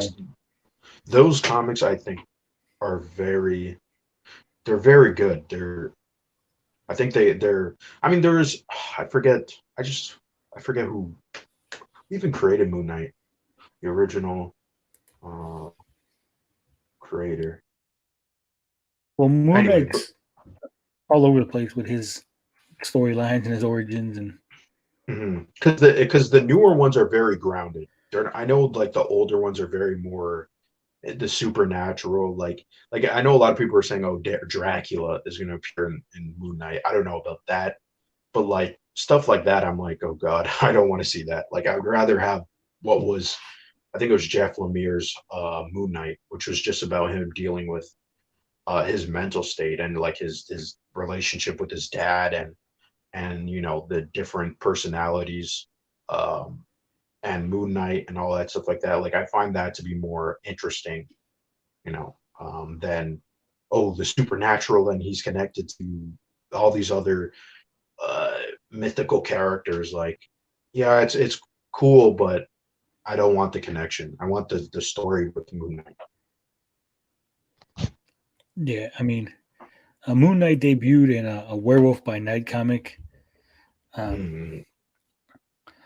He has fought Dracula. He was at one point like the appointed protector, defender, spirit guide of some Egyptian god.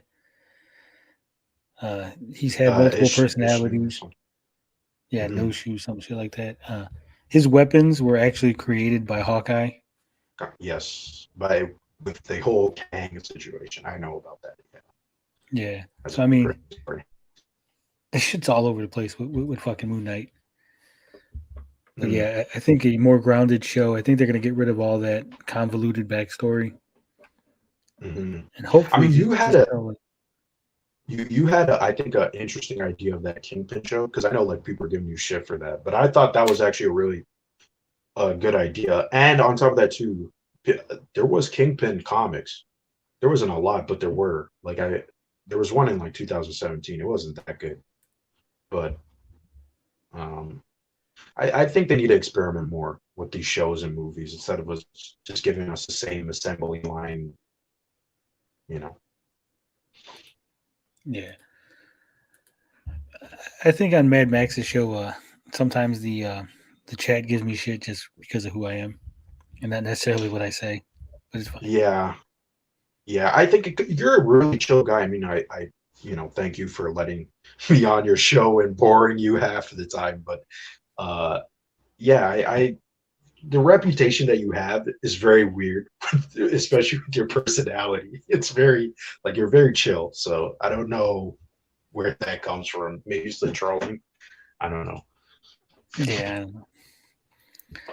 Sometimes I get a little ahead of myself. I think people really need to realize, there are, multiple aspects to this whole thing. I will make a video for entertainment. Like I've said this before, people don't seem to understand. Like sometimes I'm making a video because this is a news video, and sometimes I'm making a video because I'm trying to be funny. Sometimes I'm just chilling out, having a conversation. and they just want to treat me all like I'm the loudmouth, trolley guy instead of, hey, Yeah. that was just a funny video that he was doing, and that's not who he is 24/7. Yeah, I don't think that's fair, especially just from our, because I haven't gotten to talk to you that much. I know we talked in the chat a little bit, but yeah, I mean, I think on your show you're very grounded and you look at different perspectives and stuff. And I know I'm on your show saying this, so I don't know if this counts as shilling or whatever it is, but being honest though, like I appreciate it because sometimes people don't they're not willing to have all these different perspectives or sides or just to be open minded a little bit. Yeah. I mean, for me personally, like I said, I'm always willing to be wrong. I'm always willing to be corrected. I just ask that you provide some sort of proof. Don't just be like, Tony, you're wrong. Be like, hey, here's why you're wrong, and here's this information that I have that I'm sharing with you. And I'm like, oh, okay, I'll take that information. I'm willing to have a discussion. I don't think my theories are necessarily always right. I just think that based on my perspective and my gut instinct, I'm like, this is where I think they're going. Oh, you think the Kingpin's coming? Well, let's talk about it and why I don't and why you do. And, not necessarily to get into an argument, but Yeah. not everybody can do that. And I understand, sometimes tempers flare and people get heated, which I think should lead us into our last topic of the night. The Snyderverse. Oh Boy. there was a man. So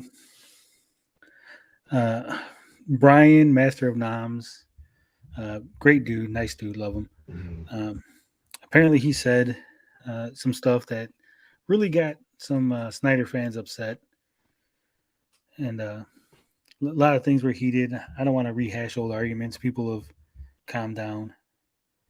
But I do know that on Twitter I did say a few things about the Snyderverse recently, and I didn't get any kind of pushback. Nobody attacked me. Nobody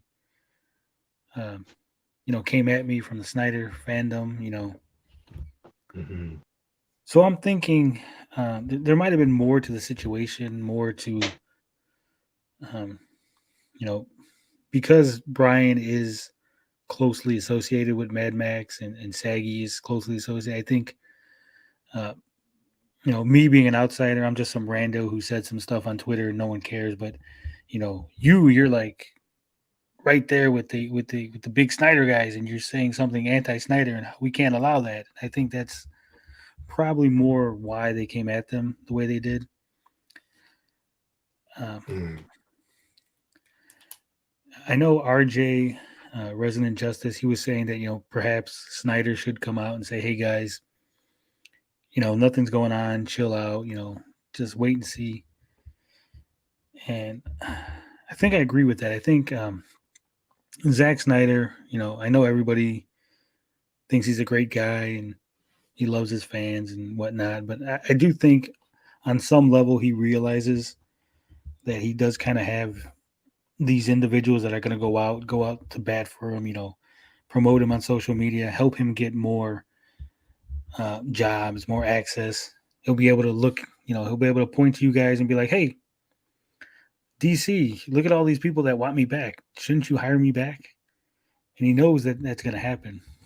He knows that's going to make his stock go up as it would. Because personally, I don't think those movies were that great. I'm sorry. Yeah, I agree as well. So I do think there is a little, I don't want to call it a cult or a cult of personality, but I do think there people are a little too emotionally invested. I told Mad Max this. I said, I think you're a little too emotionally invested. You're projecting your personal feelings onto this property that isn't a living being. The Snyderverse isn't a person. It doesn't love you back. It's not going to hold you at night and tell you that everything's going to be okay. It's nice to like things. I like things. But if you came on the show blind and you're like, you know what, Tony, I don't like Guardians of the Galaxy game, I'd be like, well, okay, that's cool. I mean, I like it. You don't like it, whatever. If you came on and you shit on it and you're like, yeah, people who like it are dumb, I'd be like, well, okay, that's your perspective, but I disagree and whatever. I mean, But I've seen some people who like the Snyderverse really get upset, like just saying that it's not good or saying that I don't think it's going to continue or you guys need to move on is some sort of like if you slap their baby, like dude, like calm down. It's not that serious. Yes, I could see people are. Here's the thing, right? I can see what Max is talking about, but where he's losing me is what you're saying with the emotional part, right? Where he's kind of now conflating, oh, if you say it's dead, then you're mocking these people. And it's like, okay, you know what I mean? Like, it's not that big of a deal. I know, like, saying it's dead or, these kind of, poking the bear a little bit. I know there was that whole blow up on that stream, but like, I think a lot of people need to realize that if you want this movement, then keep talking about it, but don't talk about it in this way where it's like you got to divide people and you got to like say, oh, you're making fun of me, and it makes me hurt and I feel bad, because it's not like I'm personally attacking you for saying that, hey, there's evidence that this is not going to happen, right? um just continue with your movement, right? No one is going to come down into your house and basically point a gun at you saying, hey, you better shut up about Snyder or else, you're going to They're gonna get come to your house, put a Superman. gun to your head, and be like, "You better go on Twitter and say Snyderverse is dead." Tweet it Yeah, out, or we're bitch. going to put a kryptonite bullet in your head. You know what I mean? Like, people I think, need to be a little bit more rational. But I don't know, maybe rational isn't going to get clicks or isn't going to get views. It's not going to stir up people's emotions, which I think that's also involved as well, right? To stirring up and dividing people so people could talk about it more. Yeah. Um, yeah, that's the way I just see it. But From my, like I said, I'm kind of an outsider on the whole thing. I don't, I'm not anti Snyderverse. I'm not pro Snyderverse. I'm mhm. indifferent to the Snyderverse. It exists. It's a thing that's out there. But even if I don't like somebody, even if I don't like Matt Jarbo, we don't see eye to eye. I don't think that Matt Jarbo making a video saying the Snyderverse is dead, like Warner Brothers execs are not like, I wonder what Matt Jarbo thinks. Oh, Yeah, Matt Jarbo says it's dead. Guys, cancel the Snyderverse. We're not bringing it back. Matt Jarbo's not on board. Like, come on. I mean, realistically, hey, I lost you. oh, did I? Oh, it's my Wi-Fi then. Yeah, All right. like I said, I mean, even if a bunch of YouTubers, even if a bunch of people are saying that it's dead, I don't think that's going to affect the decision. That's not going to cause it, to not happen. I think, again, people are emotional. If it doesn't happen, are they going to attack, the Matt Jarbos of the world and be like, hey, it Mhm. was going to happen if it wasn't for you making that one YouTube video that got 100 views. Those 100 views killed the fucking Snyderverse. Like, come on. Yeah, that's the thing I don't understand. Where is this emotion coming from? Because it was like, it just seems so out of the blue, where it's like, oh, you're personally attacking me, and you're mocking me, and you're gaslighting me. It's all these like, you know personal claims, right? And it's all about movies that don't even exist. They don't even exist, and people are getting upset and all that stuff. Like, if you want the Snyderverse to happen, why not like talk about? Why not make videos theorizing about what Snyder could do next or something like that? Why make these wild claims and divide people, and I just don't get it. I that stream that happened the other day, um, yeah, like, it's just unnecessary. I just don't really get it. Like I said, I agree with you. I'm indifferent. I didn't, the Snyder cut was, it was actually decent for someone who, I didn't like Batman versus Superman. I didn't like Man of Steel. Um, I didn't obviously like the theatrical Justice League. But when I saw the Snyder cut, I was like, hey, I would actually want more of this if it's done in this style. But if it doesn't happen, I'm not gonna cry and whine. There's other DC stuff. There's games. There's movies. There's still comics, which I always say, If you like the comics, why don't you go find out, some good comics and read them and talk about them? Or why not come up with ideas or whatever it may be, right? Keep the conversation in a way that's creative and productive. Yeah, I agree. I mean, I understand to a point, like, if someone's coming out and telling lies, you're like, hey, they're lying on Snyder, or they're lying on this, or they're reporting things wrong, and you're correcting information. That's fine. But if you're like, hey, that guy had an opinion, and I don't like his opinion, let's get mad at him and yell at him for an hour. It's like, dude, that's not helping. I don't think. Again, Warner Brothers is not like, well, we weren't going to do the Snyderverse, but then Mad Max made a video saying that he was being gaslit, so we better get on that and call Zach up. It's like, Mhm. that's not helping. Now, if he made a bunch of positive videos and it got a ton of views, and people were like, yeah, look at all these things that could happen, and Snyder could do this and that, and fucking, we're excited for the possibilities. I think that could actually influence somebody and say, hey, you know what? The fans are out there. There's a lot of people who want this still, and they're invested, and there's a lot of great ideas going around, and let's call Zach up and see if we can get something going. Mm. But I Yeah, guess that's outside perspective. I don't have what do they call it? I don't have Zach's to yeah, Zach. Zach says. That's a I've good heard one. somebody say that, and I was like, oh my god, there's words. They have all these types of words for him. They call him Zaddy. I'm not sure if you heard that one before. Yeah. No, I haven't. I don't get too deep into all this. But yeah, I mean, It's weird. That's all I'll say it. like I said, I love the Ang Lee Hulk. I really like that, Oh, but I really? wasn't out there like, fuck you, you second Hulk movie, you're shit, and I don't want you, and restore the Ang Lee verse. I'm like, yeah, they own the IP. They made the decision.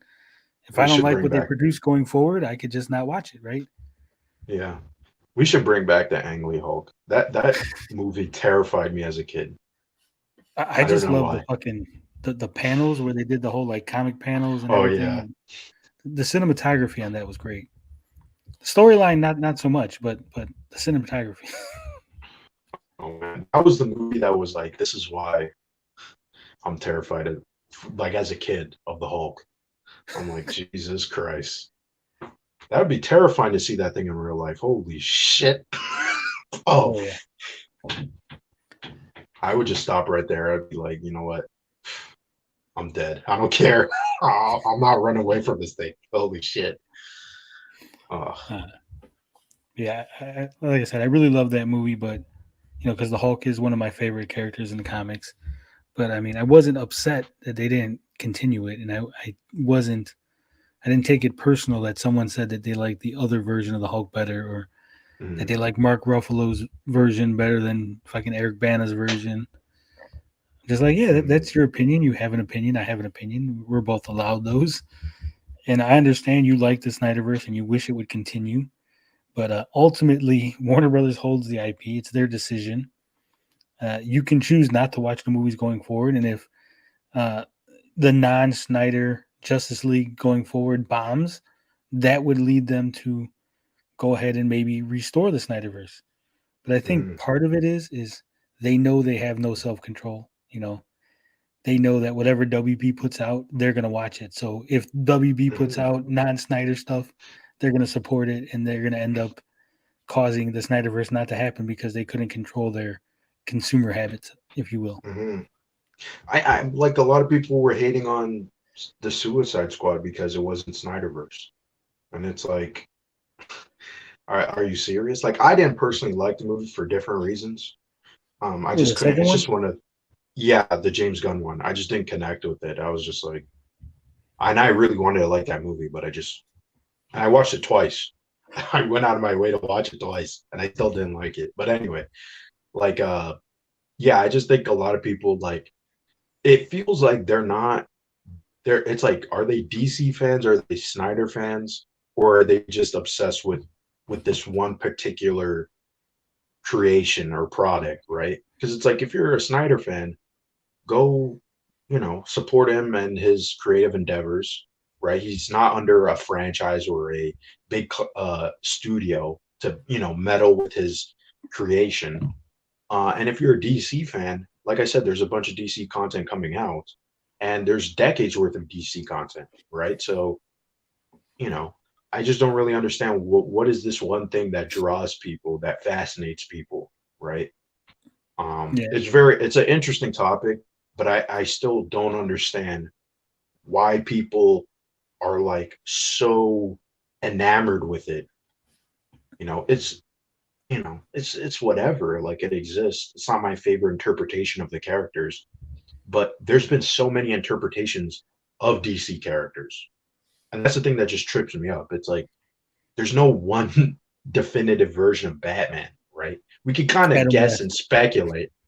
Yeah, Adam West or what's another George Clooney, right? Like you could say people, especially with DC characters, but this fits with all these comic book characters. There's going to be a writer who comes along and does something new, do something different with the mythology and the lore.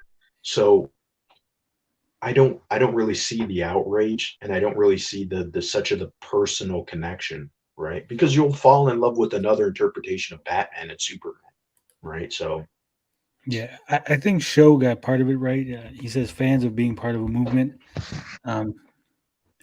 In my opinion, I don't think the fans were the reason that we got the Snyder Cut.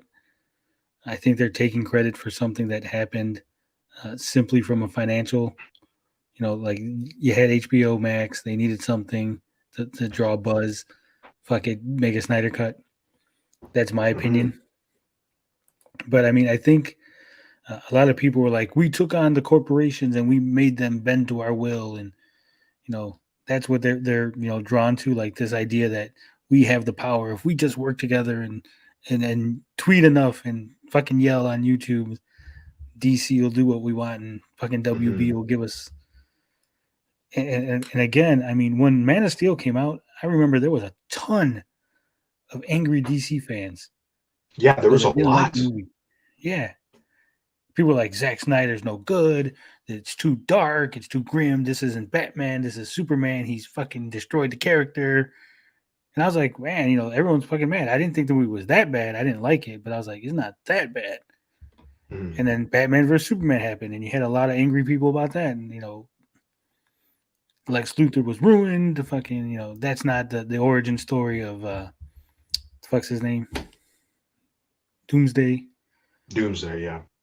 Right, why did they mix Doomsday with human DNA and this other thing? And they were pissed. Superman died. What the fuck's he doing? Why is he killing Superman? People were pissed that they also killed Jimmy Olsen in that movie. Yeah, he doesn't. Yeah, so I that's what I'm saying. I'm perplexed of why there was such a small minority of people who become attached to this, right? It does give me like the Zack Snyder or the Snyder Cut.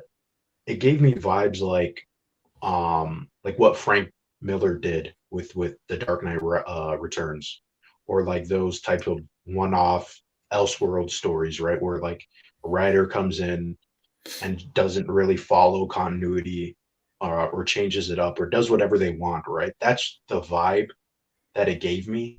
And honestly, those types of stories, they're not continuous, right? They're kind of one and done. And the Snyder Cut, in my opinion, it can function as a one and done. It's his interpretation, right? Do you need to really see more? Sure, maybe if you want to, you could, like I said, speculate on what would happen, right? There's a lot there to speculate on, but like, I don't know. I think people are just kind of, they want the product, they want the thing, they got to have it. That's something I don't really think that way, so kudos to them. I don't think that way either. And it's really weird because they want things in a very specific way. It's like, well, you don't want no surprises. You just want like the exact thing that you thought in your head to be on the screen. Is like, then it's no longer Zack Snyder's. Like, does he want Mad Max's Justice League or Zack Snyder's Justice League? Right. So just let the man do his thing, and like, I don't know. The whole thing is weird. I think that's such a problem to speak on that, like it's such a problem in general. What I find with movies and games and all this stuff, where it's like I'm mostly a creator, right? Like my background is mostly in filmmaking and writing screenplays and talking with people, producers and editors, and even though obviously I'm not gotten far, but I've dabbled a little bit in that sphere. And you got very far. I mean, you're on this show. yeah, but you know what I mean? Like I see it from a creator's perspective where I'm not so much driven by the, oh my God, it's Spider-Man, so I have to like it, I have to love it. Like I want to be critical of these things, right? Where it's like I want to see some innovation or good storytelling, or just like good special effects, an interesting suspenseful action scene, whatever it may be, right? Like I want that, right? And so when anytime these people come along and they're like, I want this and I want that, I want all these things, and just like consume, consume, consume, like I just don't, for me it's not it's not interesting to me, right? To have a movie where, oh, you liked everything about it, right? Like a movie can have some flaws, and its flaws can be, you know, make it why you like that movie. That was like awkwardly worded, but you know, but my point is, yeah, I gotta end it at some point. Well, what I was gonna say was, like I said, I've said it like I think 4 or 5 times already. I'm a huge Marvel mark. I will buy any Marvel game that comes out. I will watch any Marvel movie, TV show. I watched the fucking Inhumans TV show. Oh, That shit was horrible. Fucking horrible. I watched every single episode. I still did not watch that. But here's the thing: when I watch this stuff, right? The first thing, like, because my dad was a huge comic fan, so we always said if there was ever any movies or anything, we'd watch them together. We'd go to the movies, see them together. Mm-hmm. So we still do that. We still keep that. As soon as we're done watching the movie, like we'll get out of the theater and we'll be like, this was wrong and this was wrong. And did you see that one scene where they did this and they fucked this up? Like we nitpick the shit out of the movies. We love them. We'll be like, oh, we love this fucking movie. But like, here's all the things that are wrong. And when it comes to the Snyderverse, I don't see that. I see like, this shit is awesome and it's fucking perfect. And what, you said that was wrong? Yes. You nitpicked why Wonder Woman didn't stab Doomsday instead of Superman? Why would you doubt what Zack Snyder's vision is? I was like, dude, calm the fuck down. I'm just giving an alternate take. Yeah, I agree with that. It reminds me of because I got into comics because of my dad, right? And that's where I like Spider-Man 2. When I saw that, I was like 4 when that movie came out, right? But going to the theater, that's why I'm like, oh, I really want to make movies, or I really want to write scripts and stuff, is because of that movie, right? And I always have that, going to see all these comic book movies, and I don't like all of them. But I still have that tradition too, right? Where, it's fun, and that's what I feel like is what entertainment should be about. It's not about demanding a creator to do specifically the thing that you want, right? Because what is the, what fun is that? To sit down and ask Zack Snyder to make a perfectly well-crafted movie based on all these things I wanted, right? It's silly. It's ridiculous. Yeah. I mean, I'm always big on creative freedom, artistic freedom. And I see it a lot in video games where people are like, no, Chun-Li's dress should be 3 inches from her knees and it's got to show this much leg. And like, dude, the next Capcom game she could be in pants. It's not a fucking slap in your face. It's just their choice. She got older. The character's older now. She's not wearing fucking hot pants no more. Chill the fuck out. Mm-hmm. It could just be an artistic choice. Yeah, I've literally seen people complain. Like they're like, did you see the sketches from when the game was first being developed? She had fucking triple D titties and now she's only got double. I'm like, dude, he changed his mind. The dude was like, I don't like big titties no more. I like little titties now. So like, it's not censorship and it's not fucking SJWs. Maybe the guy just was like, I like little titties this week. Yeah, leave it the fuck alone. It's like, innocuous. oh, they changed the storyline. Yeah, Like they do that in the movies a lot. Like we were saying in the MCU, they kind of take things and change it. And I hear people like, oh, that's not how it's supposed to. Like, dude, it's a different medium. Not everything can be the same. You know, Mm, changes have got to be made. Um, if you don't like it, that's fine. No one's telling you that you have to like it. No one's saying, I'm going to put a gun to your head. You have to go buy tickets to go see the movie. I'm just saying, this is what it is. If you don't like it, cool. If you like it, even better. But whatever, right? But I think a lot of people don't have that ability no more. It's like people are losing the ability to say, I don't like something, and then walk away. mhm. Look at The Last of Us 2. I think that's like a perfect example of that. That game riles up so many people, and it's like you don't have to talk about it constantly. You don't have to Yeah, make memes about it if it really bugs you, or if you just want to do it for lulz, then do it for lulz, but don't get like so personally invested. I think that's the problem with fandom in general. That's why I don't say I'm a fan of one particular thing, right? Like, or a fanboy. I feel like there should be another term or for this. Be a stan, whatever it may be that people call it. I'm But it's just a like not casual fan. everything. Yeah, not everything Marvel makes is golden, right? But they still make some pretty good stories, right? Not in everything Spielberg or Martin Scorsese or Tarantino, whatever filmmaker, writer, artist, they're not going to always make works of art, right? Sometimes it's all right and it has flaws, but that's why you go and watch them, right? Movies, I think, and entertainment is a reflection of ourselves. It's like I don't really want total perfection. It's kind of boring walking out a movie where you're like, yeah, it was good, but I don't have nothing else to say. Yeah, It's boring to me. I want yeah, that conversation, even if it's conflicting or it gets into arguments or whatever it is. But like, it's interesting to talk about art, right?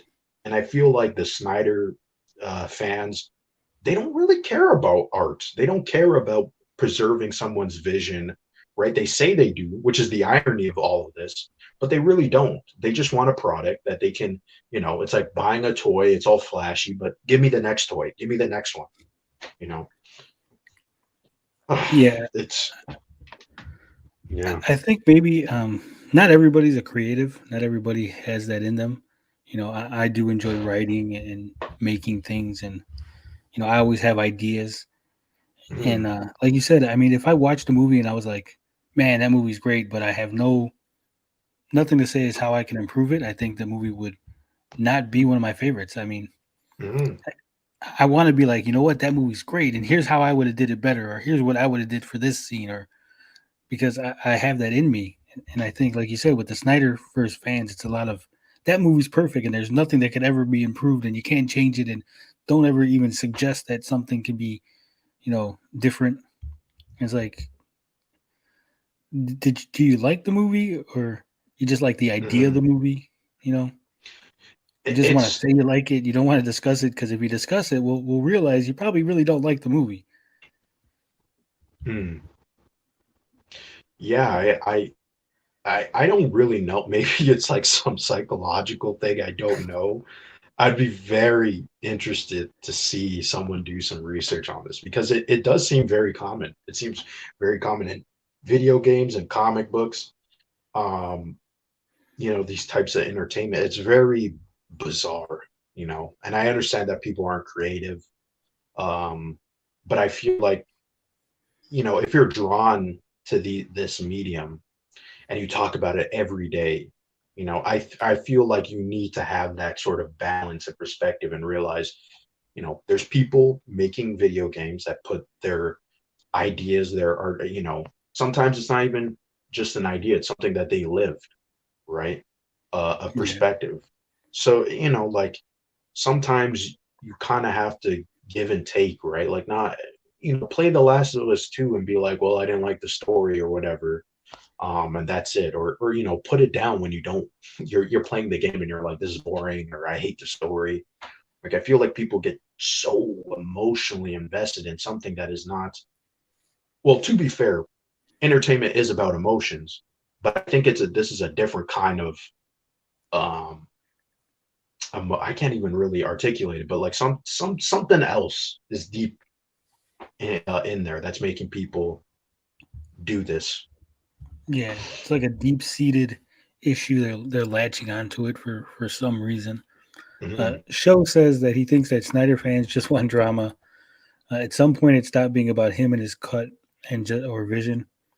He says someone else will save DC, but it won't be him. I think that's part of it because you always hear about they're going to save DC. I think now this is probably going to piss off a lot of Snyder Cut fans or DC fans, but I think there is a amount of jealousy towards the MCU. You know, the Mhm. success that they've had, and they want that success for DC. They're like, DC is just as good as Marvel. Why are our movies not breaking the $1 billion? Why are our movies not being these heralded as these great fucking bastions of entertainment? And I think they're latching on to Snyder, thinking he can do it. He's going to be the one to give them their fucking MCU $1 billion fucking franchise. Mm. That's tribalism then, if it's that's the case. Well, I think some of it is tribalism. Wiley says, "Why don't people like Last of Us 2? I've never played it." Um, well, there's a lot of Abby. reasons. Abby. Um, yeah. One of the characters, spoiler alert for anybody who hasn't played the game or has no idea what's going on the internet the last 2 years. Um, one of the main characters from the first game gets killed in the second game by one of the characters you play as in the second game, and that upset a lot of people. Which I don't understand why, because again, this is a story. It's a game. They're not real people. No one But you really know what's died. the irony of this though? If you played that game, that's kind of the whole point of the game. But you got to play it to know that's the whole point. The emotion that you get mad at that moment is literally the foundation of the game's story, right? And Neil Druckmann even said it. He was talking about, not to get political, but he was talking about the Israel and Palestine conflict and how he was very on one side of it and came to a conclusion that, hey, there's another side. There's always another side to the story, right? And that's where that idea for the game, why it was developed in the first place, right? And I feel like the game kind of proves that people aren't, willing to have that emotional, just to be emotionally intelligent and to realize that, there's another side. Yes, this is about hard emotions. This is about killing people, right? The game. Yeah. And, it riles up your emotion, right? And the game comes to a very mature, like I would say, I know people probably will shit on me, but that was one of the best stories I've ever seen in a video game because it was so emotionally mature for this medium, right? And you can only do it in a video game. Like I don't think you can do what they did with swapping between the protagonists and let you playing and feel that emotion, even though you were upset at what this character did, right? And you still had to play as them. And a lot of people are like, why do I have to play as this character I don't like? That's the point. Okay, if you don't want to play it, okay, that's another thing. But that's the point of the story. And I feel like a lot of people, they don't want to see that. They don't want to see that, hey, this character that you love is killed, and now you're sort of forced to see the other side of why they were killed. And we all know from the original Last of Us how controversial in the story itself of what Joel did, right? It was such you can relate to it, but you could see that there's a problem and it's very conflicting. And to me, that's good storytelling. When you have conflict and you don't really know and you get upset, what movie makes you upset, right? Or makes you have all these different emotions? That's good storytelling, in my opinion, Yep. right? So yeah, that's what I Um, have to say on that. Wiley says, did they turn into a zombie? No. He gets his head cracked in. With a golf Yeah, club. it's pretty bad. Pretty bad. Um, but yeah, the irony, one of the ironies about that whole situation is a lot of the people who were upset making videos and stuff, they always complain, why can't this character be bad? Why are, again, not to get political, but why are the SJWs mad that X Mm. character is a bad guy or X character did bad thing? You know, when in GTA Remastered they removed a Confederate flag from a character. The Mhm. character is a bad character. They're like, well, he's a bad character. What does it matter if he's wearing a Confederate flag? Why are people upset? And then this one character who's a bad character did a thing that's bad, and they're like, that's wrong. Why is my game doing this bad? And like, Mhm. are you dumb? You argue that bad characters should be able to do bad things. Yeah, like you Mhm. said, you didn't like it. It made you mad, but that was the point. It was supposed to make you mad. I Yeah. don't know. It's very frustrating. It's very frustrating. But I think it goes again in The Last of Us 2 goes again to that idea where did you just want what you wanted? You wanted them to make the game that you wanted, and you didn't like that they made something that they wanted. Neil Druckmann, it was his vision, his artistic license, his mhm. artistic freedom to do the things he wanted. He was in charge, and uh, if you don't like it, don't play it. And you don't own the franchise. I actually heard somebody say that franchises belong to the fans and not to the people that own the IPs. Mm. And I was like, how can you be so dumb? You know? I think that goes back to Star Wars, that Yeah, line I'm of like, thinking. you don't own it. They make a product for you to consume. If you don't like it, you don't consume it. But Mhm. they don't owe you anything. You're not entitled to the Street Fighter game you want. You're not entitled to the Last of Us game that you envisioned in your head. It'd be nice if it Mhm. happened, right? But you're not entitled to it. They don't owe you that. You can't go to Capcom and demand that they do things your way. You're not in that position. If you want that to happen, then go to school, get an education, get a job, work your way up the ladder at Capcom, and then maybe one day you can make the fucking game you want, right? But you have Yeah, no or power. make your own stuff. Yeah. Make your own stuff. And that's another complaint that these people have. They're like, why is XYZ subverting, Superman or subverting Marvel? Can't they create their own stuff? And I'm like, well, can't you create your own stuff? You're not happy with what they're doing. Make your own thing. I yes, I 100%. I'm glad we had this conversation like so much because it's just like so jarring seeing this. Like, who cares if all these things you don't like, right? Why do you have to harp on it? Go do Yeah. something else. Do something that's productive. Do something that's creative, and maybe you'll get the same attention. Maybe you'll generate a small group that loves what you created, right? And it's like they don't. They, it's very bizarre with all these franchises, Star Wars, He-Man. I don't even like He-Man, but seeing all that stuff, I think is, I don't I know. love He-Man. I'm a huge He-Man fan. Yeah, before my And time, but and the new series, I actually like it. I didn't think anything was wrong, but I wasn't like, oh my god, He-Man's not in it. I'm not clocking He-Man's runtime. Like he's only in it for yeah, fucking 58 minutes. Like, dude, whatever. It's a story. Watch the thing. Let the story go tell you, what it wants to tell you, and then if you don't like it, at some point you're like, hey, this is boring, or I don't like it, and fucking turn it off. Now mm, I know there are probably going to be a lot of people that are like, this is ironic coming from me, who has made a lot of videos on a certain topic. But let me clarify before anybody tries to be a smartass about it. I'm not harping on the exact same point every time I make a video on that certain topic. mm, It is an ongoing situation that I do realize that sometimes I'm like, I don't want to make I'm like, hey, it's Wednesday. Nothing's going to happen. This is the last video for the week on that topic. And then Thursday and Friday shit happens. I'm like, fucking shit. I don't, I have to. I'm almost expected to, So it's like, oh, yeah, fuck it. But I mean, I'm not going to harp on the same point like over and over and over. Even I'm like, dude, this is way too much. I don't need to talk about that shit no more.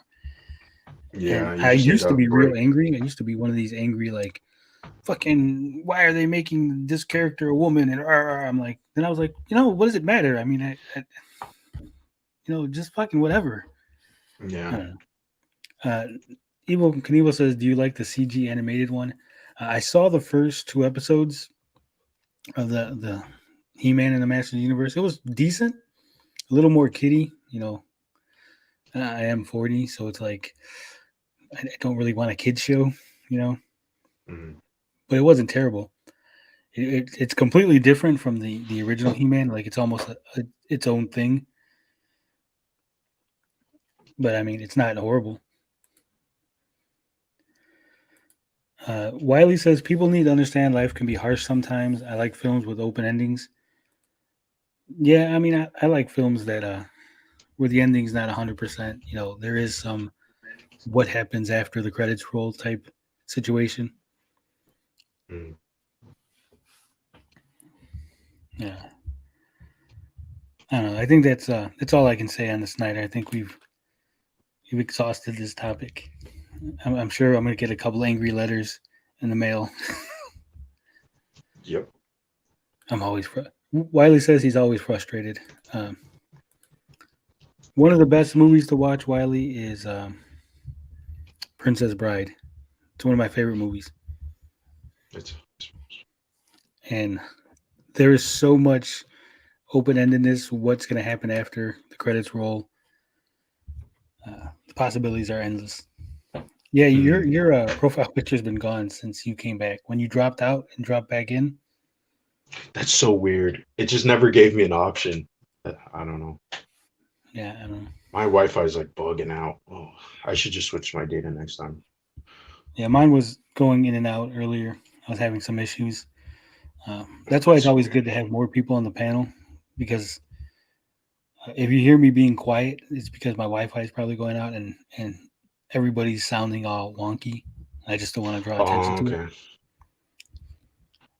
But yeah, I think we're almost at 5 hours. We almost hit 5. This was a great show.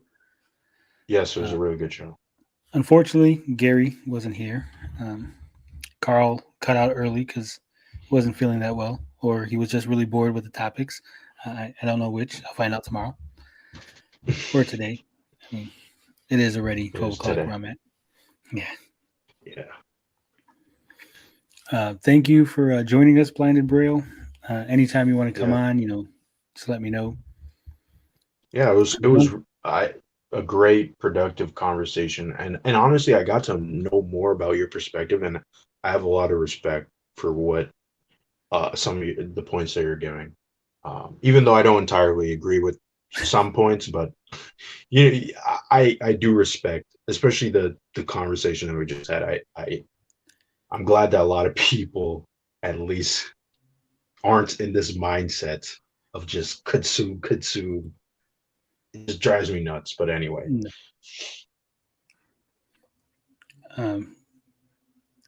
Don't forget, we do have the limited edition, super highly collectible,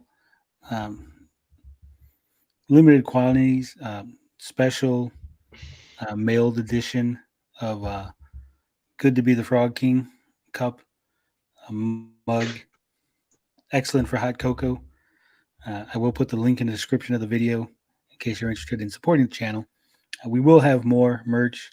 I just whipped something up real quick to go with my new logo, my new avatar. And you know how we do it on this channel. Love, peace, booty grease. We out this bitch.